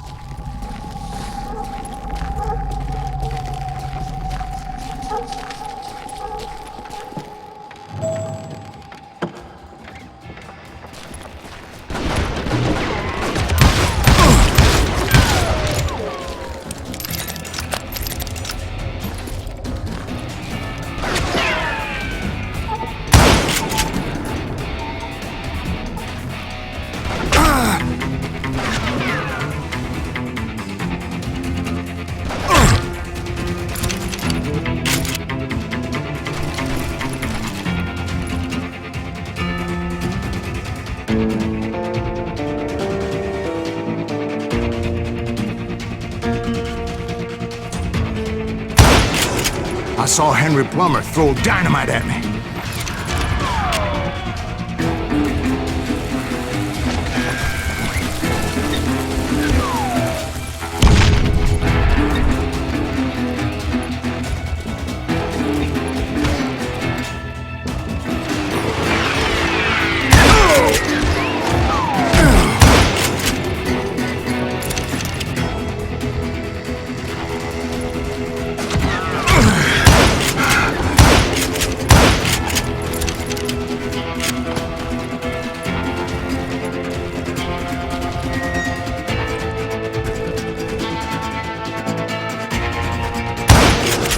In the gates of the cemetery, I saw John Wesley Hart, just like I remembered him.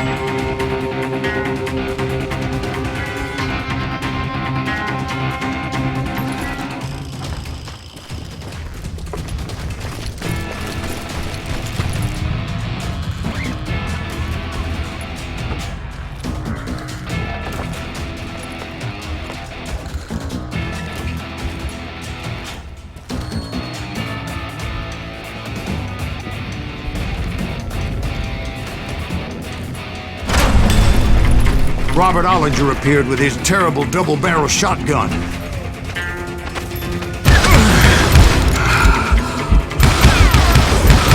But no ghost army was stopping me. My father-in-law got hit with a fallen branch. He spent the rest of his life talking to dogs.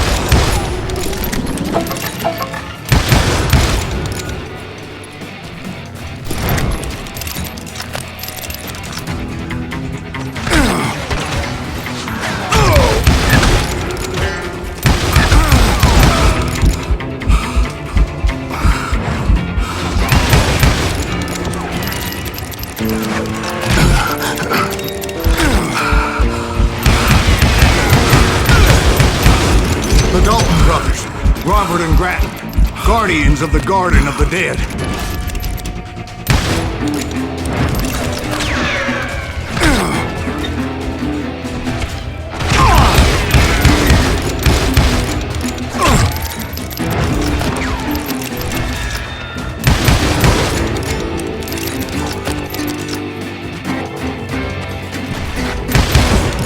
George Curry and Harvey Logan, alias Kid Curry, both thirsty for vengeance from the great beyond.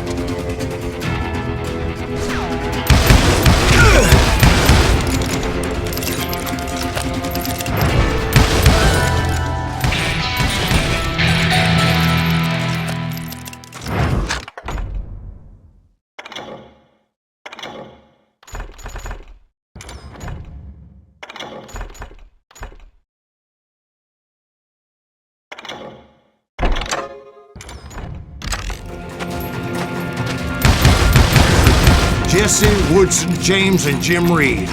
Each one deader than the next. I thought I would go crazy. Thought?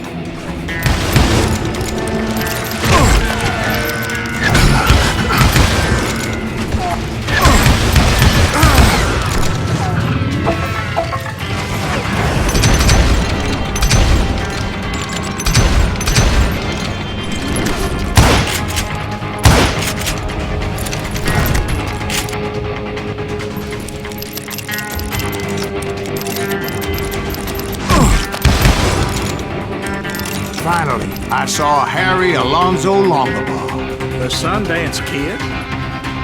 Like a general leading his legion of the dead. You told us before that you'd seen him alive. He was alive.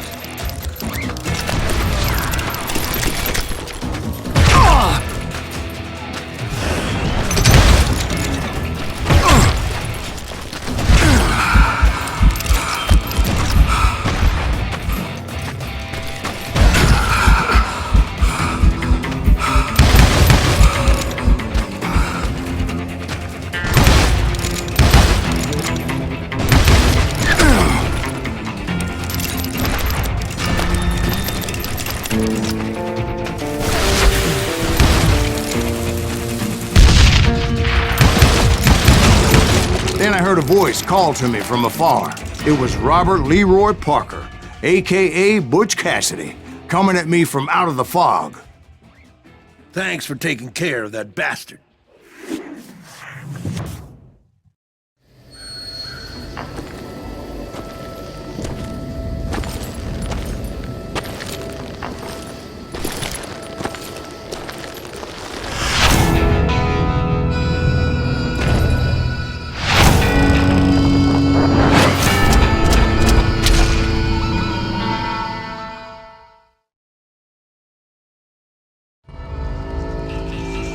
But the kid wasn't quite deceased. Not yet. Takes more than one little bullet to kill the likes of me, partner. Those two looked like they hadn't seen each other for quite a while. Clearly, they were no longer amigos. Shit. I was hoping I wouldn't have to kill you. You won't have to, Butch. I'm killing you first. I asked them about Bob Bryant, but they were too busy with their own heated conversation. Let me get this shit straight. You want my money and the love of my life? You frittered it all away, Butch. Eda's mine. So is that damn money. I didn't want to shoot anybody until I had an answer to my question, but those boys didn't give me much of a choice.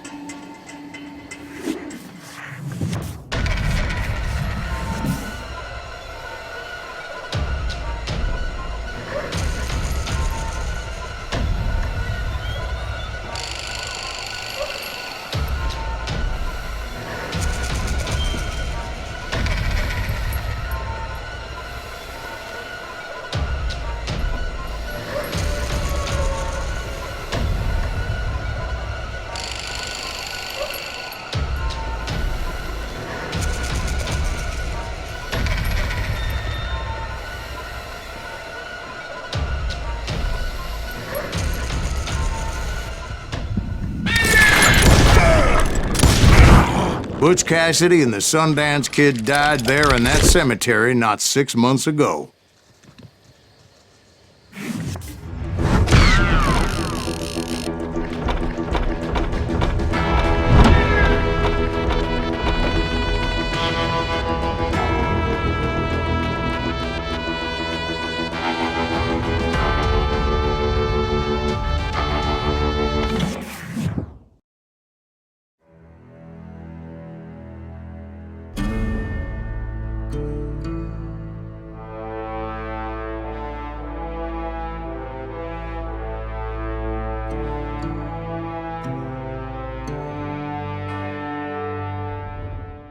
Butch Cassidy and the Sundance Kid were killed by the Bolivian army. Everybody knows that. That's the legend, but it ain't the truth. So, you never found Bob? There is no Bob. This old sumbitch ain't even Silas Greaves. Sir, is that true? Have you been pulling our legs this whole time? Well, not the whole time. Oh man, I think you've worn out your welcome here. Maybe you're right, Jack. Maybe it's time to pay. You see, Ben, or should I say Bob, your past always catches up with you. I was a different man back then, crazy. Drinking, I've changed my ways, I swear to you. If I could turn back the clock, But you can't, Bob.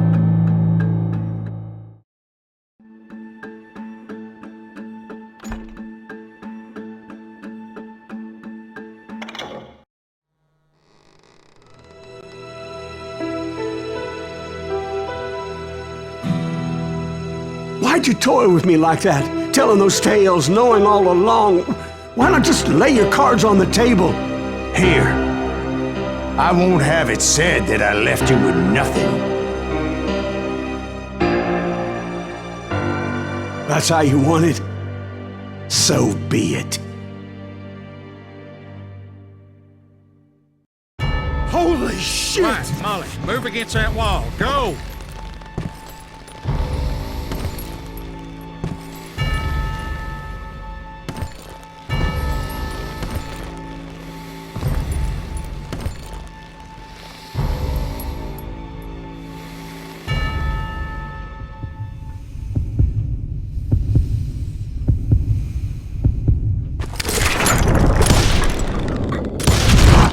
Oh my God! Oh, Jesus!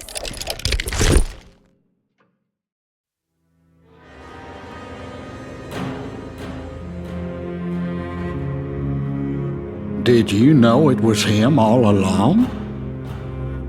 Cassidy told me Bob was in Abilene before he died. But I wasn't sure Ben was my man until he revealed how much he knew about Ringo and Reed. The coin, of course. Well, that was the last nail in that particular coffin. I better go get the sheriff. You okay, boy? You're looking mighty shook up. Dwight, maybe you best go home. Young Eisenhower here is leaving for West Point tomorrow. He shouldn't get caught up in something like this. I think I might head out myself at this juncture. Unless you want to stop me, Jack. No, sir, Mr. Greaves. So where are you going now? Now that you had your revenge? Doesn't really matter, does it? As I've sold my soul for it, and will never again walk with those I have lost.